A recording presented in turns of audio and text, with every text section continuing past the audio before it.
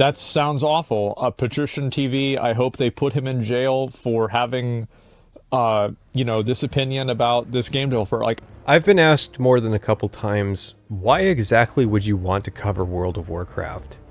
I have 3 reasons, and the first is that question outright. This game has had millions of players. It peaked at 12 million concurrent subscribers in 2010.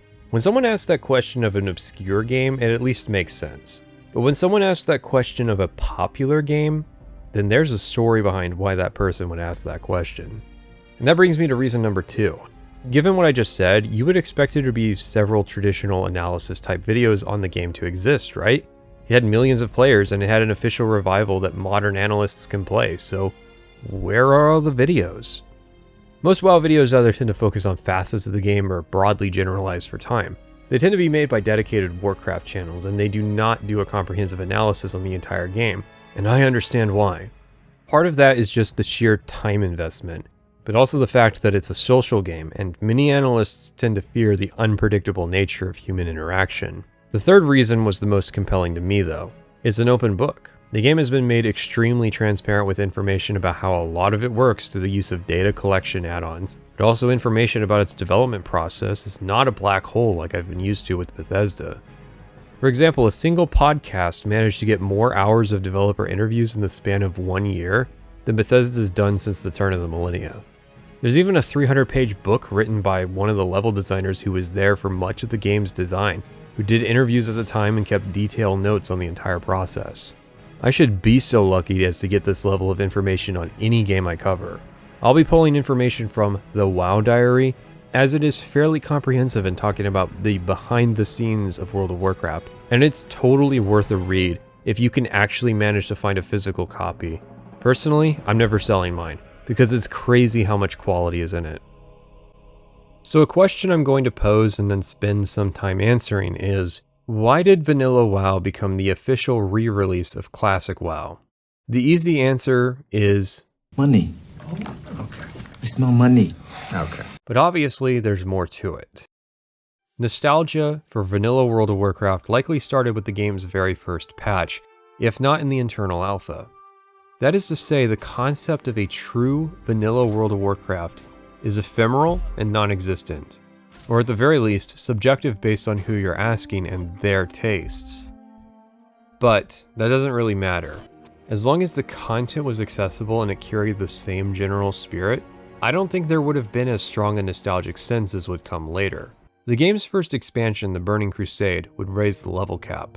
What you have to know is that there is level 60 and then there's level 60.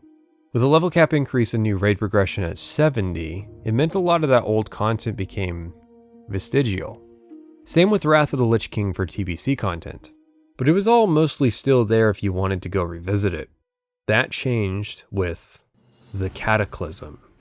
Man, if there was ever a fitting name for an expansion, Cataclysm has to have it. It's even weirder that enough people have self-deluded themselves into feeling nostalgic for what was the root of some of the problems people have with retail WoW, and start asking for a classic version of it again. So here's the thing. Classic was initially treated with, no. And by the way, you don't want to do that either. You think you do, but you don't. Remember when you had to spam cities and say, need a tank, need a tank, need a tank during the Burning Crusade days? You don't remember that because now you just push a button that says go to the dungeon. You don't want to do that. However, I think that attitude at Blizzard never really went away. So when they made Classic, they pictured it as a vacation home that retail players would use before going back to the new, and in Blizzard's eyes, better stuff. I think what they missed was that there was a segment of the player population, both active but especially former, that wanted the clock rolled back entirely on various design decisions. They did not want to time travel to the past, they wanted to change the timeline completely. As far as I can tell, real opining for vanilla started in the Cataclysm era, which also happened to be the first expansion that Blizzard was publicly posting a net subscriber loss. And I think that's because Cataclysm changed the main world of Warcraft. Cataclysm was built as a zone revamp of the entire map. There were a few reasons for this. Blizzard had been honing their zone design in Wrath of the Lich King, and in comparison, vanilla was now dated, which was a problem as the new players were still seeing the dated stuff first and promised that it would get good later. But also, they couldn't enable flying in the old world content without fixing a ton of the terrain problems in the background. So if they were reworking the map anyways, why not update the dated quest design and keep it all in theme with a global cataclysm? My personal favorite are the Shimmering Flats. I loved leveling through this area back in the day. So when I saw what they did to it in Cataclysm, yeah, it was pretty easy for me to say that older was better. Didn't matter if it was true or not. However, the important part is that the vanilla content was now gone. It no longer existed. At least in Wrath, if someone said vanilla was better, you could go look and see if that was actually true. Going forward from Cataclysm, it was now solely up to people's memories for a few years as to what had transpired in vanilla. And vanilla was before it was common or easy to record and distribute high quality footage of the game. This is where the mystique surrounding vanilla started to grow. A good example is Classic's final raid, Naxxramas. Nax had actually been moved from its original spot to Northrend during Wrath, closing off access to the old raid. While that is a neat progression of world content, something that happened was that a weapon called the Corrupted Ashbringer was no longer accessible, a weapon that had unique scripting hinting at a cut plotline. Because so few players had ever fought the original Four Horsemen, let alone managed to acquire and hold on to this thing until Wrath, this sword became a piece of lost history, and people began to be fascinated with this kind of lost media, especially now that they were unable to be explored as a result of Cataclysm. This was also the rise of YouTube content, drawing even more speculative eyes to the era. For example, it was common to hear that less than 1% of players ever saw high-end raid content during vanilla. As WoW became even more casualized and more class features were changed or cut, people became more and more nostalgic. For me, I consider Life Tap to be the essential spell of the Warlock. So when it was cut a few years ago, that meant that the modern Warlock was now inferior to all past versions. Again, it doesn't matter if it's actually true, it's just human nature to take these changes at face value. As WoW continued to slide downhill through the Mists of Pandaria and Warlords of Draenor expansions, vanilla was actually seeing big strides in the private server scene. There was some opposition. Blizzard Legal did not take kindly to them, and retail fans would spread rumors of them being used to steal information or give you a virus. The main problem with private servers was that they struggled to replicate the experience due to lacking the back-end numbers needed to accurately recreate the vanilla era. They had to try to piece these numbers together through old combat logs and low-resolution footage, and they famously made Classic more difficult than it was as a result of this. But that of course added to the narrative of Classic being this ruthless, brutal, hardcore experience, even though it was designed to be pretty much the opposite, at least for its era. But the content was accessible again, and some players started to show off what was missing from retail, including some cut areas, some of which still hadn't been finished in retail at the time, such as the Emerald Dream, or had been finished but with a drastically different vision, like Hellfire Peninsula. You can kind of see the pattern at this point in the discourse. Retail would do something to anger its player base, the player base would further opine for the good old days of vanilla. As long as vanilla remains something esoteric, even dangerous to access, its reputation was only going to grow. And that famous line at BlizzCon of all places, telling people that they wouldn't want it, only fueled that fire. Playing private servers was now an act of rebellion, not just against a community telling you that vanilla was bad and that you should be grateful for retail, but even against Blizzard themselves saying the same thing. J. Allen Brack would own his error years later when Classic became a reality, but what happened between these 2 points? Nostalrius happened.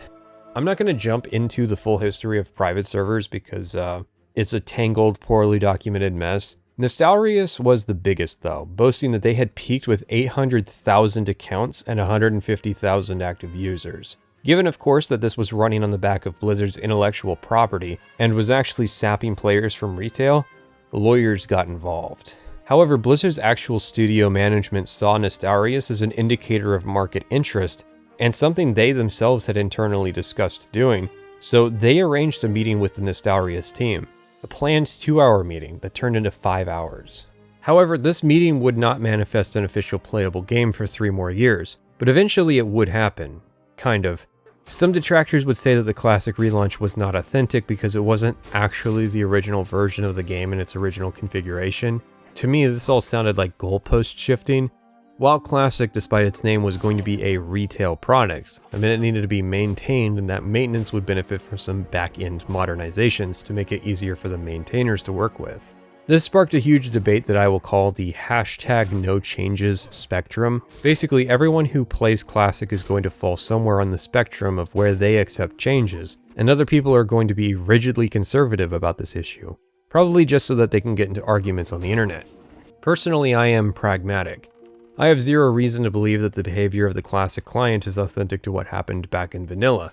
I would greatly prefer that no stylistic changes happen on account of me not trusting modern Blizzard to make any positive changes, but I think an emulation is better than nothing. So let's skip past the part of the history where Classic's out, because that's what this video will cover anyways, to a few years after release. Classic era starts losing players due to naturally dwindling interest from the vanilla patch cycle running its course, and many players moving on to TBC Classic. Certain angry people on the internet who were definitely not still mad about comparisons between vanilla and retail from 5+ years prior started heralding Classic losing players as a victory. To be honest, you'd have to be fairly delusional to look at the Classic WoW release and say, see, I guess players thought they wanted it but actually didn't after all. WoW Classic was a phenomenal release, especially compared to the then ongoing battle for Azeroth expansion and the eventual pants that would be the Shadowlands. That momentum from Classic releases would go on to see 2 more expansions being adapted, as well as Cataclysm Classic, and that leads into Seasonal Classic WoW. The problem with Classic realms, which are now called Era realms, are that they're static and locked in place on a specific patch. It still has a small stream of new characters being made, but the excitement for progression is obviously over in these aging Era realms. Enter seasonal content. We'll just open the floodgates again, but on an accelerated patch cycle, so players are still able to emulate the original progression without needing to invest weeks of time into fresh characters all over again. And that was a pretty novel idea, and it worked. Season of Mastery is generally considered to be a failure, mostly because it was released alongside another highly anticipated Classic release, The Burning Crusade. TBC content was never made unavailable, but it did have a similar mystique surrounding its in-game progression. The other reason was that SOM had a focus on leveling faster, rushed to endgame to do more difficult raids. What people wanted was fresh servers. They wanted the season, but what they got was the mastery. Then we got another new mode, Hardcore. How far into WoW could you go without dying? This actually originated as a community challenge on private servers, then to official servers using an add-on, before eventually being made into its own mode. So now you have Era and Hardcore. Then we have the second season, which wasn't SOM2 but Season of Discovery. This is ongoing as of writing, but the general idea is to gate the leveling through lower level capped phases and rework dungeons for those temporary level caps to be more challenging content. So for example, Phase 1 had a cap of level 25 and its endgame raid was a 10-man version of Blackfathom Deeps. And they would add new abilities called runes that would create new class dynamics people always wanted, like Warlock tanks and... oh, that's just percentage damage for percentage mana, that's literally just retail. Yeah, we'll talk more about SOD later as I decided to play the faction I didn't main there to try it out. Just bear in mind, we now have 4 different distinct flavors of Classic. There are 2 camps of people surrounding Seasonal Classic. Those who simply want consistent, fresh servers, and those who want what is called Classic Plus. Classic Plus refers to the concept of taking the vanilla era and expanding on that as a new foundation for the game. Even Classic's trailer was an admission that what Blizzard wanted to create was a vacation home, not an internal reset of retail WoW. But I and a number of other players would argue for burning down the entire retail era and starting over from scratch. SOD isn't Classic Plus, despite what some people think. It's just retail WoW being crammed into the Classic framework, because that's all Blizzard can really make. I talked about this with a Brazilian hunter while walking through the wetlands. No, really. He agreed with me that the appeal of Classic was that it possesses the right balance of difficulty. The world is just dangerous enough to incentivize grouping, but rewarding if you can play well enough to do that challenging content solo. I don't think modern Blizzard can really get that vanilla era energy back to redo some expansions, but in the style of vanilla. A good example would be the mod Skyrim, Home of the Nords for Morrowind. This is not just a port of Skyrim into Morrowind, it is a creation of Skyrim in the spirit of Morrowind's approach to writing the Nords. Meaning that it gives a completely different energy to Skyrim than, well, the video game Skyrim. That is what I personally want from a Classic Plus experience, an alternate timeline where Karazhan was released in vanilla as planned, or where they finished the Dragon Isles or the Emerald Dream or Hellfire Peninsula or Mount Hyjal, but not just as a port of what they would end up making, but a complete re-envisioning.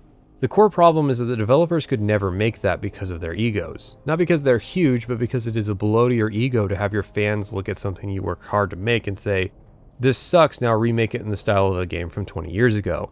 And so ultimately, Classic just has to be a time capsule. You can't go back in time, but you can only hope that someone draws enough inspiration from the good parts of this game and makes a new game in its spirit. But that might not even be possible anymore. World of Warcraft was released during what was then already considered to be the apex of the MMO boom. Most people probably consider WoW to be the originator of the MMO wave, but it was itself actually riding a wave, and some of its devs even thought the bubble was going to burst before the game was finished. Later MMO competition often received the premature label of WoW Killer. This was a theoretical game that would dethrone World of Warcraft as the top MMO in the market. In reality, most of these projects would fail, even when spearheaded by former WoW devs. Post-WoW MMOs were also prime targets for dumb money investors. These guys were trying to get in on the ground floor of the next World of Warcraft. They could do the math, 10 million times $15 per month, and they wanted in on that. And if you're the kind of person who hates investors, you should know that a lot of those guys got scammed. Legitimately, it was a consistent developer scheme to start an MMO project just to fund a studio for a couple years. You hire all your friends, then once the MMO falls through, glide the money through to making an actual project.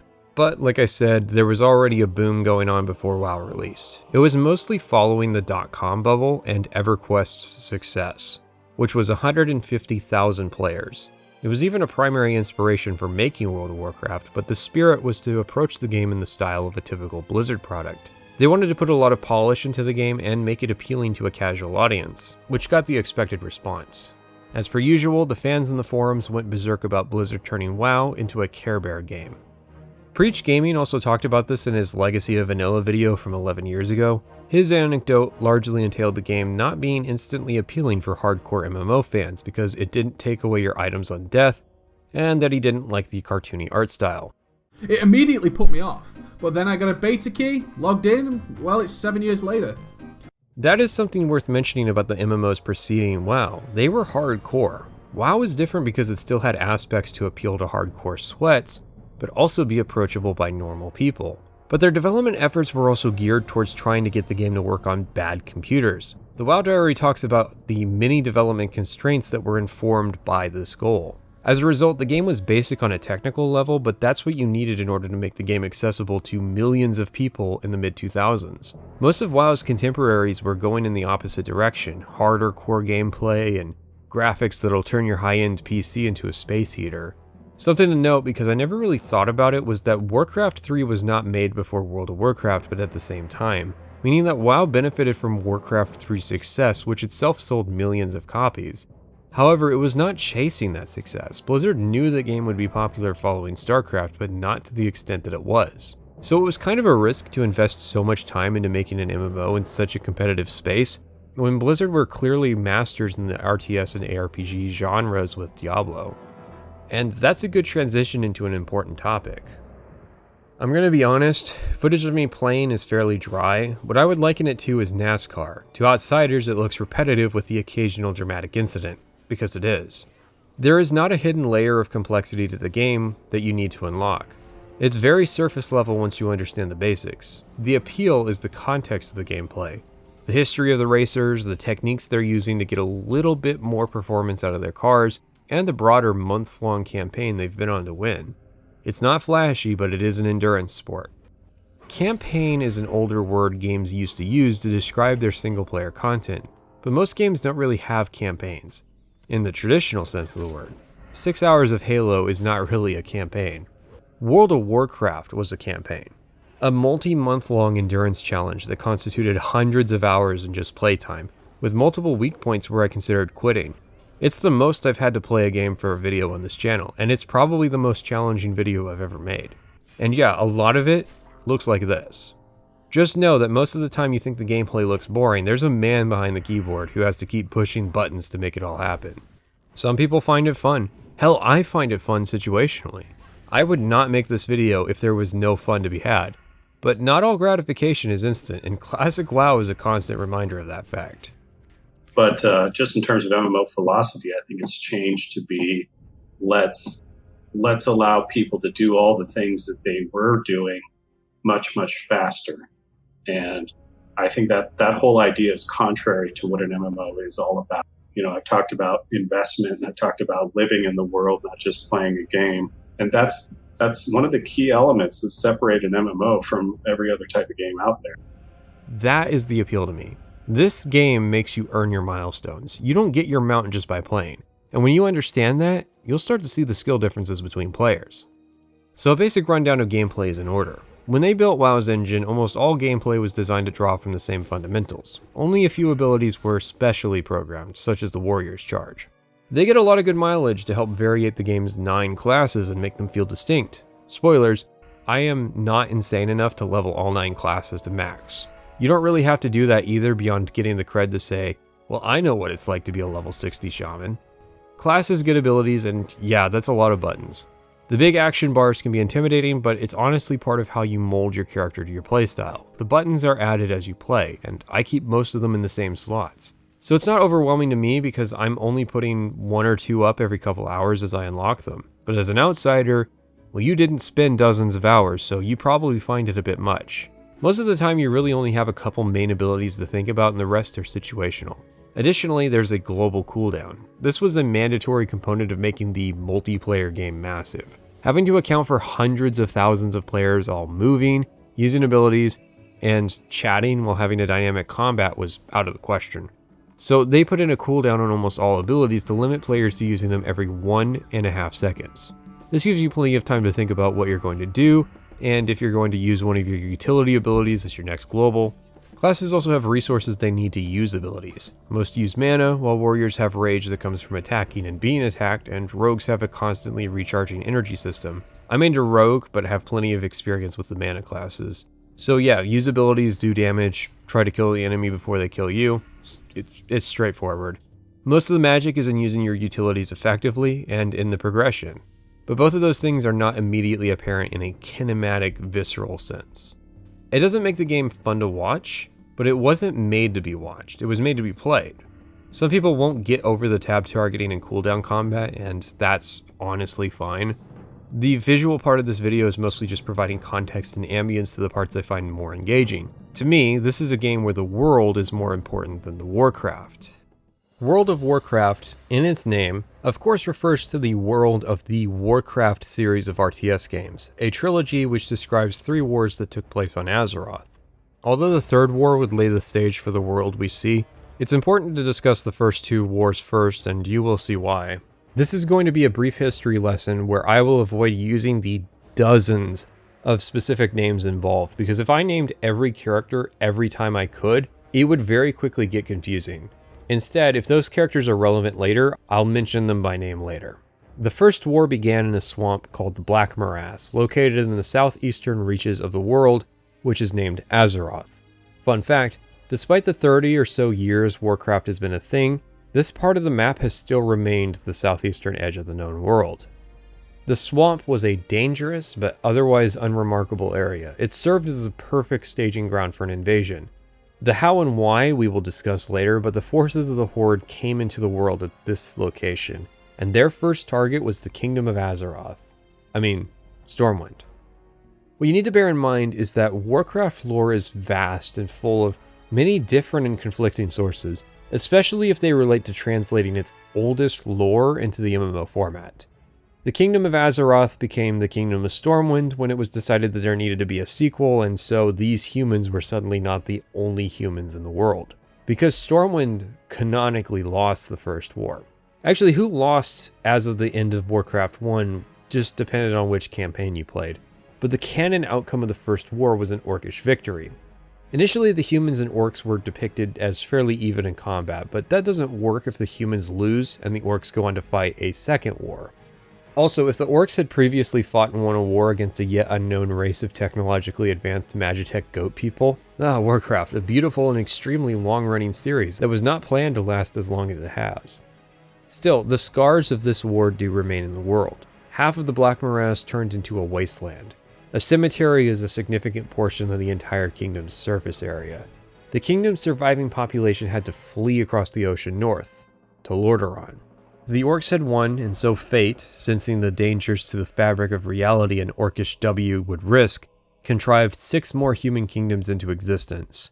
There's a few reasons given retroactively for why none of the other kingdoms on the continent named for its kingdoms actually helped Stormwind during the First War, because obviously they did not exist during the game of the First War.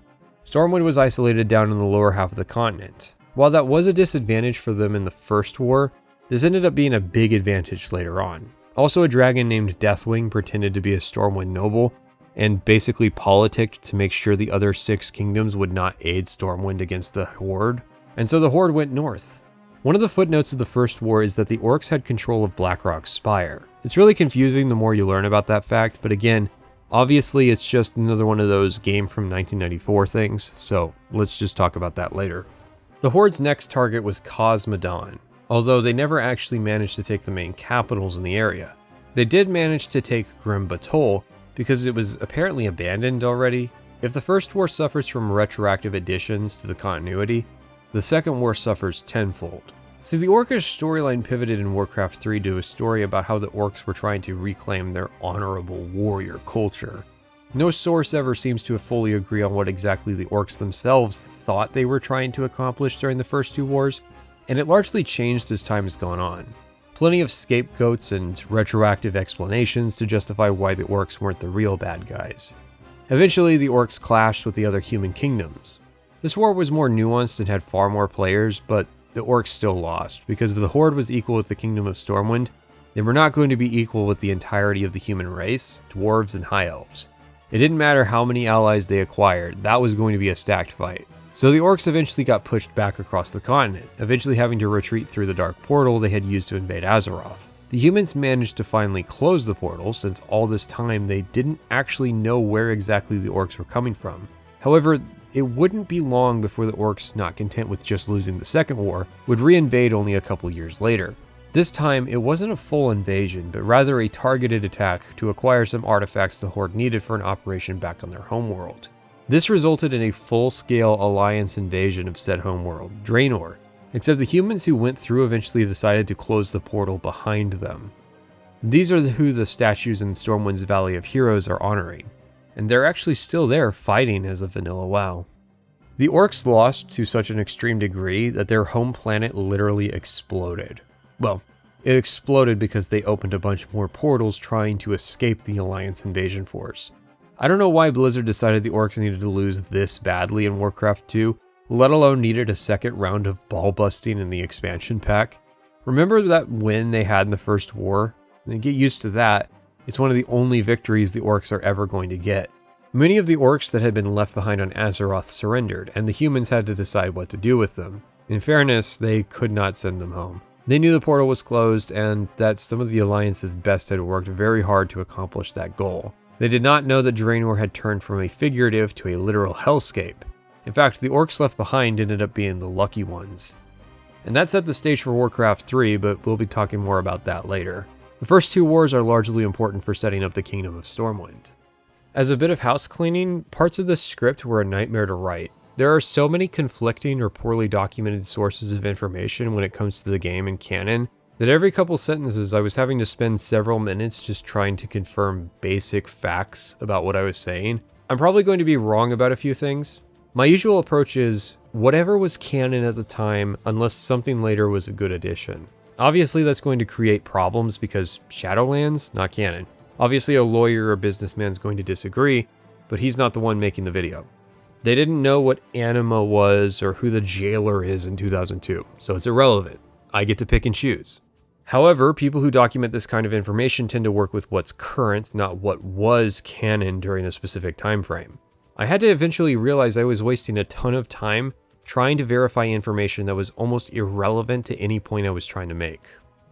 Also, WoW has a disturbing amount of lore written in outside sources. Like, I knew some pretty major plot events only happened in the novels, but I didn't realize just how pervasive the problem is, or how many external sources there were. It's on the level of like some information being established in subscription magazines, but then being used as the foundation of future canon. The problem ultimately boils down to there being a high number of competing plot lines, being maintained at a low level of control by multiple people over the span of many years. It's very easy for a lack of control to lead to convoluted storytelling, especially given the primary means by which the story is told. I think Blizzard was also too eager to advance these plotlines in the interest of exciting fans, which can result in sloppy writing due to desiring a quick narrative payoff. I don't think the task of actually maintaining the long-running storyline as WoW has had was an impossible task. They were the ones that kept introducing new characters and storylines to juggle. But as usual, we know who is ultimately to blame for these shortcomings. I'm asking you to be okay not spending money that I don't have. And I'm asking you to take a deep breath, shake off the loss, get back in a room with your guys, and figure out how to find replacements for the guys we lost with the money that we do have. So humans get a pretty bad rap in Warcraft. There's a few reasons for this. Largely, I would say it falls upon the community being fairly incurious about the setting. I do think the average player takes most of the story at face value, and a minority of players actually have any kind of nuanced understanding of the plot. For example, a common anti-human argument is that they're boring. In a fantasy setting, why would you want to play the race that you are in real life? Which I think is discounting some important facts about humans in this setting.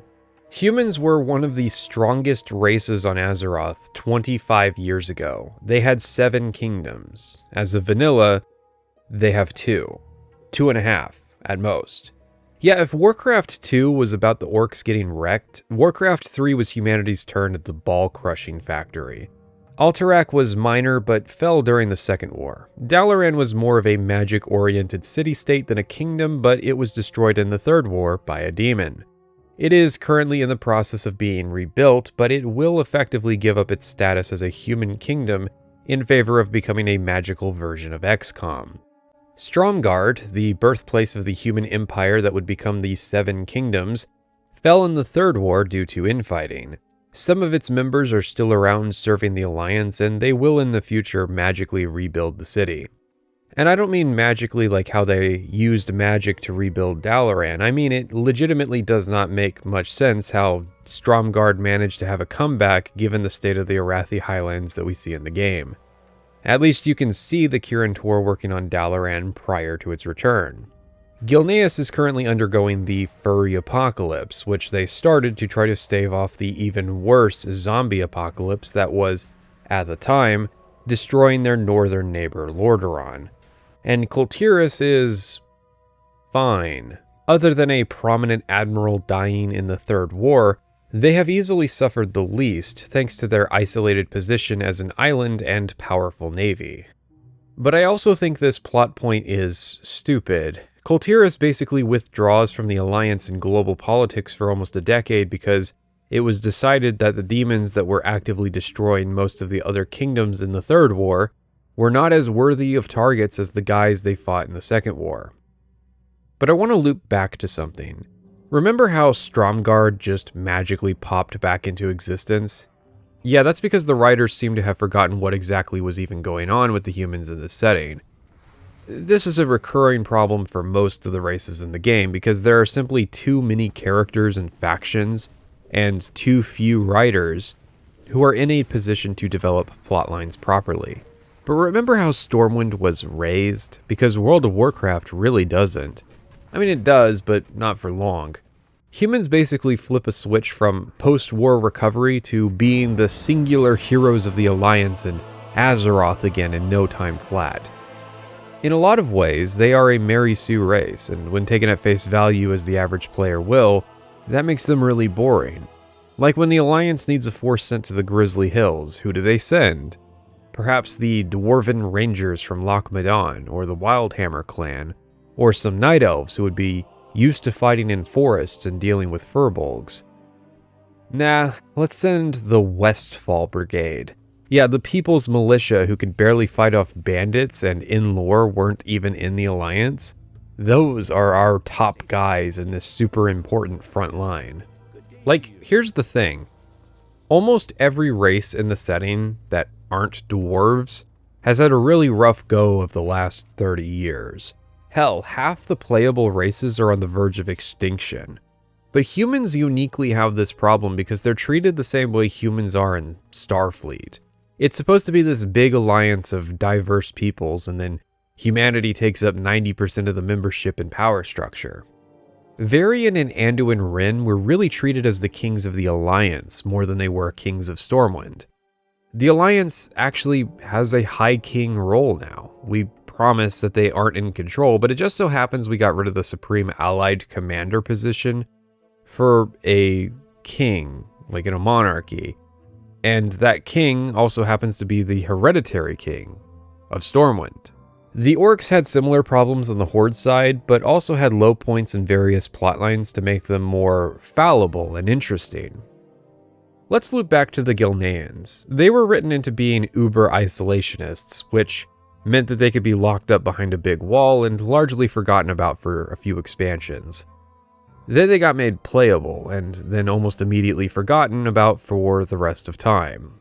Their king just ends up being Anduin Wrynn's adoptive father. Like, you know you're the king of a people who are displaced, right?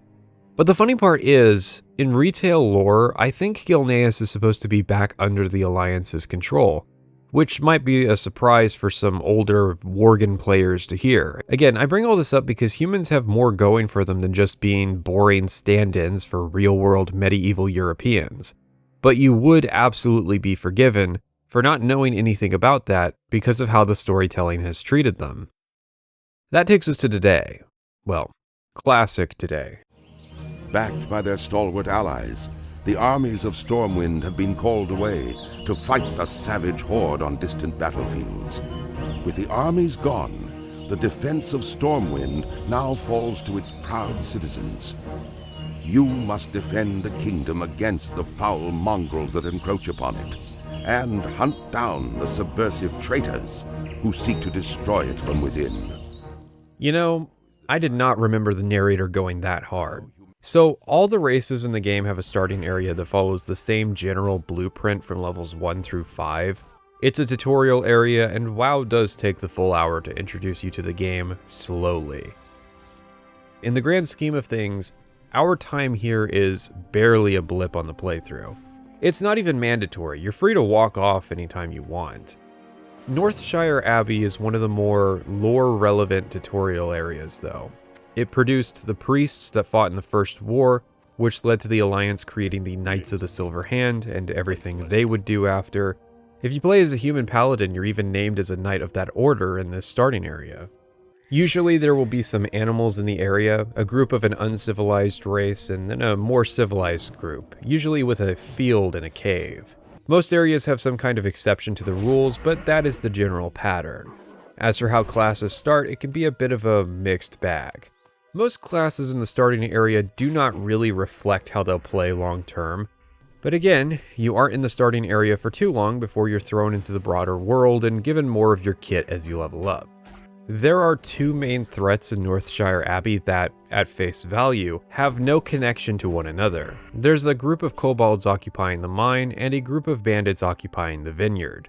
Kobolds are a race that do not have a lot going on. You're going to see a lot of groups like that in WoW. There are tribes, gangs, gaggles of kobolds all over Azeroth, but not as much lore about them. As an example of this is Goldtooth. He has a quest to kill him to recover a necklace that some kid had stolen, then lost to this guy.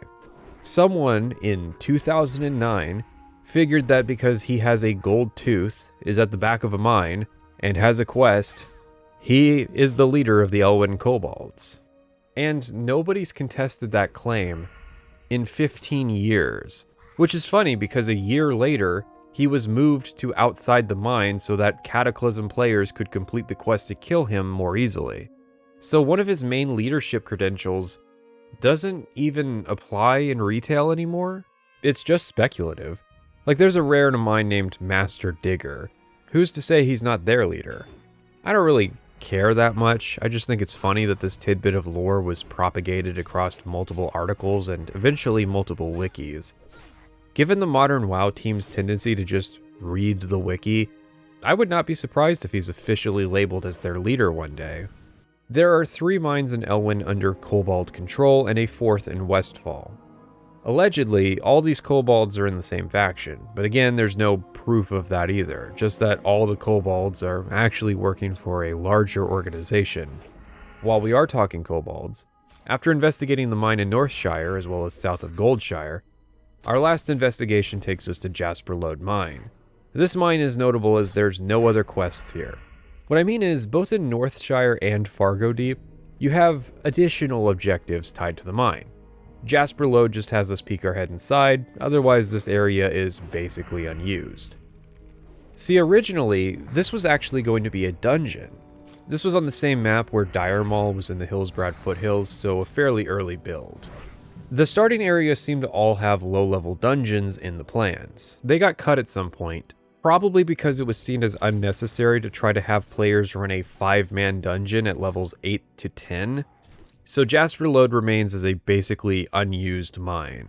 As a result though, you can usually find a rare spider in the back of the cave. Other than kobolds, Northshire introduces us to the Defias Brotherhood. These are the traitors the introduction mentioned, and they are a threat to be taken seriously since Stromgarde fell due to a similar organization. Now, the reason we're involved is that the Stormwind army is apparently out on some mysterious front line with the Horde at the moment. The interesting thing is that the human storyline ends up being one of the best as it fleshes out throughout the narrative. We really see the full extent of the conspiracy against the kingdom. For instance, the kobolds and later gnolls we see are actually conspiring with the Defias. It splits up the kingdom into thinking it's dealing with many different enemies, while also locking down all their resources. Every mine Stormwind has access to is under the control of either the Defias or the kobolds. The Defias control many of the farms or conspire with forces to control them. You don't learn this until late into Westfall, and it takes longer still to really learn what the Defias is about or who's manipulating them. Thing is, coming from other role-playing games, it might be a bit weird that we can't pitch in with the Defias if we find their cause sympathetic. Our side is locked in from the beginning, we're on the blue team. So to compensate, the Defias ends up being characterized a bit harshly. You might be wondering though, is there any actual sign of the First War? I mean, there's a big memorial to the war that one of the classes will get sent to, and there's some orcs in the Redridge Mountains to the east, and some ogres in Duskwood to the south. But for Elwynn, which was occupied for many years, there's just a broken down catapult in the middle of the woods to signify that an entire war took place here. The problem is, if you're paying attention, you will find out that Stormwind was rebuilt recently, but why it was rebuilt is harder to discern, at least if you're just playing World of Warcraft. I think this is a point against the narrative because getting some perspective on why Stormwind needed to be rebuilt is important for understanding the Defias storyline properly, but is reliant the most on knowledge of the RTS. Where are the ruins of destroyed villages, old Horde structures, places where the forest was cut down for the Horde war machine? I have my theories for what happened, which is mostly a Blizzard PR campaign aimed at redeeming the orcs. That means overly referencing the first raising of Stormwind and the hell these people lived through would give the humans fairly valid justification for disliking the Horde.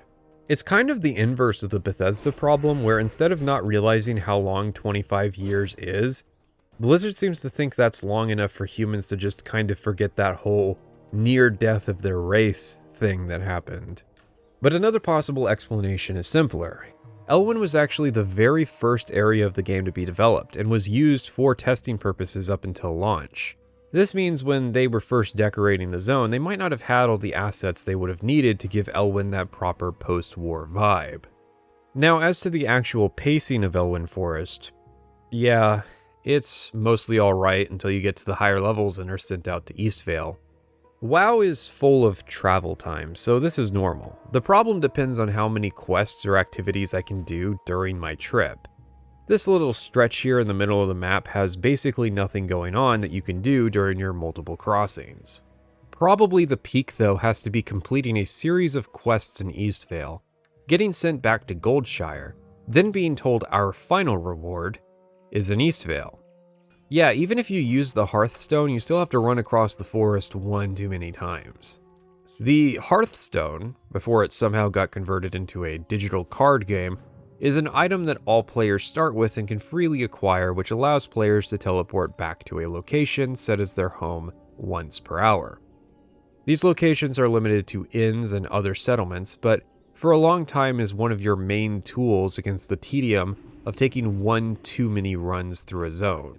That said, some zones could have been a little better designed. Cataclysm had a band-aid fix of just putting a flight point at Eastvale and giving the player a free scripted horse ride to get out there. I have to guess, the only reason we're sent back to Eastvale multiple times is to try to make sure players find and complete all of the quests in this area. This is where add-ons like Questy come in handy. It is funny that some of the more hardcore classic players used to look down on add-ons like Questy, and then even more egregious leveling add-ons like Rested XP came along that basically turn you into a human bot with an entire step-by-step instruction list. At least Questy was just reducing the number of times I was going to look at a wiki anyways to make sure I didn't miss any of the quests. Which, funny thing, I did anyways. See, there's a couple quests in Elwynn that come from enemy drops that I just happened to not get. One of these is unimportant, just returning some guy's land deed out in Westfall. The other gives an important clue to the Defias. It basically confirms that the kobolds are extracting gold from the mines, then that gold is collected by a Defias agent, whom we kill, who drops the ring that signifies membership in the Stonemasons Guild. And this schedule is in the hands of a gnoll, for some reason. I don't know, maybe they were being used as a messenger between Westfall and Elwynn. It doesn't make much sense given Gerard's Landing exists. Funny thing though, they changed the actual message in Cataclysm, which they had to do because the person whose signature at the bottom had since died, but they also cut out a bunch of the flavor text. I can't help but be cynical and just assume the justification was that they were scared that players might see this big dump of text and immediately quit the game. I don't know, I tend to be a little bit cynical about Cataclysm. It's funny because these are rare quest drops, kind of just random experience bonuses that give the world some flavor. It's a shame that is the only real reward you get too, given how big the revelation is. You would think they'd award more than just a generic white item. The only other thing about Elwynn left to mention is that Goldshire is a bit small, even after all these years. See, Goldshire has become the unintended capital of erotic roleplay in World of Warcraft. I mean, setting that aside, it's the central hamlet of Elwynn Forest, and after all these years, it's still just an inn and forge. You'd figure a few extra houses and beds would be put down given the opportunity.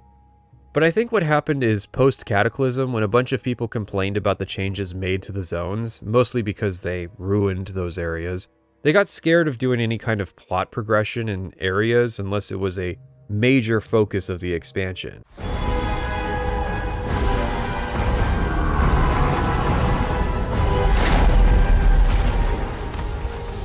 So now Goldshire is still just 2 buildings, neither of them houses, with over a dozen NPCs sharing that space. It's a little sad. Finally, the starting areas will give quests to take a run up to the local capital city and conduct some business, usually just to give the players a chance to see the broader player population. I think in Stormwind's case, it's especially important to see how grand the city is. You know, makes you wonder who rebuilt this city. I mean, that's even if you pick up that it was ever destroyed in the first place, but I think I've hammered that particular point home. As we head out to Westfall, we stop by the local garrison. They want help with the gnoll problems, particularly one big one named Hogger. Us killing him apparently is not canon. Cataclysm has a really weird habit of randomly picking and choosing which events from vanilla did or did not happen. Sometimes NPCs get replaced with a renamed clone, sometimes they're referenced as having been dealt with prior, sometimes they just vanish. In Hogger's case, he was probably too iconic to the Alliance players to simply be cloned or deleted. Hogger is relevant because he's the first group quest humans will be offered, and yeah, even with some buffs, he is not fooling around. However, the clever part is that you'll probably have noticed players saying LFG Hogger during your time spent leveling in Elwynn, so generally players will pick up the lingo needed to find other players for group content before needing to do so themselves. I think that's pretty neat. And killing Hogger is worth it because it awards for most players what will be their first uncommon item. These give added stat buffs as opposed to common items that just give more armor rating or more damage. I mean, I guess I don't have to explain that considering most systems have copied this now. However, it is weird that the closest thing to a caster item this quest awards gives agility rather than intelligence. Actually, that is not that weird considering it's introducing players to the concept of quests that will not give your class anything other than money. Also, that you should have some kind of add-on telling you how much items are worth. Again, with the add-ons, some of them are essential. My rule was that if it was doing something that going on a wiki could do, it was fine. I'm not going to look up every single quest reward every single time I get a quest that gives me things I don't need, just because of absolute purism. If you're a WoW fan but not a Bethesda fan, you might not even know why that has to be mentioned. It does suck that, in this example, Blizzard did not add in the ability to see the vendor price of items at any given time. I mean, they might have later on, but it wasn't in the vanilla era.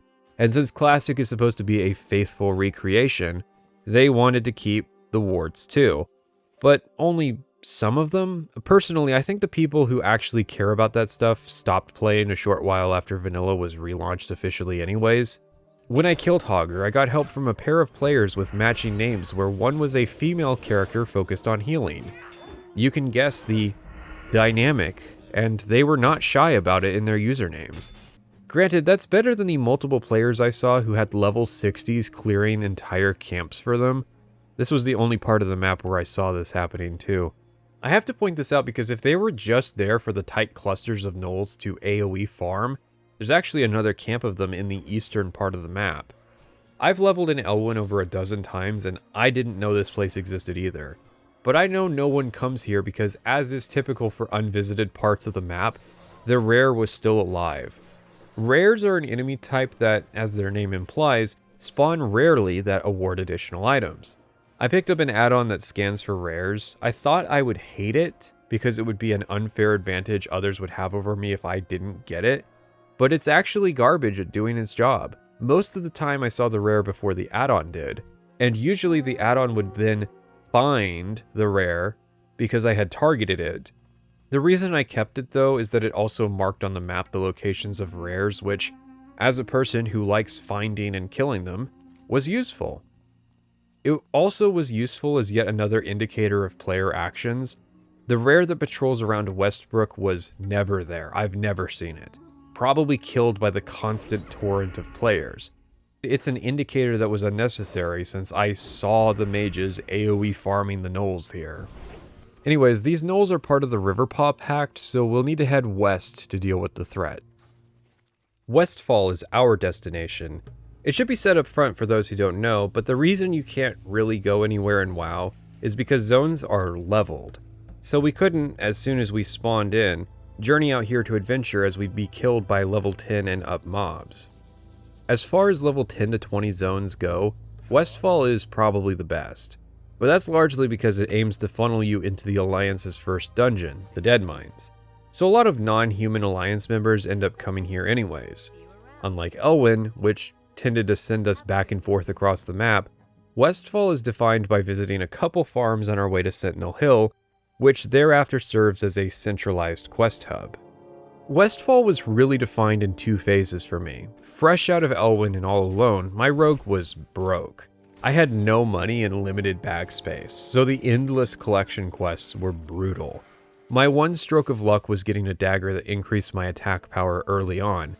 Otherwise, it was an increasing struggle. The lack of guaranteed uncommon items between levels 10 and 15 really show here. Because once you're out of the starter areas, it's expected that you're gearing up, even if the quests don't actually give you anything. But the hardest part was the social degeneration.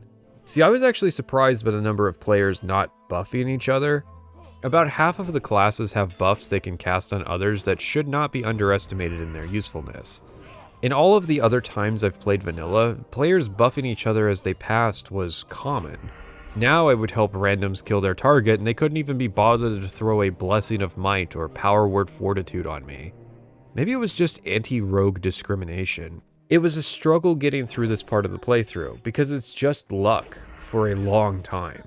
It was satisfying clearing objectives and seeing the map clear up though, since pretty much the entire zone of Westfall drops items used in some quest. Although it can be annoying if, for example, you forget that the lighthouse ghost will want all those flasks of oil you just vendored. Then, around the midpoint, I started to have enough materials to sell on the auction house. I also went to a secret vendor that only rogues will know about that sells a recipe for rage potions for 1 silver. Then 40x'd my money on it. The economy of retail classic World of Warcraft is interesting. Since it's a solved game with a years-old economy and no new content on the realms, as well as a prolific botting and gold selling problem, gold inflation is a huge issue. However, a side effect of the inflation is that almost anything can be sold, and for a lot of money. This means that it's easier than ever for new players to make money. I had epic mount gold before I hit level 40. So, like a switch had flipped, suddenly I was solving my problems and back on top of things with my rogue. Westfall was the former breadbasket of the Kingdom of Stormwind, but has fallen for a myriad of reasons. Rebuilding efforts following the Second War focused primarily on Stormwind City and Elwynn Forest. This meant the Defias Brotherhood was able to swoop in and easily take over, where they had failed in Elwynn. The open plains of Westfall provide a great visual contrast with the forest of Elwynn, although it was apparently going to just be more forest at one stage in development. For once, it actually feels like the Kingdom of Stormwind is in a post-war reconstruction period rather than just magically fine. And as well, Westfall really shows us the extent of the Defias conspiracy. Gnolls and Defias camps are all over the zone, and hijacked mechanical harvest watchers plague the fields. The very first thing you'll see entering the zone is a pair of farmers that are on their way out of here. Canonically, they will not make it. I have no clue how that's possible, or why it was decided that they needed to be murdered. To the former, it doesn't make sense because it would imply that basically, right after players helped these guys out in Classic, they were banished from the timeline for 3 years, before re-emerging to immediately be murdered just in time for the Cataclysm. That makes sense. Sadly, that wasn't even the dumbest thing Cataclysm did to Westfall. You know, the Alliance have Shamans now, surely they could have. In the more sane time period, the people of Westfall have banded together against the threats that faced them into the People's Militia. We got sent here by the Marshal of Goldshire, really just because.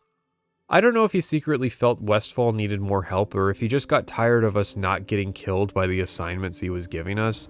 We are technically considered a deputy of the Stormwind Army, so us being sent out to an area where the army is not active is weird. You would think that we would have been sent to Redridge, and given the rather bizarre level banding of the human areas, as well as our frequent trips out east, that might have been an idea at one stage. Either way, Gryan Stoutmantle is not messing around. The man leaves an impact to be sure, although it's weird because Blizzard would end up fetishizing Gryan a lot. The basic outline of his story is that he is from Westfall, ended up in Lordaeron, presumably as a refugee from the First War, became a paladin of the Silver Hand, then came home after Lordaeron fell, and decided to bring the Holy Light down on the Defias. If there is any one reason to not want to join the Defias, it's that you'd have to go to war with the Stoutmantle. Blizzard would then keep using the character though, dragging him and his men up to Northrend, shoving him into Stratholme, and inevitably becoming High Lord of the Reformed Order of the Silver Hand. You can see by the convolution of his armor how Stoutmantle has been treated. He went from a modest paladin getup to wearing the martial armor to wearing whatever the this is supposed to be. I don't get why you'd keep promoting this character and not actually doing anything to fix the homeland that he's in charge of. I mean, I do. Blizzard became terrified of updating zones post-Cataclysm because they didn't understand why people were upset with the changes that Cataclysm had made.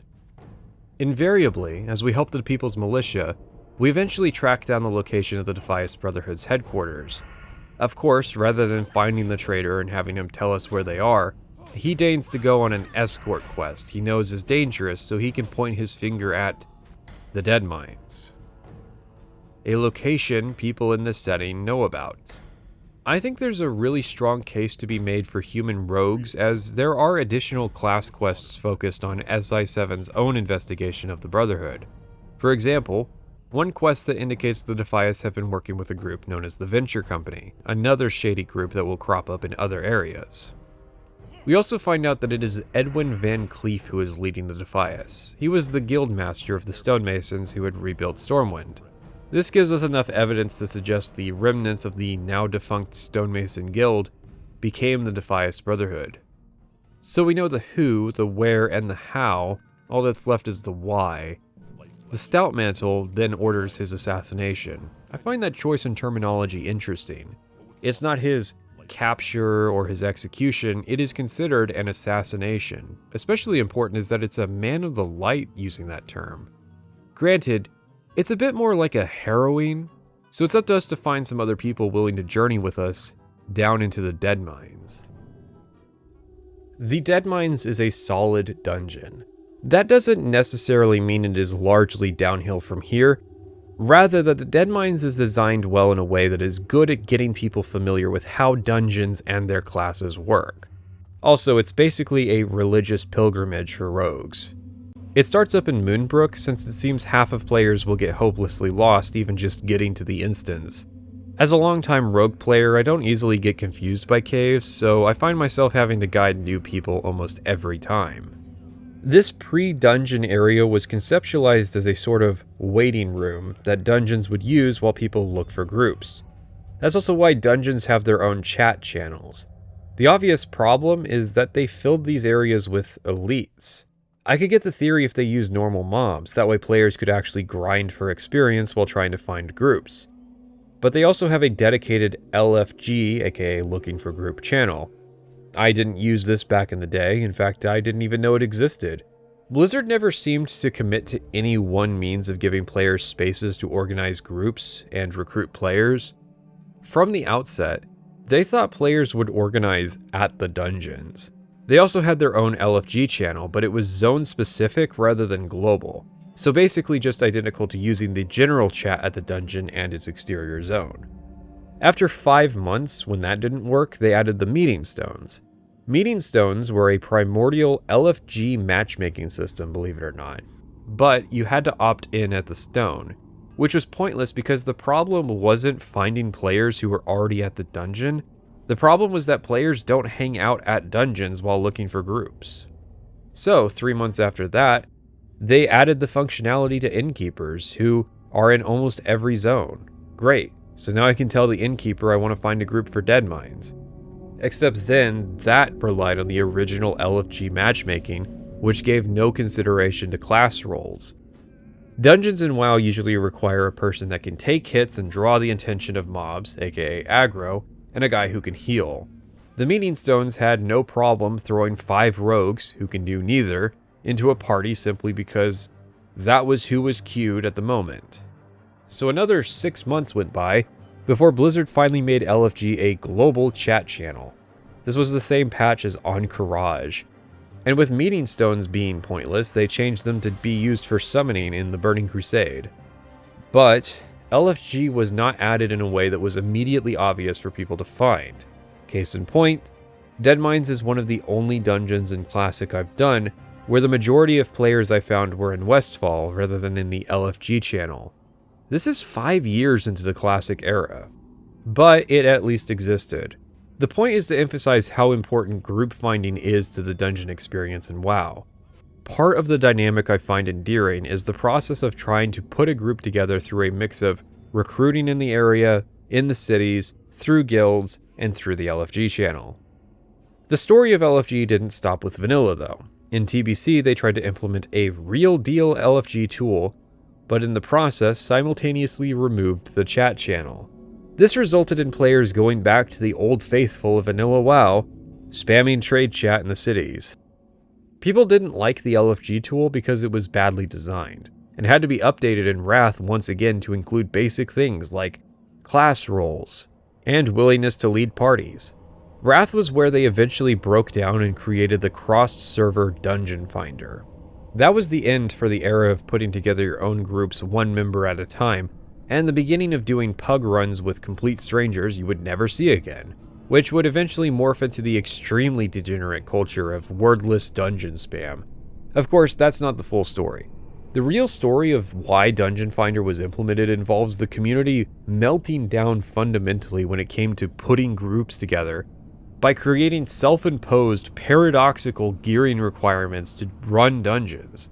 I.e., in order to run this dungeon, you need to have gear from that dungeon. Thankfully, players learned and avoided repeating the mistakes of gear score. Never mind. In SOD, they now do virtual background checks of content you've already run and been logged for to determine if you're good enough to run that content again.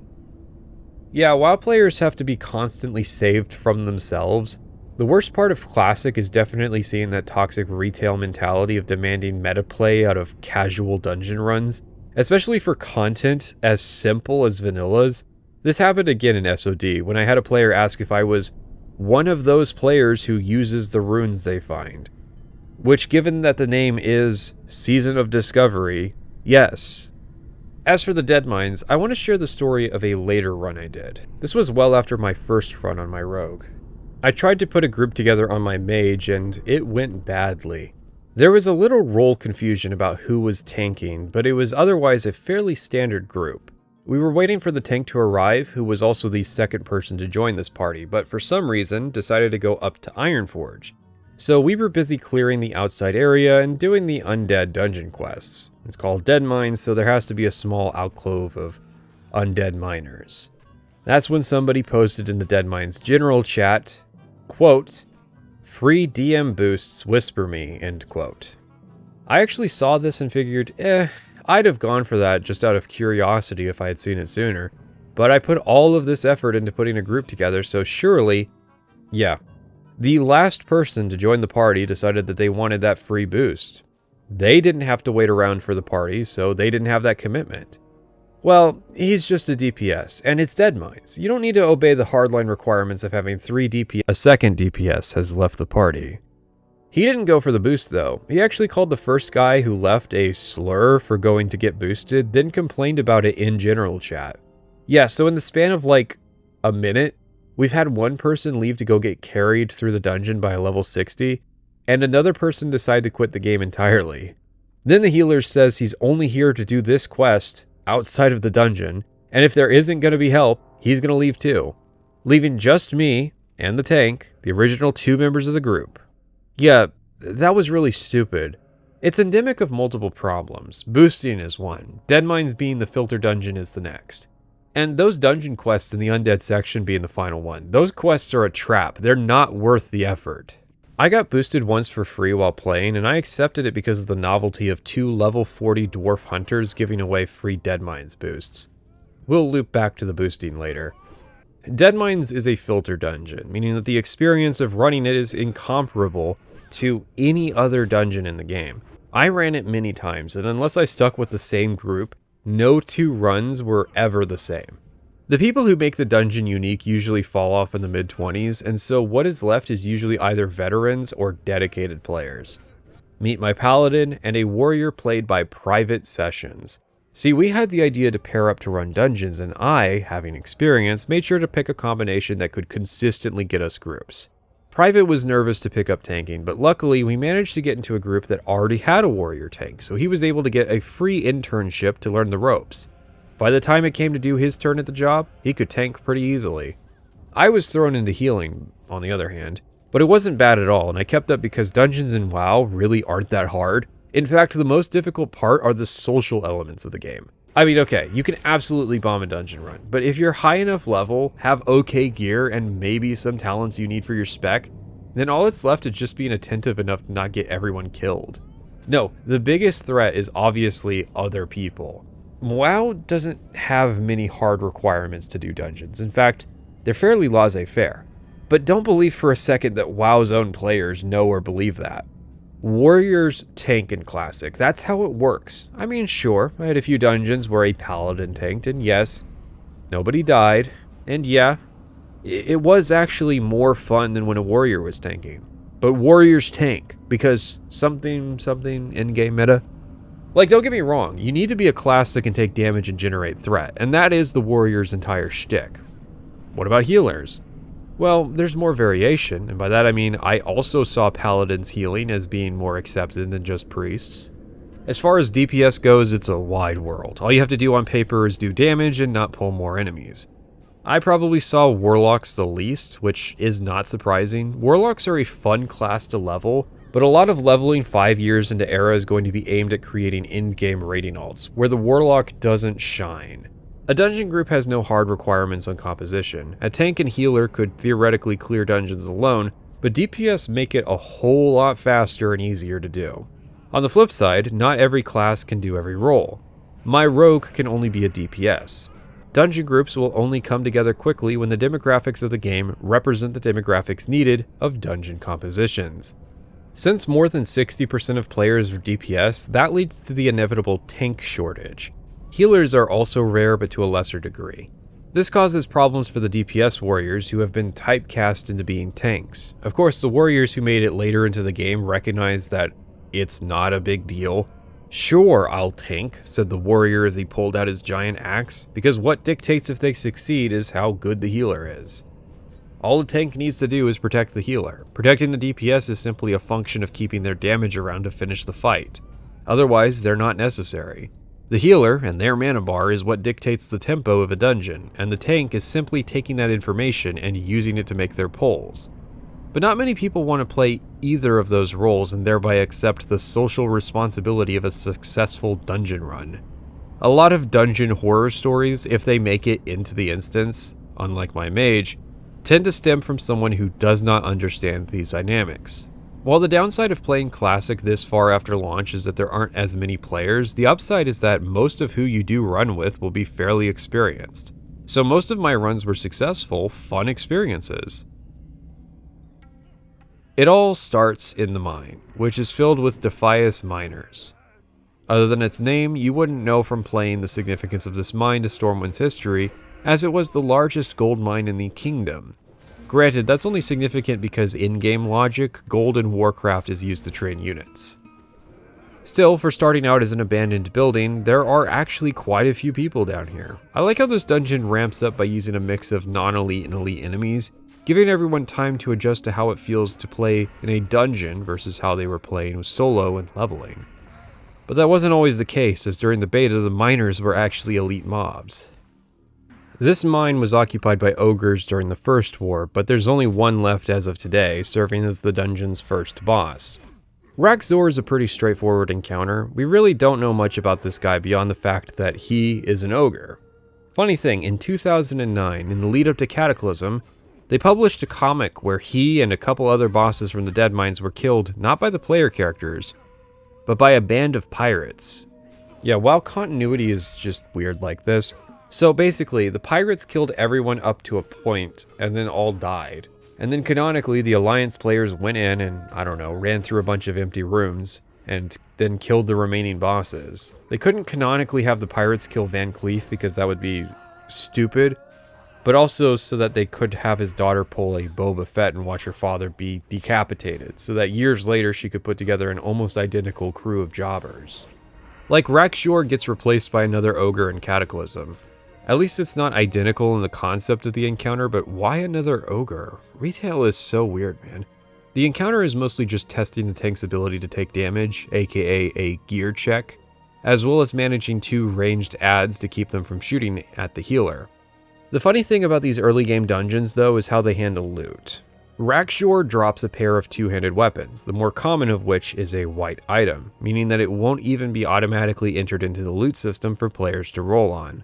The loot system is pretty straightforward and designed to help a group of complete strangers divvy up a limited number of randomized drops with minimal drama.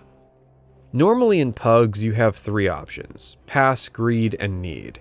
If anyone selects need, then all the greed rolls are turned into passes. If nobody needs, then everyone who selected greed rolls for a number between 1 and 100, and the person with the highest roll gets the item. Now, you are at the mercy of the pseudo-random number generator. I mean, you were when it came to the item dropping anyways.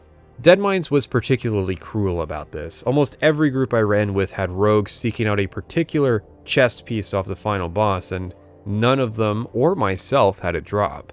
Then we did runs not just with 0 rogues, but 0 leather classes. It dropped 3 times in a row. RNGesus is real, and he is cruel. Part of this is just bias on players' behalf, but the other part is design.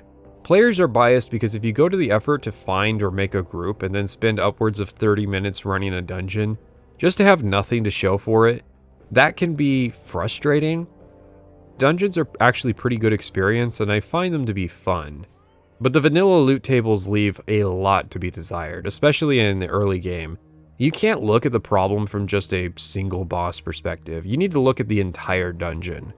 All of the bosses need to have a spread of desirable items that the average group is going to benefit from having drop, which is a design problem. Deadmines taken as a whole is not a consistently good dungeon for every class to want to repeat as often as leather classes will. For example, you have gold-flecked gloves off the next boss, which is strength intellect and made out of cloth. They drop 2/3 of the time. The other 1/3 would be the Taskmaster Axe, an actually desirable item. So we have to put together a group and come this far just to have a 1 in 3 shot of getting an item, and if we fail, we get a pair of gloves only useful if you're still in your leveling whites. And this drops off the boss Sneed. There, I said it. If you don't get the joke, don't worry, people from 2005 didn't either, despite having half a decade to watch the relevant episode. Memes are weird like that.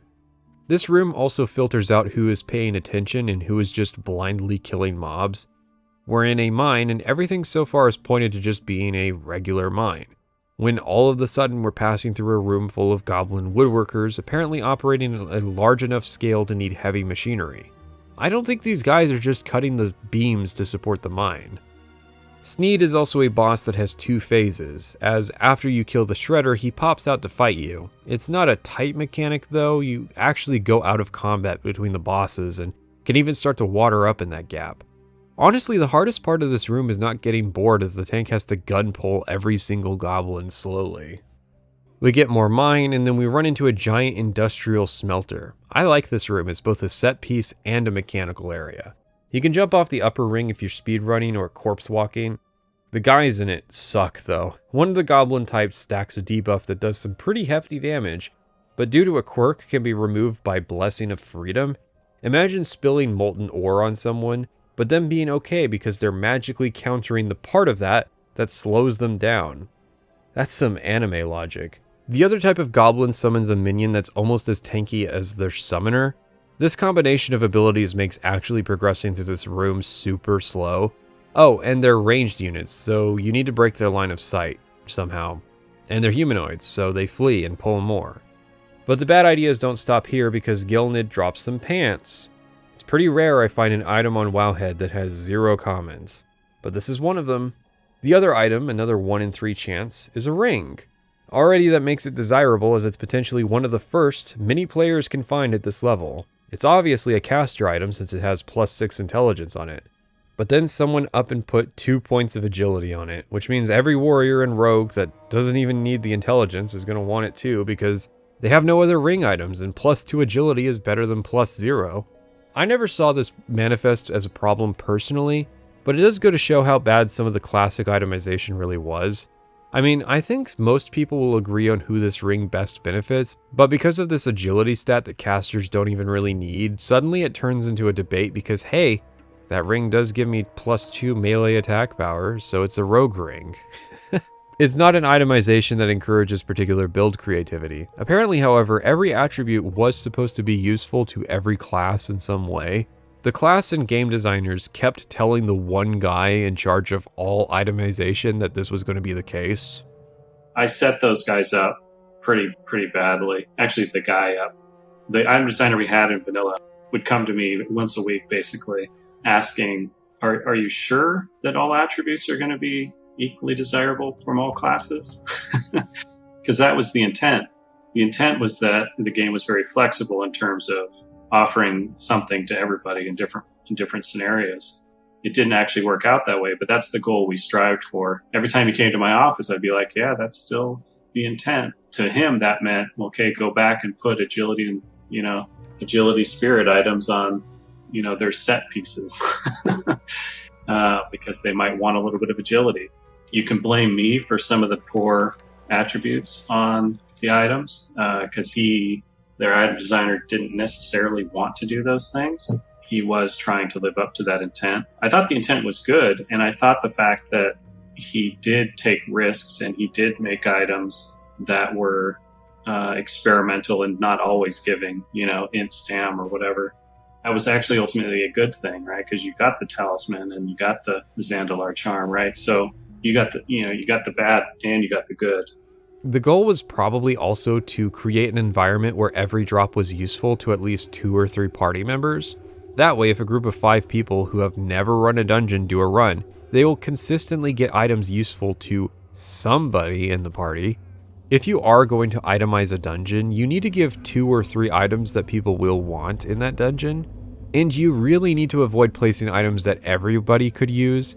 I mean, with notable exceptions like a mount drop.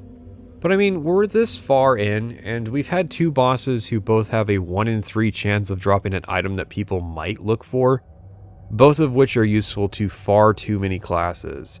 It makes it frustrating because sometimes the final boss is the only one in the entire dungeon to drop a blue item, and that's only because he only has blue items. We did skip one though. There's a rare miner named Johnson. Get it?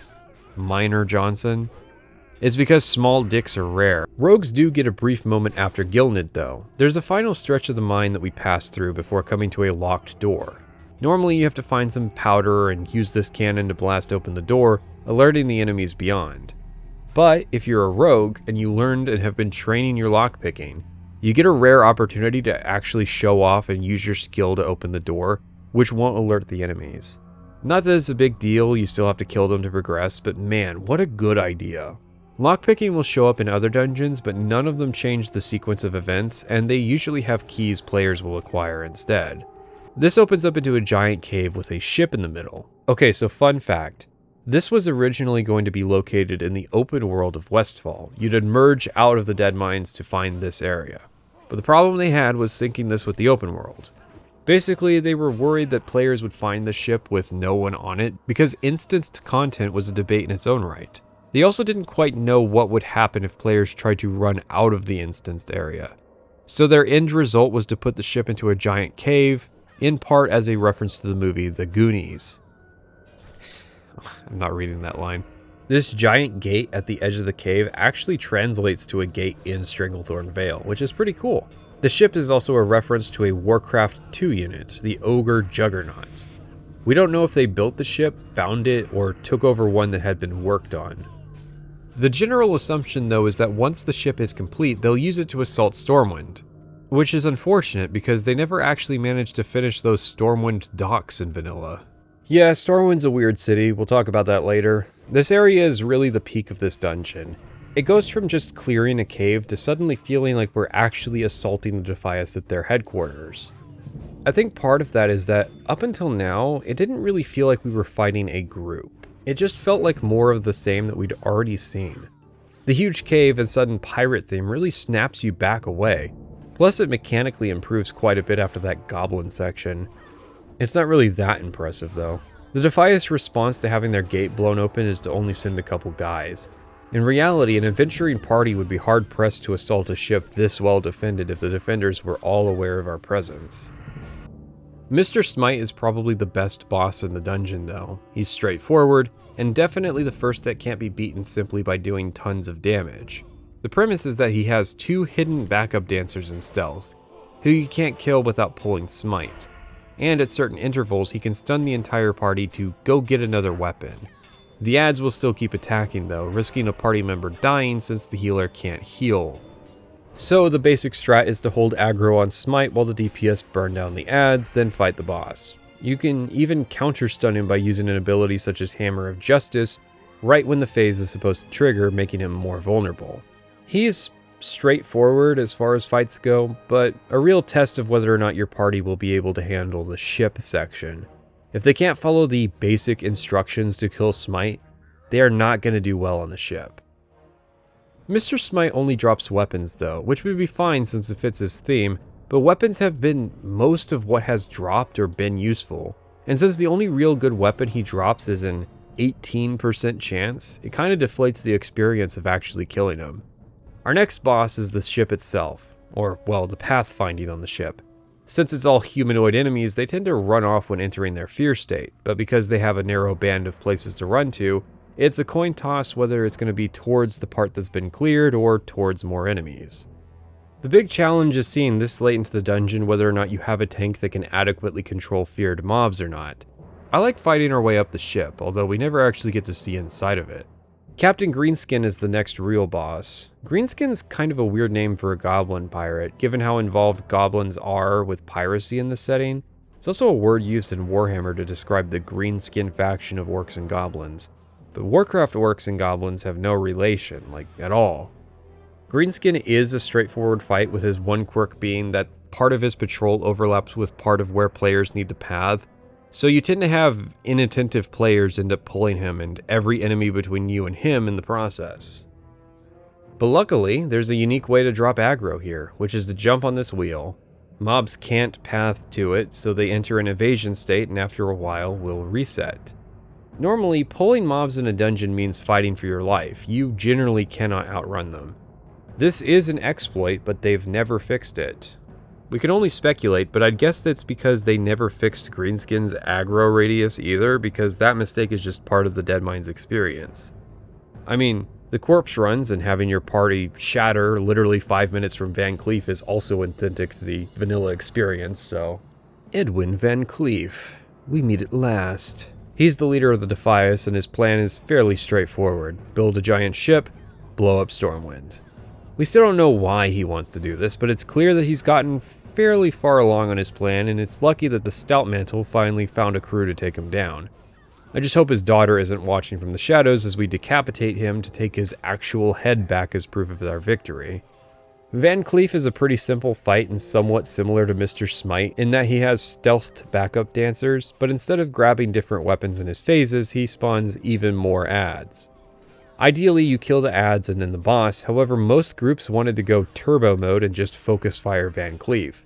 I found that way more challenging as a healer. In fact, I'd consider myself lucky that out of all of the times I healed for this fight, we never wiped, given just how much damage Van Cleef and his friends can dish out to a single target. Van Cleef is the only boss in the dungeon to drop all rare items. He's likely the main reason, gear-wise, you'd even come here, but he's usually not the final boss. I attribute this to the way people run this dungeon. There's one more boss down below named Cookie, but he usually gets killed last due to the layout of the ship. Clutter has been added to make it fairly obvious which direction to go rather than clearing the entire bottom deck first. So most groups end up jumping down from the top to fight Cookie. This has led to one of the funnier bits of storytelling being that Cookie was canonically skipped by the adventurers and took over as captain after Greenskin's death. I have some problems with Cataclysm resurrecting the Defias through Vanessa Van Cleef, but I do think this is actually a positive addition. Not much to say about Cookie though, but yeah, that's Deadmines. We get a shortcut back out into Westfall with a drop-off to prevent people using the back door to skip straight to the end. Overall, Deadmines is a fairly fun dungeon. It's obvious it got a ton of tuning during development due to being in some of the earliest content made for the game. While it is front-loading one of the better dungeons, it really helps sell the experience of why I like WoW in general. I like the 5-man content. I like the dynamic between roles, the variables different classes can bring, and how casual but still fun it can be. Wiping is devastating enough to keep you active, but it's not ball-bustingly difficult if you know what you're doing. Private Sessions had never tanked before and still managed to complete this dungeon thanks to my advice. I really love the dungeon crawling experience this game has to offer. It makes it unique. I think retail dungeons started to fail because they were increasingly treated as gateways to raiding. I mean, it makes sense, almost the entire expansions were just ramps to get people to raid.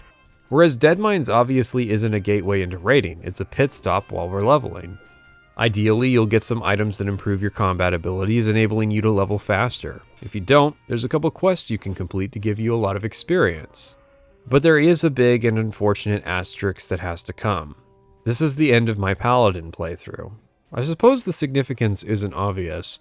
I had been planning to do this run for months. I had even hoped to center the entire video around it, as it would serve as a lead-in to any future TBC and Wrath videos I want to make. The game plan was dead simple. I would heal and someone else would tank. That someone ended up being private sessions, of course, and he definitely volunteered his time to help out. The problem? Between leveling my rogue to prepare for this run and actually starting, Classic Era had died. My rogue had no problem finding groups, even as just a lone DPS. There were a couple rough spots between 40 and 50, such as Uldaman and Maraudon, but generally I managed to squeeze in most of the dungeons. But as a two-man team who just needed warm bodies that could do damage, Era was dead, even at peak hours. I mean, I had played during the holidays, sure, but it was startling that we could not find groups between Deadmines and the Scarlet Monastery. After 2 days of trying to find groups at peak hours on peak days, it started to become obvious that it just was not going to happen. So we sat down and had a 20-minute conversation where I wrote down all of our possible options, which we narrowed down to 3.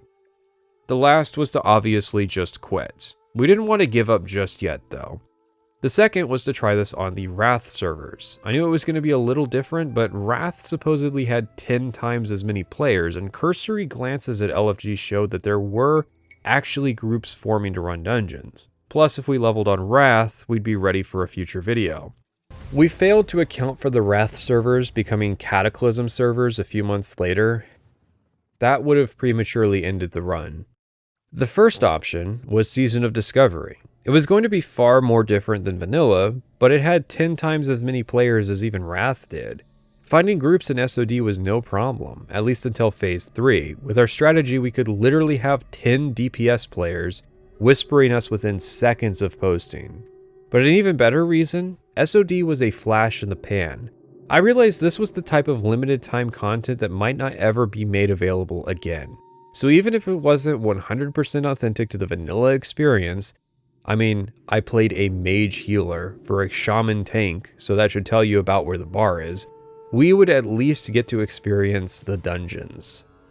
So rest in peace our paladin and warrior. It's a shame too, as I had even a level 47 epic mace that would now just collect dust forever. The Redridge Mountains refer to a large range of mountains north of the Kingdom of Stormwind. That is past tense, as most of that mountain range was utterly obliterated hundreds of years ago in an event so devastating that the steppes are still burning and the gorge is still searing. What's left of the Redridge Mountains is the third human area, the eastern front of Stormwind. It's funny because of the way the zone was set up, it's very easy to accidentally wander into the burning steppes and suddenly find yourself dead at the hands of an enemy with a skull instead of a level rating. Redridge marks the first zone where the Defias are absent. It, and the town of Lakeshire within it, find themselves having a more conventional problem: orcs. Specifically, orcs from the Blackrock clan, from the first Horde to invade Azeroth. Finally, we're getting some acknowledgement of Warcraft 1. These guys don't have a positive affiliation with the Horde, so this is not the front line the Stormwind army is on.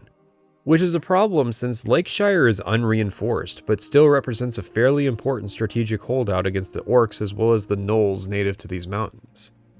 There's a quest chain with the magistrate sending us to different human towns to request assistance, but as we've seen, and will see, all of them are forced to decline due to having their own problems.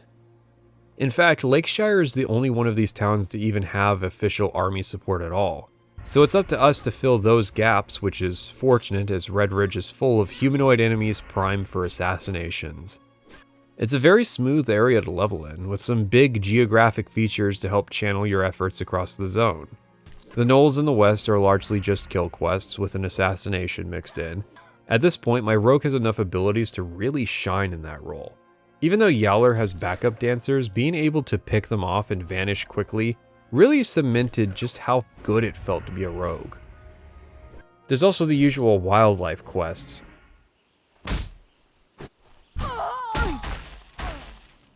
Oh, right. Redridge Mountains is, quote, contested territory, unquote. This is just a general term to say that there's an automatic PvP flag if you're on a PvP realm. Usually I would expect there to actually be a Horde settlement in the area to say it is contested. A player versus player flag means that players on the opposite faction can attack and kill us, and vice versa. Although here it obviously cut one way, and that was because the guy that killed me was max level. Granted, he ended up being a nice guy after I waved at him, helped me kill a couple enemies too. But for the most part, world PvP on older realms tends to just devolve into ganking. Ganking means when a high-level player kills a low-level player. Some people will say that it has to be repeatedly to count, but they're wrong, and I'm going to keep it simple since repeat ganking is an easy problem to avoid if you're a rogue. We'll call repeat ganking griefing from now on. World PvP is one of those things that works for a very short amount of time before becoming just a haven of griefing. For example, on one realm I ran on, 2 other Horde and I leveled around 22 came out here to the Redridge Mountains and started fighting people south of the bridge into Lakeshire. This was on a fairly fresh server, so nobody could just switch to their level 60 alts to kill us. They had to contend with us with whomever was our level and in the area. It was a lot of fun because the Alliance actually stood a chance against us, even managing to push us back once they assembled their own group to attack us. But that kind of world PvP is rare and fleeting. These days, you aren't going to randomly get a group together to fight level-appropriate enemies in Redridge or Hillsbrad, because somebody will get salty and is just going to switch to his level 60 and come out to instant kill you. But on an aged server, world PvP is just hazing and maybe the occasional encounter with somebody actually in your level range. The reason we targeted Redridge is because at that point in the server's lifespan, the Alliance would have figured that it would be a safe haven due to there not being any Horde quests in the area. My next instance of world PvP, yeah, same thing. I dodged a small raid group of level 60 Horde in Duskwood, and managed to grab a quest giver they'd been crowding, but another group came by on my way out, and invariably, one of them decided to kill me. To clarify for anyone who hasn't played, they don't get any kind of in-game reward from doing this. It did inadvertently help me because my next move was to run all the way to Darkshire anyways, so I just respawned at the graveyard there, as 10 minutes of res sickness is better than a corpse run and 5 minutes of running back to town. I call this kind of world PvP hazing because it's basically just a series of retaliation for being ganked. Some Alliance members no doubt killed these guys when they were in their 20s, so now it's time to dish it out in turn. Or they're just being dicks. And then when I hit 60, it'll be my turn to take it out on the next generation of Horde. I never did that. While that can be thematically relevant, those same emergent themes were present in the same story where we fought level-appropriate enemies. Ideally, some of those people we killed felt it was out of turn and went to Hillsbrad, except in that version, the PvP was actually fun. The only benefit anyone gets out of ganking is mild satisfaction that the high-level player inconvenienced someone on the internet. Now at this point, the hyper-defensive PvP players and griefers will claim the problem is that I'm playing on a PvP server and am surprised that PvP is happening. So the solution is to be on a PvE server. Well, joke's on them. I played SOD on a PvE server, and many SOD PvP players began to wonder why everybody was transferring off their realm the second the chance was given. Here's the problem with this logic. 1. Sunk cost fallacy. Blizzard conveniently likes to poorly communicate which realms are dead so they can sell server transfers for $25 per character. It also similarly affects PvP realms. Although I do think the server population problem is by design, since there's no reason the terminology they use has to be so vague. Nobody will know until 20 or 30 levels into playing their character that, quote, world PvP, unquote, is like this. At that point, they will likely have over a day of playtime on their character, meaning they either need to pay $25 to transfer, completely reroll, or stay stuck on a server type that they dislike. This is part of the reason why Whitemane remained the more popular server cluster of the 2019 launch. Alright, now problem number 2. Ganking is not PvP. I see 2 P's, I don't see a V in this entire arrangement. But yeah, to one player, they're facing a critter. To the other player, they're facing a raid boss. There's no verses in the entire scenario. It's also making the assumption that I dislike PvP. I like PvP. Particularly, I like seeing a similarly leveled enemy player out in the world, the anticipation of what happens if we get close to each other, the paranoia that they'll try to jump me while I'm fighting a mob. There was a certain tenseness to leveling on a PvP server that was missing when I played on Season of Discovery. But it's also missing whenever a max level player kills me. I don't feel angry legitimately. That's not me coping either. I've gotten actually pissed off at losing at level world PvP engagements, but I just feel blank when I get ganked. Like, it doesn't even register emotionally. The sad part is, this is not a low population old realm problem, but a zone by zone problem. I'd say most zones in the game actually do comply with my expectations for world PvP.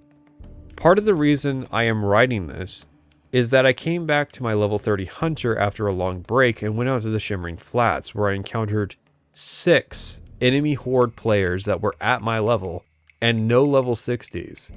Nothing happened, but I was also playing a hunter, meaning I had a significant range and detection advantage over other players. If anything were to happen, I would have the power to avoid it.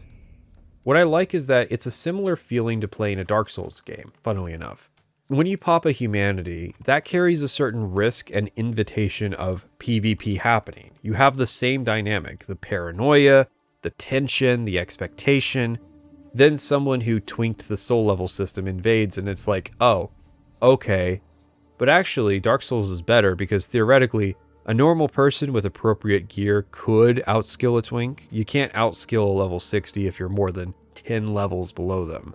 The funny part, though, is that I think the Burning Crusade fixed this simply by removing players who would be opportunist gankers from the world and putting them all into Outland.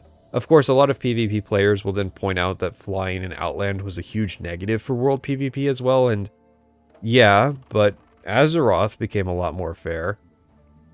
If I could actually have Gouge stun a level 60 player for 5 seconds, I could use some of my other abilities to try to perform an escape and maybe survive the encounter. It's still an inconvenience to me because I had to use some of my cooldowns, but it would actually make world PvP in late stage servers more fair. Well, slightly. Slightly is still more fair than just stopping and allowing yourself to be killed because you have literally no recourse, which is what I would do. What am I supposed to do? Run away from the guy who moves twice as fast as I do? I have heard a theory that the reason for this has to do with the honor system. In theory, 3 level 40s being able to mob a level 50 and get honor from him, even though the level 50 couldn't get any honor from the 40s, justified spell chance reduction. In my opinion, if you're a level 50 and a crew of people come out to fight you, at that point you're a boss, and your objective should just be to survive. The system, as is heavily weighted in favor of the high-level players, which on paper is fine. High-level players should be better in many ways to low levels. But in execution obviously results in the aforementioned problem of people treating leveling zones as their online schools to go shoot up. In my third world PvP encounter, I finally found a Horde player that was exactly the same level as me, being carried through Durnhold Keep by higher level. Legitimately, I don't know why a level 26 needs to be carried through a bunch of level 21 normal enemies. So it had the effect they no doubt desired, which is that it discouraged any combat I might have considered. Given what I was doing at the time, I actually wouldn't have even killed him. I had to pickpocket these guys, and you can only pickpocket enemies once per respawn, so having someone going around killing all the enemies for me was beneficial. I probably would have just hit him with a cheap shot and then vanished again as acknowledgement that I could have attacked him but didn't. This is not the last time we'll talk about world PvP. I just had to address it because this was the first area where it happened. It being in quotes, since I wouldn't exactly call being instantly killed PvP. The Blackrock Orcs have invaded the mountains through a pass in the Burning Steppes. I can only imagine why they would want to live somewhere like this rather than a smoldering wasteland. My favorite mob in the mountains, though, have to be the Black Dragon Whelps. They want to set up the Black Dragon's importance in this region, but having players encountering and fighting actual dragons this early would be a little silly, so we end up running into a bunch of their children roaming the area. It is a bit strange. Dragons are sentient, and whelps are more intelligent than their form might imply. But there aren't any fully grown dragons or dragonkin protecting or raising the whelps in this area. It sure is a mystery why they almost went extinct. It is a fun detail that one of the rare whelps in the area was upgraded to a full-grown dragon later on, even if that doesn't really make chronological sense. As to what happened in the region, it's basically explained in the letter we take around to the kingdom asking for aid. There was a warlock named Morganth who allied himself with the Blackrock clan to take Stonewatch Keep. Then he turned on the orcs and built an army of gnolls. The reason for this is not really elaborated upon. There is a mage class quest dealing with Morganth, but the reason that gives is the same as what we could intuit. He's Evil. This is also the first time that one of our quests requires going to other zones to acquire, as Morganth's main opponent is the wizard Theocritus, who resides in the Tower of Azura back in Elwynn. He doesn't really have anything to do with the real-life Theocritus or poetry, so I guess they just like the name. So the orcs are sitting in a keep, and there's an evil wizard tower to the east. Oh, and the lake's full of murlocs, but what body of water in this game isn't? As fun as all this is, it's also setting up a conflict that players won't get to see until the end game. I guess it is actually nice seeing that whole First War thing finally get acknowledged by the game, and it is drawing attention to the Black Dragon flight. It's almost like we're playing a game set in the Warcraft universe. I do find it interesting though that the Defias have 0 operations running in Redridge.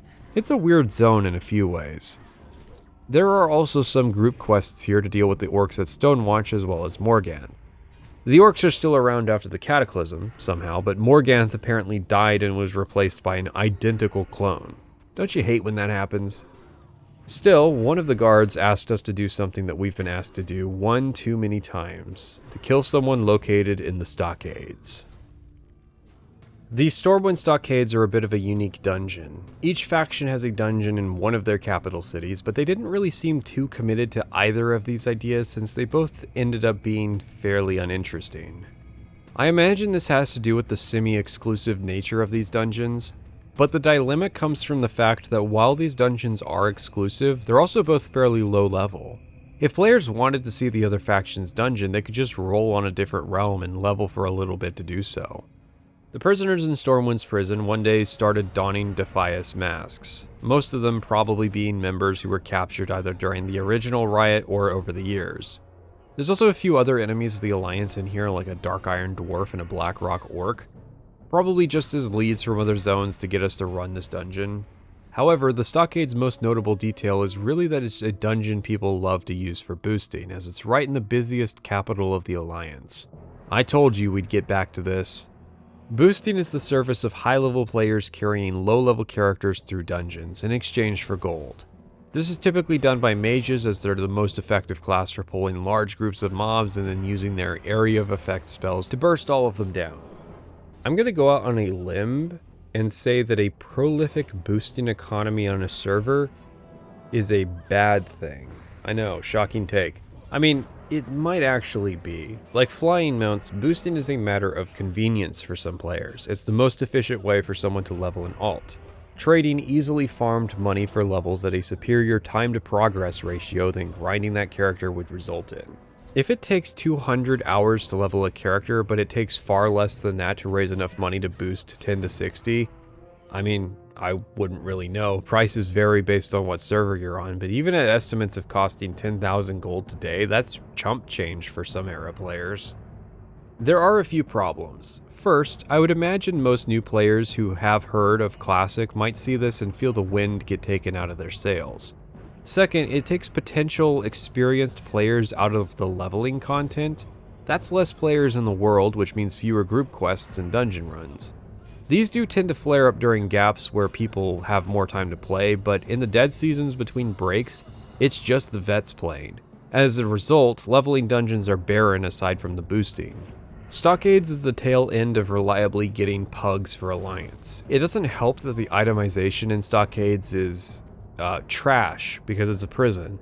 Vanilla itemization is somewhat grounded in reality, compared to later versions where they just say, screw the context, here's your stupid sword or whatever. I do like the Kata itemization revamp did its best to still keep the items on theme though. In fact, I noticed when playing some Kata Classic that sometimes the itemization's almost as bad as vanilla when it comes to the quest rewards and starting areas. The dungeon itself is really nothing to write home about. It's cramped and prone to causing wipes due to tanks at this level just generally being inexperienced. Those cramped interiors are important to point out, as I do think a lot of players struggle with the claustrophobic camera. I'm a rogue, so I shrug. I'm used to stealthing around caves. In fact, I stealthed around this dungeon a few times. You can make petty cash pickpocketing the prisoners. I guess they have a prison work program here. But this was also where I learned about an important feature of rogues. This is Brugal Iron Knuckle. He's a boss, and he's a rare. As such, any given run of Stockades is likely not going to see this guy. In fact, for gear, he's pretty much the only reason to come here. People do stocks for the quests. Bruegel has a knife I wanted, so I figured out how to sneak in and identify if he was in the dungeon, and how I could consistently kill him, grab his loot, and vanish again. This was one of the beautiful rogue privileges. It would slow down leveling immensely to do the prep work to try to figure out how to solo every boss I could want, but there is a trend of rares and dungeons often having good rogue gear. Barros Alexton sent us to the Stockades to speak with Basil Thread, only the warden reveals there was a prison riot, and if we go in there, he expects us to come out with Thread's head. It's an empty threat, I walk out of here all the time.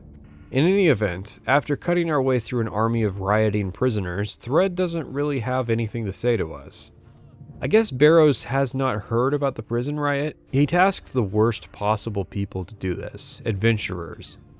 This is a point where the narrative and gameplay don't meet. The game can't always remember that I'm a rogue and could have snuck in, possibly even using a disguise. One that I'd forgotten about for a long time, which was the disguise ability. We actually worked up several models on what it would be like for the rogue to disguise himself. And in fact, the Defias bandana is actually an artifact from early models of that system. The system is essentially you would cruise around and kill things, and they would drop pieces of clothing or articles or items that would then allow you to equip them to become disguised as something else so that you could essentially sneak amongst them, but in plain sight. It was a very powerful idea in terms of gameplay, but what the key problem with it was how does it different from stealth? We couldn't really differentiate it from stealth enough to justify like the additional cost of dropping tons of items and having this, again, he had this mini trade skill where once he collected the items, he could craft this disguise item that he would then use to change his appearance. And, there were a lot of cool ideas under the hood about what it was going to entail. But again, it was like at the end of the day, he was just bypassing content just like he was already doing with stealth. So it didn't really stand out as a different mechanic, even though a lot of the bells and whistles around it were super cool. So that was one that ended up hitting the cutting room floor. I also find it amusing that the warden suggests that with Basil Thread dead, the rioters Thread led will be easier to control. Okay, no more rhyming his name. But yeah, I would hope they're easier to control given our adventuring party full cleared the entire prison. The Stockades aren't nearly as impressive a dungeon as the Deadmines were. You just pull, break line of sight, and try to control the fears. The tight hallways and AI pathing, though, means the AI actually managed to run the right direction. They stand a good chance of pulling their friends and wiping a group. It's like the worst AI behavior for this area type, because consistently counterplaying fear at this level basically just means pulling every fight back 30 yards, so AI can be burst down before they reach the other packs. Trying to rely on things like Curse of Recklessness or stuns in this scenario is not practical given that every enemy runs away. Also, the entire dungeon, barring the bosses, is the same encounter over and over. I have a theory though. See, the Stockades actually has a sister dungeon, the Stormwind Vault. Only instead of storing gold, this dungeon's supposed to store the most dangerous prisoners of the Alliance. The RPG lore is that demons, rogue wizards, ogres, and such are kept here as they're too difficult to kill, but too dangerous to be allowed to roam free. I'd love to know more about how they captured them, but this area has never been used. It has simply sat, undisturbed, in the middle of the Stormwind Canal for decades. The only change being that the clock is now frozen to the moment Deathwing attacked during the Cataclysm. However, an interesting revelation is that procedural dungeons were considered at Blizzard. This was after the release of another MMO, Anarchy Online, which was popular among the game designers. They made the sudden shift to desiring an infinite number of procedural dungeons rather than a few dozen unique ones. The move was controversial enough to see one of Blizzard's interior level designers resign. John Statz almost quit as well, but instead took to converting a D&D module, the Hidden Shrine of Temokan, into an area the designers could see. John spent a week doing this, and in that week, the designers also got tired of seeing repeat rooms. The interesting thing, though, is the implication that they'd already built up a mock-up that they could use, as it specifies that it ruined the fantasy immersion, which Anarchy Online is not. It's science fiction. I say this because people have loaded the dungeon that was to be the Stormwind Vault, and it's just a bigger version of the Stockades. It stood out to me having experience working with Elder Scrolls level editors, which use what are essentially a series of puzzle pieces that can be stuck together to create geometry, Stormwind was also the city they were working with at the time. However, I doubt any of the bones of any proc-gen system still exist in vanilla, obviously. It was an idea at the office for a week in 2001. If I honestly had to guess, Stockades might be reusing those assets, but it was mandatory to include in some form due to the fact that the main human storyline that goes all the way to the game's first raid involved a prison riot set piece. I would probably guess that's a main driver for stocks not having any major loot, to discourage players spending any time here beyond what they have to. As such, Stocks remains one of the lowest rated dungeons of vanilla, at least among Alliance players. I gotta be honest with you, Horde onlys, Ragefire Chasm, absolutely, 100% easily 10 times better than the Stockades. Wailing Caverns, I don't care how confusing it is, it's still an actual dungeon. The only reason I've seen people rate dungeons as worse than Stockades usually has to do with them being nightmares to run, like Nomergon, or being really far from civilization, like the Razorfen dungeons. Stormwind City is the capital of the Kingdom of Stormwind, ruled by the family of Okay. The city is large and emblematic of humanity's place in this world, orderly, regimented, and I don't have a punchline for this sentence. It was the first city Blizzard had to figure out before tasking people with working on any of the others. Its prior layouts were confusing. I don't care what map assets they made up, it would not have made this city popular if it was laid out like they had planned. The current layout is orderly and straightforward. You have the trade district, and you have the mage quarter where you teleport through the mage portals, and then you have a bunch of wasted space your trainers are all spaced out in. I find it strange the developers seem to dislike the park so much that they eventually had Deathwing destroy it, considering almost all of the other districts are equally as pointless. Stormwind's divided up by canals, but its art style is distinct enough to make navigating the city easy compared to the similar city of Vivec from Morrowind. This city is grand and over the top, something that I too would be angry to have not been paid to construct. Stormwind works at helping cement the game's overall art style. The walls are ridiculously thick and over the top, impractical in construction or application, but painting an imposing image. The city has an entire canal system despite its elevation above the water. Almost every feature like the cathedral or the keep are over the top in size and construction. The rooftops bear distinct and matching colors. It looks like a city built completely from scratch with no natural evolution to its layout because it's exactly that. Where it fails is the lack of a dock.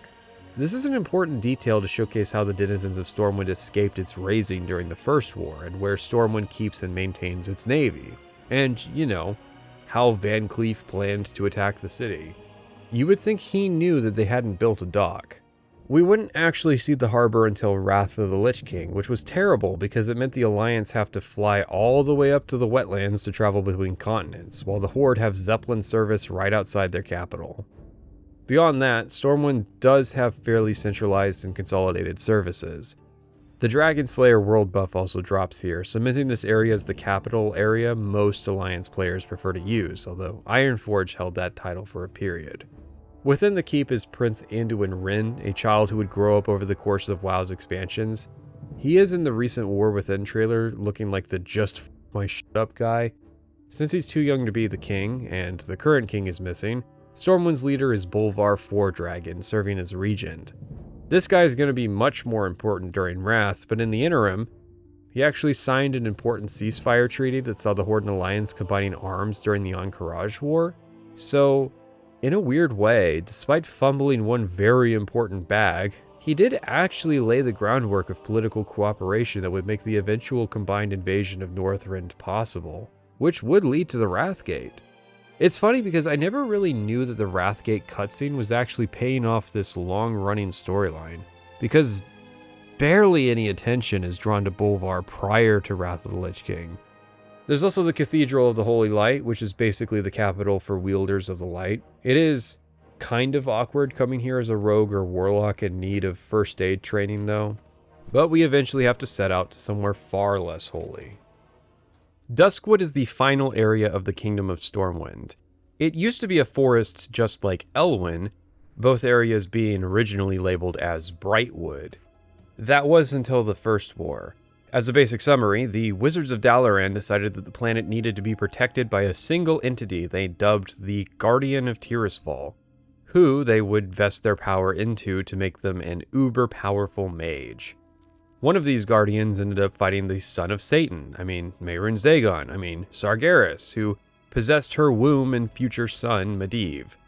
He also ended up becoming the Guardian, whom all had to swear to live outside human society to mildly explain how and why humans didn't seem to know much about the Burning Legion early into the series. Sargeras Medivh reached out to an orc named Gul'dan, who was also working with the Legion, and together they opened the Dark Portal, ushering forth the Orcish invasion. Medivh did this from his tower in Deadwind Pass, which puts the other towers in the kingdom to massive shame in terms of size and power. Only he ended up dying.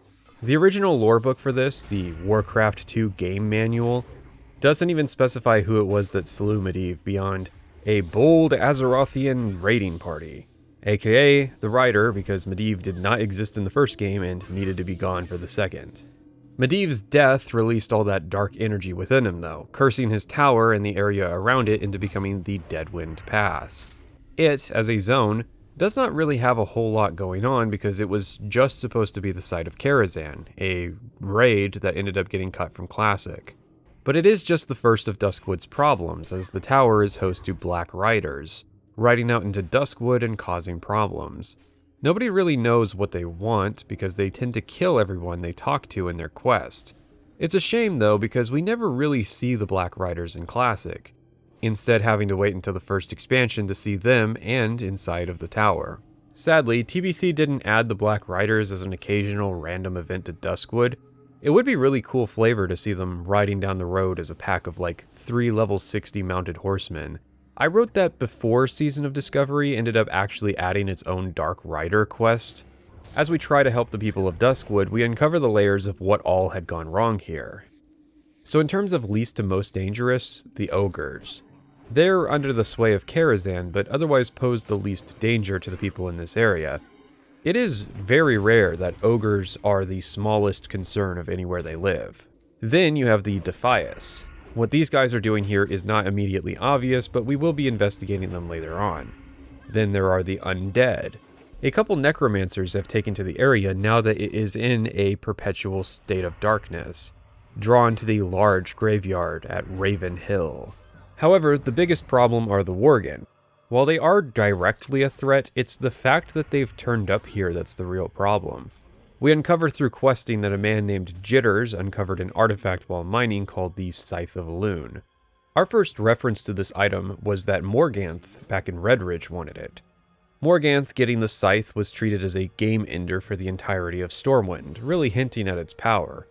We also discover that it is what the Black Riders are searching for, and given they serve an even more powerful master than Morganth, is a serious problem.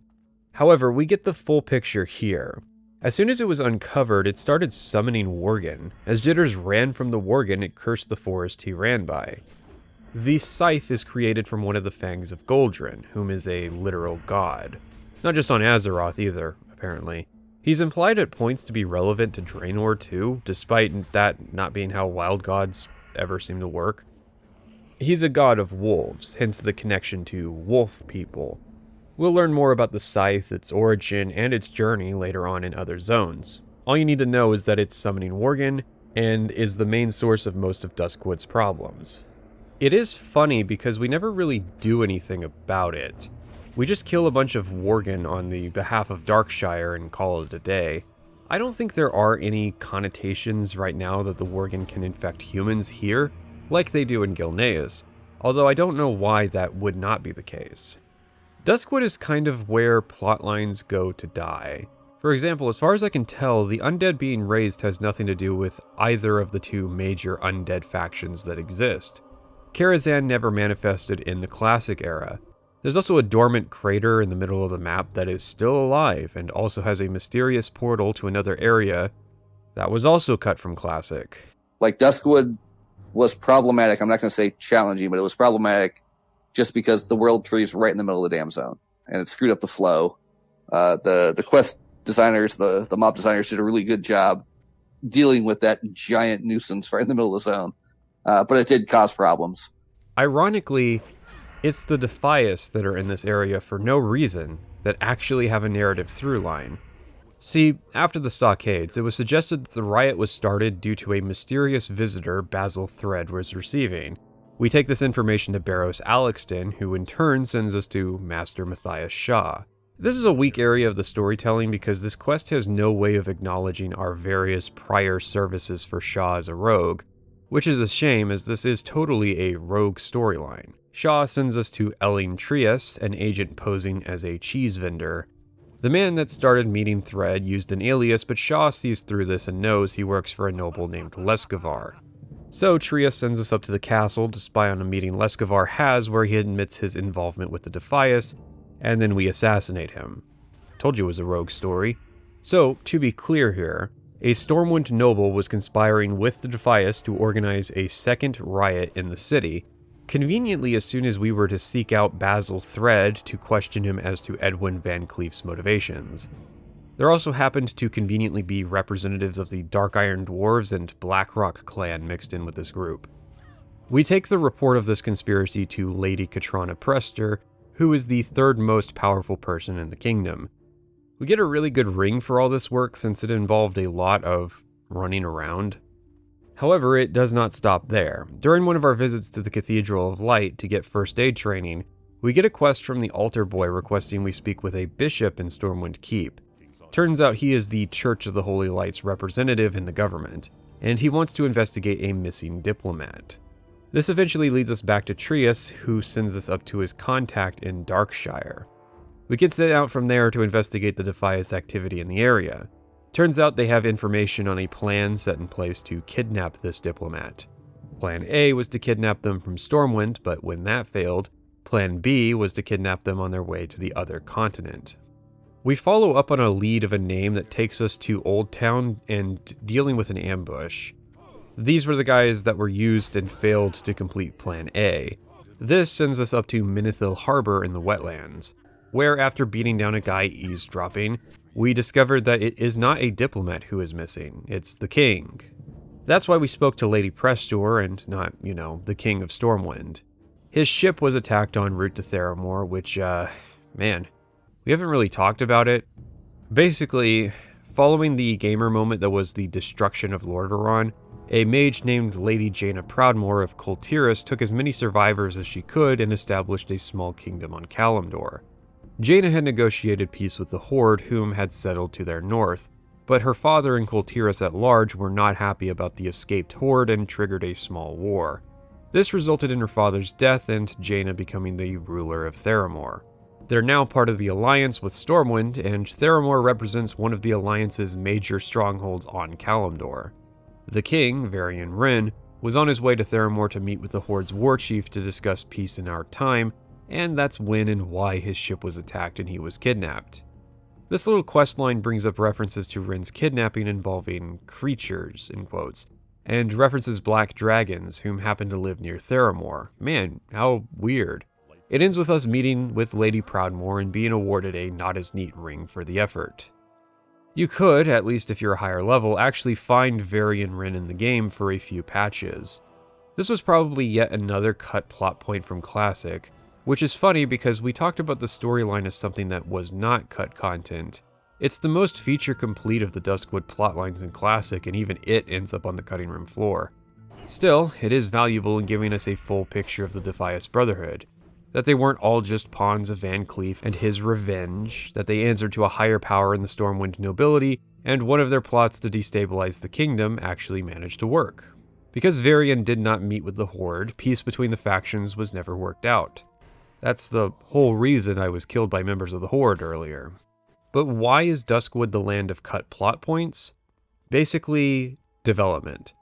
Elwynn through Duskwood were the main testing areas during early development, when the designers were still figuring out how to structure quests and getting their tool WoW edit made. There's a great quote from Jeff Kaplan. Remember when I said that it would be cool to send people on epic journeys across the continent? Forget I said that, that's not going to work. Having a few of them in the game is okay, but we basically don't want to do that anymore. This was in reference to level 40 quests, as the thought was that quests like the one we just did would be more fun once we had mounts. But it indicates that there were many dreams of the designers that crashed against the realities of development, and one of those dreams was that the human storyline could possibly maintain cohesion past level 30. So while up until now has been nicely polished, Duskwood serves as a good transition into the rougher nature of vanilla WoW questing. The Rogue. I had originally planned on the Paladin being the main class of this video, mostly for lore reasons. My Rogue was more of a joke tribute character to my tradition of referencing Delphine in my videos. The plan was to hit at least 20 on most of the classes, and ideally 30 on some. Due to unforeseen scheduling issues, I ended up maxing out my Rogue as my Alliance main. I had leveled Rogue before on a private server. I knew the playstyle. Rogues are a controversial bunch, for some pretty well-deserved reasons. Most classes had been reworked during a patch during vanilla. Guess which one got reworked last? Rogues were broken in PvP, and this made them infamous in vanilla. Of course, their entire playstyle is supposed to cater to the fantasy of being this assassin, sneaking around and taking advantage of situations. So originally we called the Rogue the Assassin. That was the first origination of the class. And the Assassin kind of sounds cooler, but ends up being a very narrow class when we started developing what he could do. Ended up being just about killing, and we wanted the Rogue to really bring a lot more to the table than just kind of what the Assassin sounded like he could do. But if you envision World of Warcraft PvP, it's likely you're going to think of a guy who can go invisible and stunlock you to death, independent of how true that actually is. The Rogue controls combat initiation, and since who strikes first is like 50% of vanilla PvP, that makes rogues strong. But a big part of their infamy is reverse survivorship bias. You only see the rogues that kill you, not the ones that let you go. Classic is stuck with a more toned down version of the Rogue, which is still great if you want to use them to run around leveling zones ganking low level players. That will definitely leave a strong impression of your class. But I don't do that. I'm sure other rogues don't as well, but it really only takes a couple. That's not all rogues are good for in PvP, of course. They are still a strong, solid class for actual fighting. It's just that they're tuned to be awful if they're caught out of stealth, but are powerful when they use their openers. As for the class itself, Rogue starts strong. By level 6 you already have several abilities that give a good feeling for how this class plays. You gain a movement speed ability at only level 10. Rogues have their own resource system labeled as energy. It infinitely replenishes 20 points every 2 seconds back to 100. So you spend energy in large chunks but have a constant, consistent resource recovery compared to mana. Abilities can give you combo points which can then be spent on finishers, doing a variety of actions. You also have stealth, which gives access to opener abilities, usually awarding additional damage and combo points to start. So a basic fight as a rogue involves stealthing, using an opener like backstab, then using Sinister Strike to build combo points and eventually ending with Eviscerate. You can also apply bleeds, stun, reduce armor, increase your attack speed. This entire system is about doing more damage. I feel a bit crazy since I'm explaining this before explaining any of the more regular classes of the game. While most classes are generally designed around having abilities increase the damage you do, rogue combo moves are entirely about that. Other classes, as fights progress, might see players slowing down and using more resource conservative abilities. Not rogues. Rogues just keep doing damage. It has some downsides. Combo points are per enemy and lost if you change targets. This is most notable if you switch targets to interrupt a spellcast, for example. Combo points are also lost on death, so you have to pay attention to make sure you do not lose a valuable finisher. Rogues are a good example of the difference between support and utility. They do make fights easier, but they don't make other players better at fighting. In fact, they're entirely selfish by nature of their abilities. The only real way I can help out other players is by throwing a fast backstab at whatever they're fighting. There's no buffing, no healing. I would argue that rogues being able to tank an SOD kills an important facet of the class. You're trading a class that could provide you with handy abilities for one that provides pure raw damage potential. Sadly, rogues have a pretty big downside. They have no area of effect damage abilities. At level 30, if they invest all of their points into the combat spec, they gain the ability to hit a second opponent for 15 seconds every 2 minutes. The downside here is that rogues provide almost no value at all to cleave groups.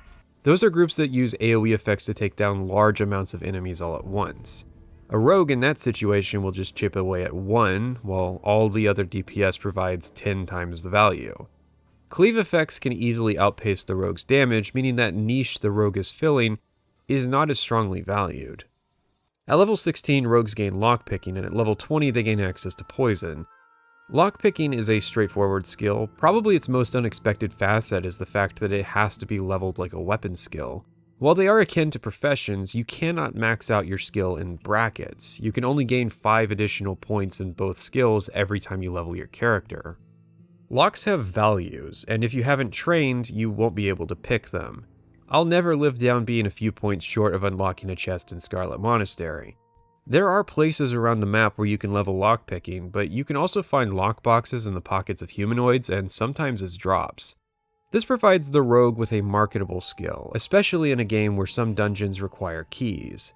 Poisons are an easier skill to level since you'll usually have to create more than 5 poisons per character level. These augment your weapons, replacing any need for grindstones from blacksmithing. Leave that to the warriors.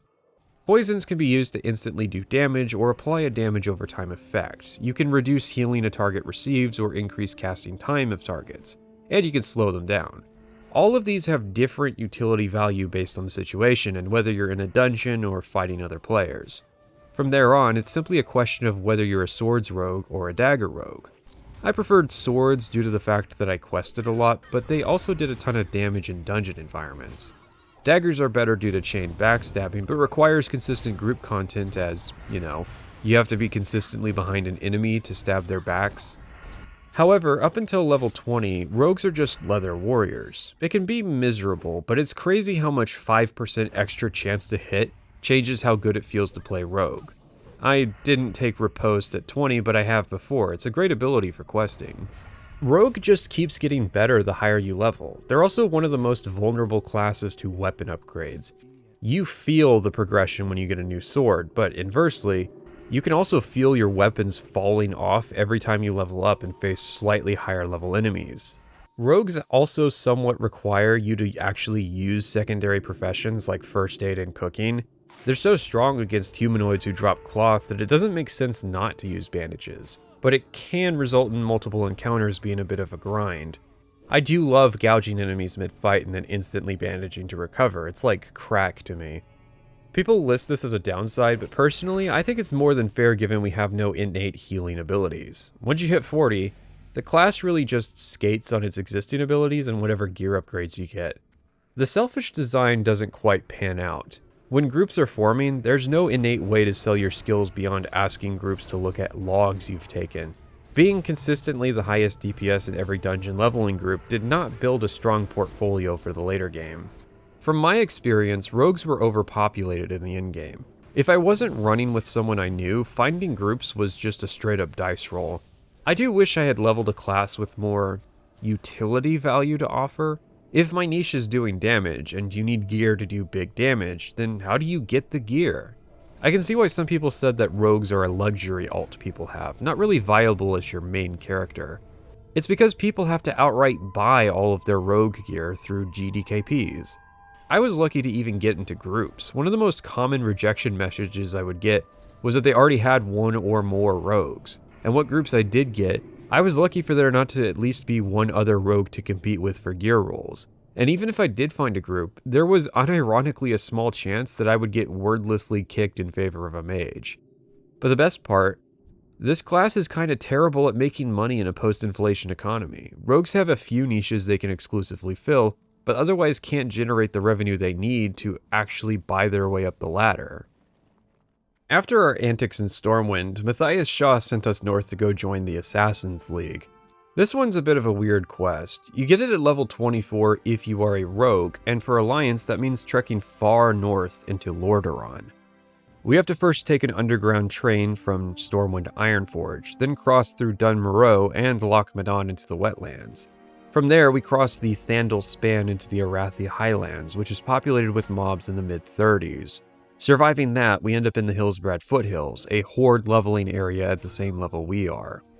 It is a bit of a dangerous trip, but ends with us meeting the assassins residing at Ravenholt. Other than being a reference to Batman's League of Assassins, which was popular during development due to the movie Batman Begins, nothing else really happens here. There were probably plans to have more rogue class quests start here, but there's only one at level 52 when every class gets a short quest chain to go to the Sunken Temple, and nothing about it really screams rogue exclusivity compared to the class quests up until now. Which is bizarre because Ravenholt is a faction that you can max out, but there is literally no reason to do so in Classic. A theory I read was that this quest is just introducing rogues to their Detect Traps ability, which I promise is going to be very useful, but then why keep the rep grindy quests in the game? Classic had patches that changed details about various reputations back in the day, which, funny thing, the Syndicate also have a reputation bar. In fact, you can even get these hostile NPCs to turn neutral by killing, no joke, 10,000 Ravenholt guards.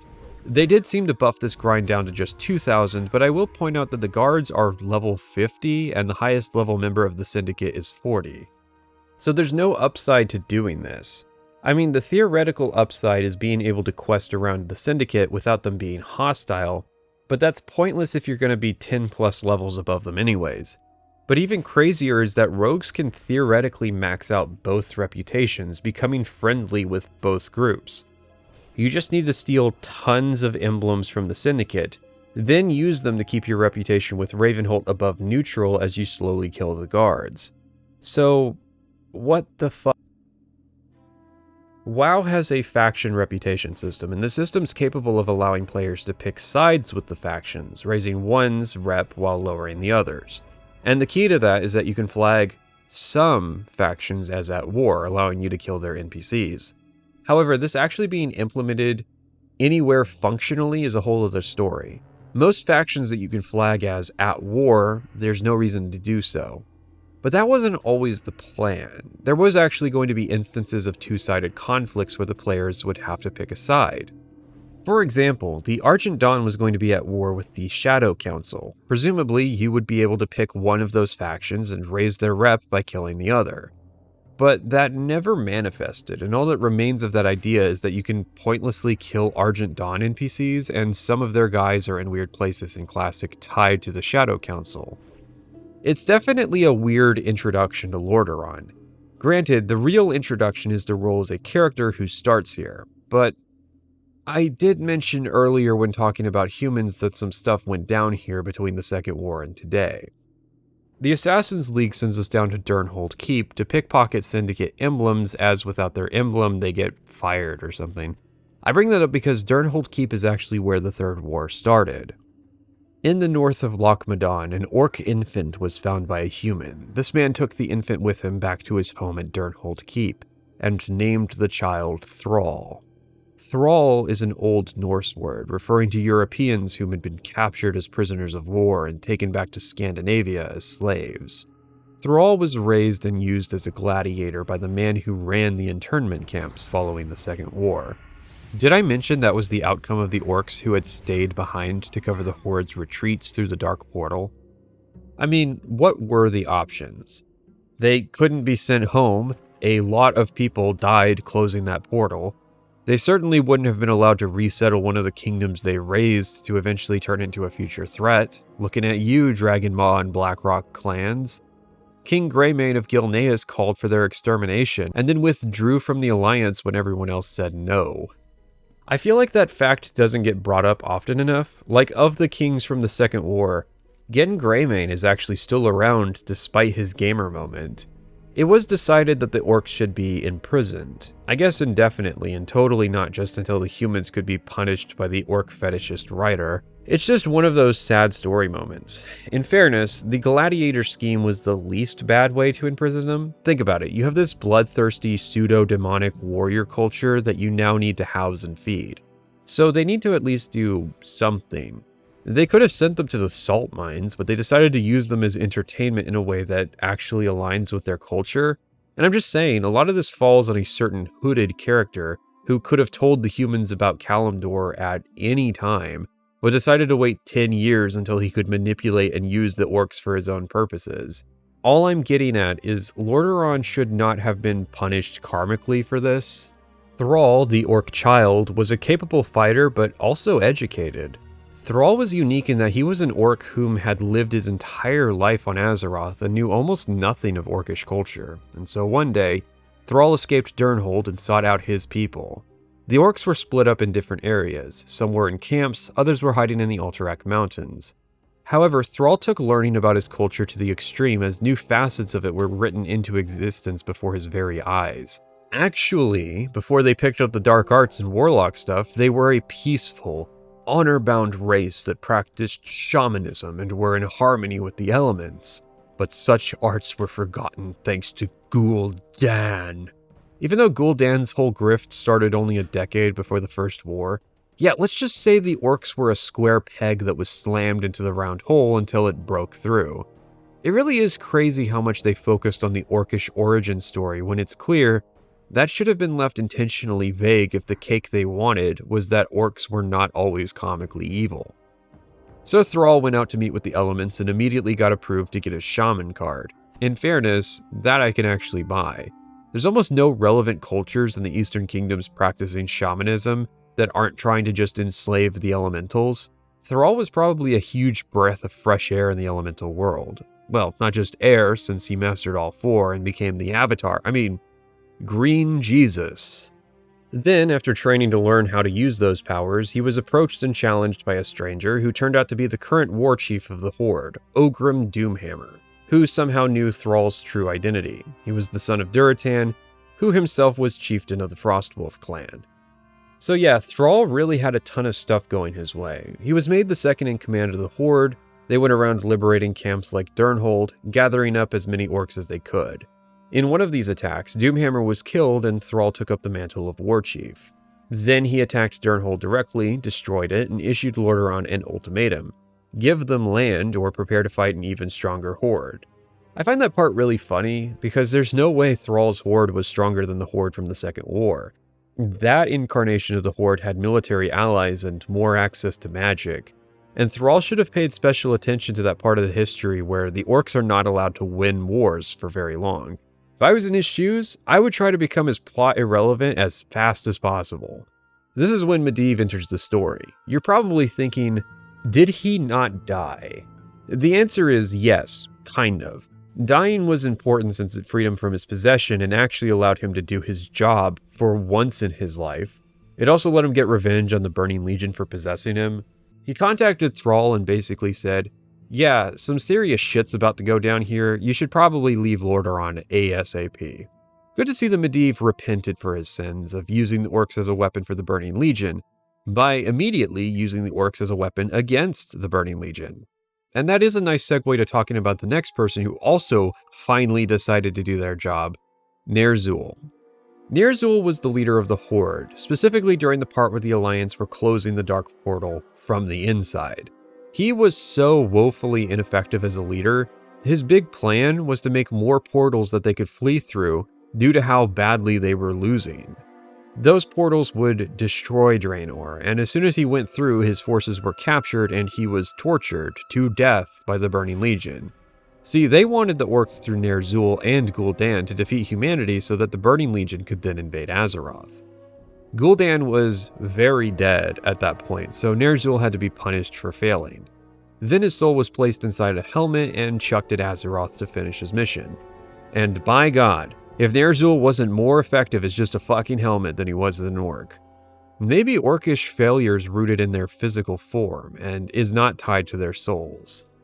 There's some really cursed lore that Shadowlands introduced about that helmet and the demons who were sent to help him.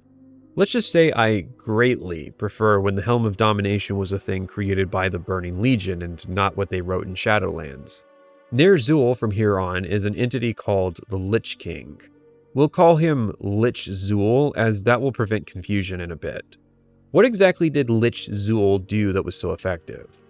Well, he tempted a bunch of human mages with promises of power through necromancy. He had his demon protectors shapeshift and infiltrate various groups across Lordaeron.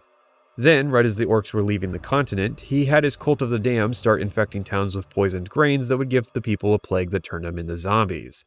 The king sent his son Arthas Menethil to deal with this problem. Arthas and his father were both approached by Medivh and told to follow the orcs west, but they refused. Arthas in particular is notable as he wasn't just the prince, he was also a paladin. That's when Stratholme happened.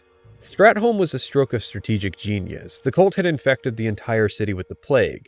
Arthas and his forces knew what would happen if they didn't act quickly. There was not a right call to deal with this problem, so it ended up pushing Arthas down a dark path. I'll have more to say about this when we visit Stratholme.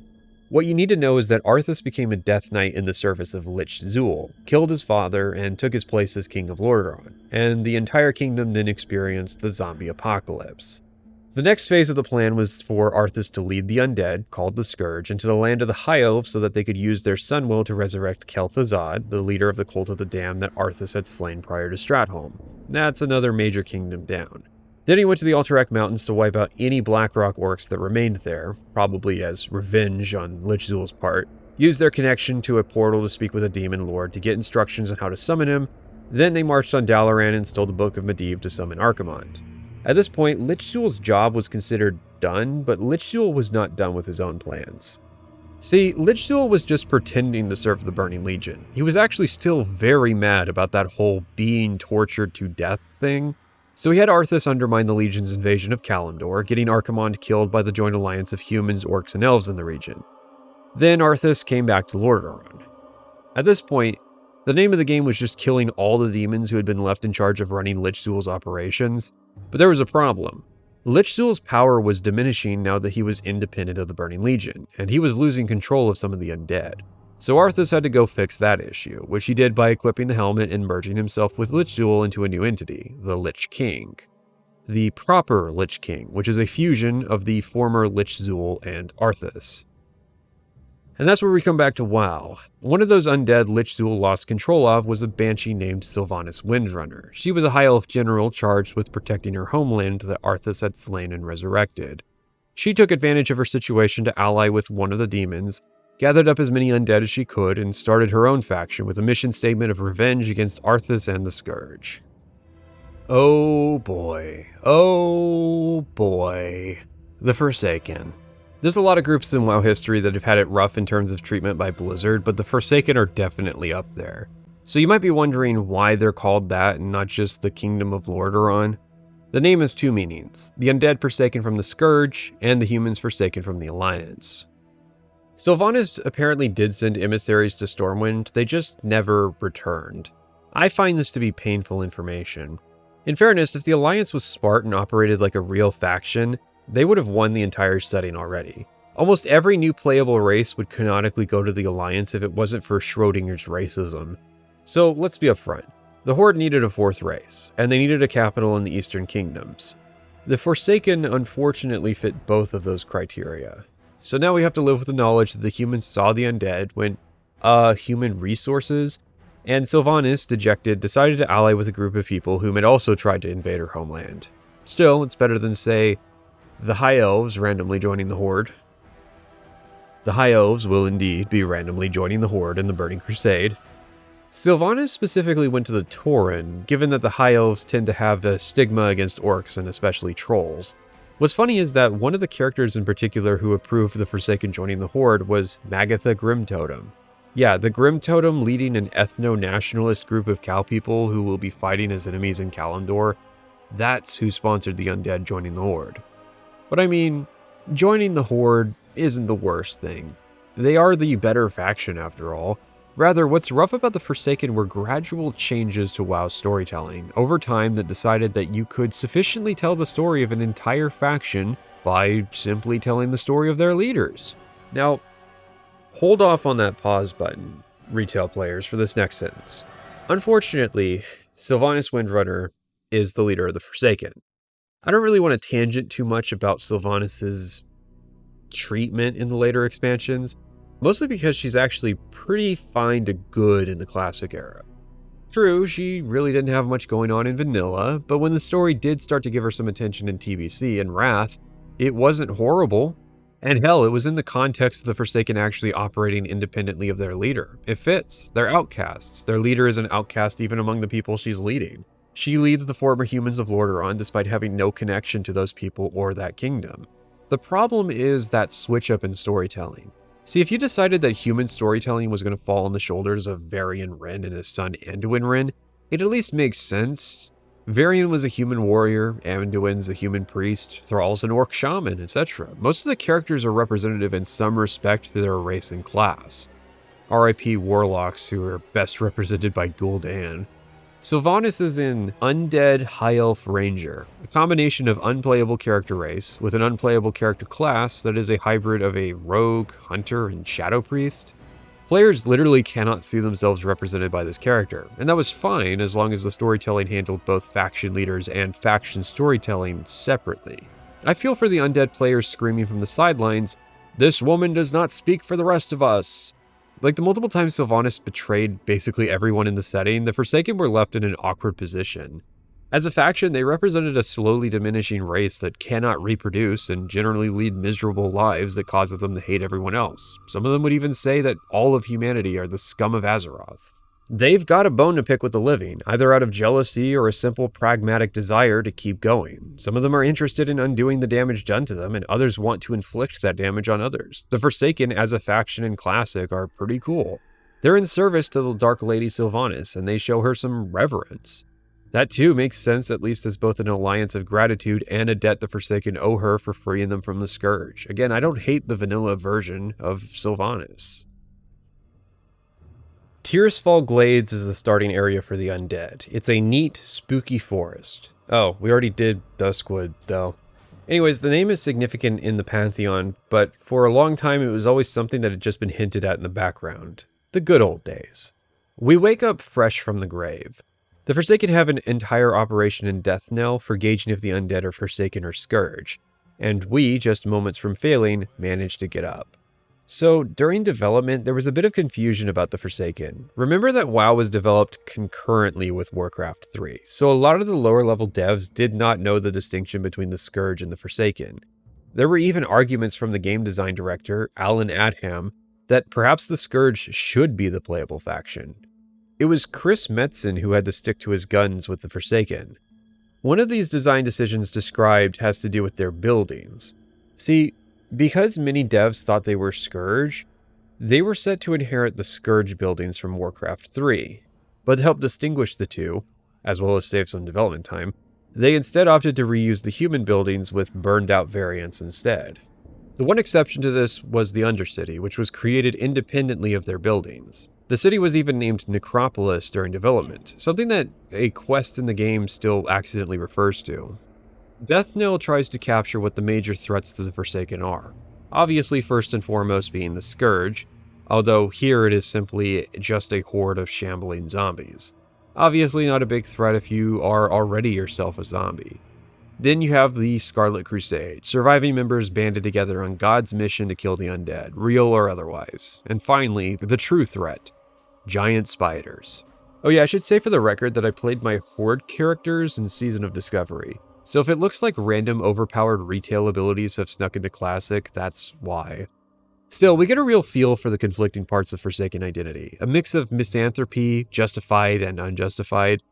A reverence for the Dark Lady that freed us all. A desire for revenge against Arthas and the world. Heading out into the broader glades is interesting though. You start getting tasks in the broader area before you even make it to Brill. Honestly, Tirisfal feels a lot like Knox County. You're never safe from tree zombies in the woods. What's not like Zomboid are the demon dogs and the sheer number of still living humans in the area taking issue with us. Unlike the Alliance's repulsion to the Forsaken, I at least understand the local humans' reservations about trusting us. For one, half of our faction seems to hate them for no reason. For two, imagine being a peasant, living through the zombie apocalypse, and then being told that some of the zombies have regained their free will and can be trusted. Sure, at first it seems straightforward to just try talking to the zombies before killing them, except the Scourge would be more than willing to infiltrate groups by pretending to be free-willed Forsaken, and that did seem to happen. And even then, it just morally complicates everything. You know that point in a zombie apocalypse where the characters get over their feelings that they're murdering innocent people? Yeah, imagine trying to deal with that sense of morality coming back now that any zombie you run into might be on your side. Oh, and being Forsaken's not a guarantee. Some of them slip back into being mindless zombies again sooner or later. Moral issues? Sounds like something solved by, say, religion? A religion that happens to bestow magic powers upon people who believe in it hard enough and also happens to do bonus damage to the undead. Yeah, it makes sense why all the surviving humans joined the Scarlet Crusade and why they don't like us. But it wasn't always going to be that way. The Scarlet Crusade were actually going to be a faction aligned against another faction labeled as the Undead of Icecrown. Yeah, that's just the Scourge, also presumably being equally interactive. This was back when Northrend was going to be launch content as well. But Northrend was cut from the launch map, and the Scarlet Crusade was relegated to being minor antagonists for the Forsaken. Emphasis on minor. They show up in a starter zone, then a dungeon at level 40, and then in the Plaguelands at 50 and beyond. Although the weird part is, they actually do things against the Scourge in the Plaguelands. In Tirisfal, they're just standing there, menacingly. They don't adequately sell the Crusade as being a threat to the Forsaken, and so they just end up being fairly minor antagonists who don't like when adventurers wander into their territory. They are hardly the Forsaken equivalent of the Defias, which is double funny because there's easily more named Crusaders than there were named Defias characters. The Forsaken quests generally follow a couple narrative lines: combating the Scourge, combating the Scarlet Crusade, culling the local wildlife, and researching a new plague. Yeah, a group in the Forsaken named the Royal Apothecary Society are looking into a new plague they claim on Sylvanas' behalf. Funny gamer moment from Wrath of the Lich King that reignited the war between the Horde and Alliance. However, mechanically, Tirisfal doesn't have an equivalent to mindlessly running to Eastvale over and over, so that's good. But man, quests would happen in chains where you'd run out to the same couple locations over and over and be poorly structured where you'd get new objectives in an area you just cleared. I probably played fairly unoptimally compared to someone who knows this zone by heart, but I just didn't think it was good for questing and gets rated highly purely on the aesthetics of the area, which I do love. The Undercity is, well, it's very stylized. Someone either didn't get the memo that the undead were not supposed to be building Scourge architecture, or King Arthas decided he wanted the biggest haunted house on the planet to be located down in his basement. There's decorating with the excess skulls your undead army has, and then there's carving skulls into the stone. Okay. I do like Undercity. It's a good example of something where I will forgive the dumb writing in favor of making something that's cool. The Scourge are choosing to waste their resources on spooky buildings for their army of mostly mindless zombies and a minority of intelligent undead servants. But it looks good and makes for a great city, so I'm not particularly mad. I'm just so used to new Bethesda games where they write something dumb to excuse making something that isn't even cool. I don't even have to specify, you probably already know which cities I'm talking about. It's not even particularly edgy. Death Knights are edgy. No, Undercity is so thematically over the top as to loop back around to being comfy again. I love the river of Nickelodeon slime, the grand archways and paths the flight path has to use, the absolutely enormous tapestries they have hung up to give color. It's a shame because Undercity is one of those cities that rarely gets used. Sure, it is a base of operations for Horde in the Eastern Kingdoms where most of their raids are, but that's pointless when Orgrimmar's just a couple minutes away by Zeppelin. And as WoW's patch cycle went on, Undercity saw less and less use. Which is interesting since both it and Thunder Bluff are extremely functional cities, but the changing nature of the game meant Orgrimmar was the main hub of activity. Undercity would end up being battled over twice, both times being somewhat of a mess lore and script-wise. Undercity is functional, but most players also seem to find it confusing. I think it wasn't helped that the area's map, as in the navigation tool, was barely touched by the Cataclysm. I think superimposing the upper level of Lordaeron City with the lower level in the Undercity is not aiding things. It should have been two different maps, one for the upper part, one for the lower. Beyond that, it sounds like a skill issue if you find the city confusing. It's a ringed city with 4 quarters. As long as you ask the guards for directions to get a map marker, you should never have issues actually finding anything. This area is a breeze, especially unlike Stormwind. Almost nothing is actually located within its own building. It's all open air, easily visible, easily read. Metzen had envisioned Undercity as actually being a huge, chaotic mess, and it was the level designers Jose Aleo and Dana Jan who pushed for the city to be easy to navigate due to a nightmare of being asked to find multiple NPCs across Diablo towns. I love that the Undercity has a back door. It was necessary to give the flight path a way to get into the city, but it also means you could run in and out if, say, you're trying to raid the area. The flight path is a bit long though, as a consequence of having to fly so far around to enter the city. If they were to completely redo Undercity, I'd put the flight path up in the ruins so players can see the city as they fly in, then either go to the Zeppelin or take a risk and try to use the elevator. The Undercity elevator. One of the unironic leading killers of Horde hardcore characters. Elevators in this game are extremely basic and very fickle. There isn't a time between the door closing and the elevator going down, and the elevator's fast. So if you go in the top at the wrong moment, you can end up falling to your death. There's also a secret upper ring that isn't used for anything. I suspect that like Ironforge, there were maybe plans to have an additional upper ring, or room for more NPCs to be added where necessary. It goes unused. At the top is Lordaeron City, the old capital. It's in a ruined state. Most of it is just an illusory husk. Outside of the small area we navigate through, it's an empty plain with giant towers sticking out of it. They did eventually have to make the city proper, what with flying mounts being added. There are some cool details. For example, you can hear the echoes of the moment Prince Arthas became King Arthas. Son, succeeding you, father. You can also see the ghosts of Lordaeron, but only if you're a warlock that can cast Detect Invisibility or use a potion with the same effect. These abilities are holdovers from the beta when mages possessed the ability to go invisible, but that was cut. Yeah, invisibility is another classic spell from D&D. And, D&D spellcasting has a lot of, built-in restrictions to it, which helped balance some of the ideas. But for an MMO, the problem with invisibility was there's a whole class built around stealth and bypassing content. And that's really his thing. And so to give mages a spell that essentially is better in so many ways than stealth became really problematic for us. So we had to, the trick was trying to find a way where it was usable and different and fun, but never stepped on the toes of the rogues. So, and that was a tough place to actually reach. That's why it was removed. We experimented with it quite a few times, but yeah, never found that sweet spot of like, well, how do we make the rogue the king of this thing? And this, mage should just be sort of a fun spell rather than we've got a second stealth class in the game. So, Oh, and I should also mention Druid, Ferals, because they did it as well. But yeah, that was their thing. So there's another group of ghosts like this, the Unseen, in Ravenhill back in Duskwood. They are in the level 50 range, meaning anyone who stumbles upon them is in for a rude surprise. They ended up being a warlock privilege though, since they're pretty much exclusive for warlocks to discover and can have their souls farmed before raids. Yeah, sounds kinda evil when I say it out loud. There are also the Eyes of Naxxramas and Stratholme you can detect early to avoid spawning a couple mobs. Oh, and to be clear, invisibility and stealth are two different effects. Stealth wasn't entirely magical in Vanilla WoW, it's just conventional sneaking around with MMO gameplay as an excuse for why NPCs sometimes can't see you when you're right in front of them.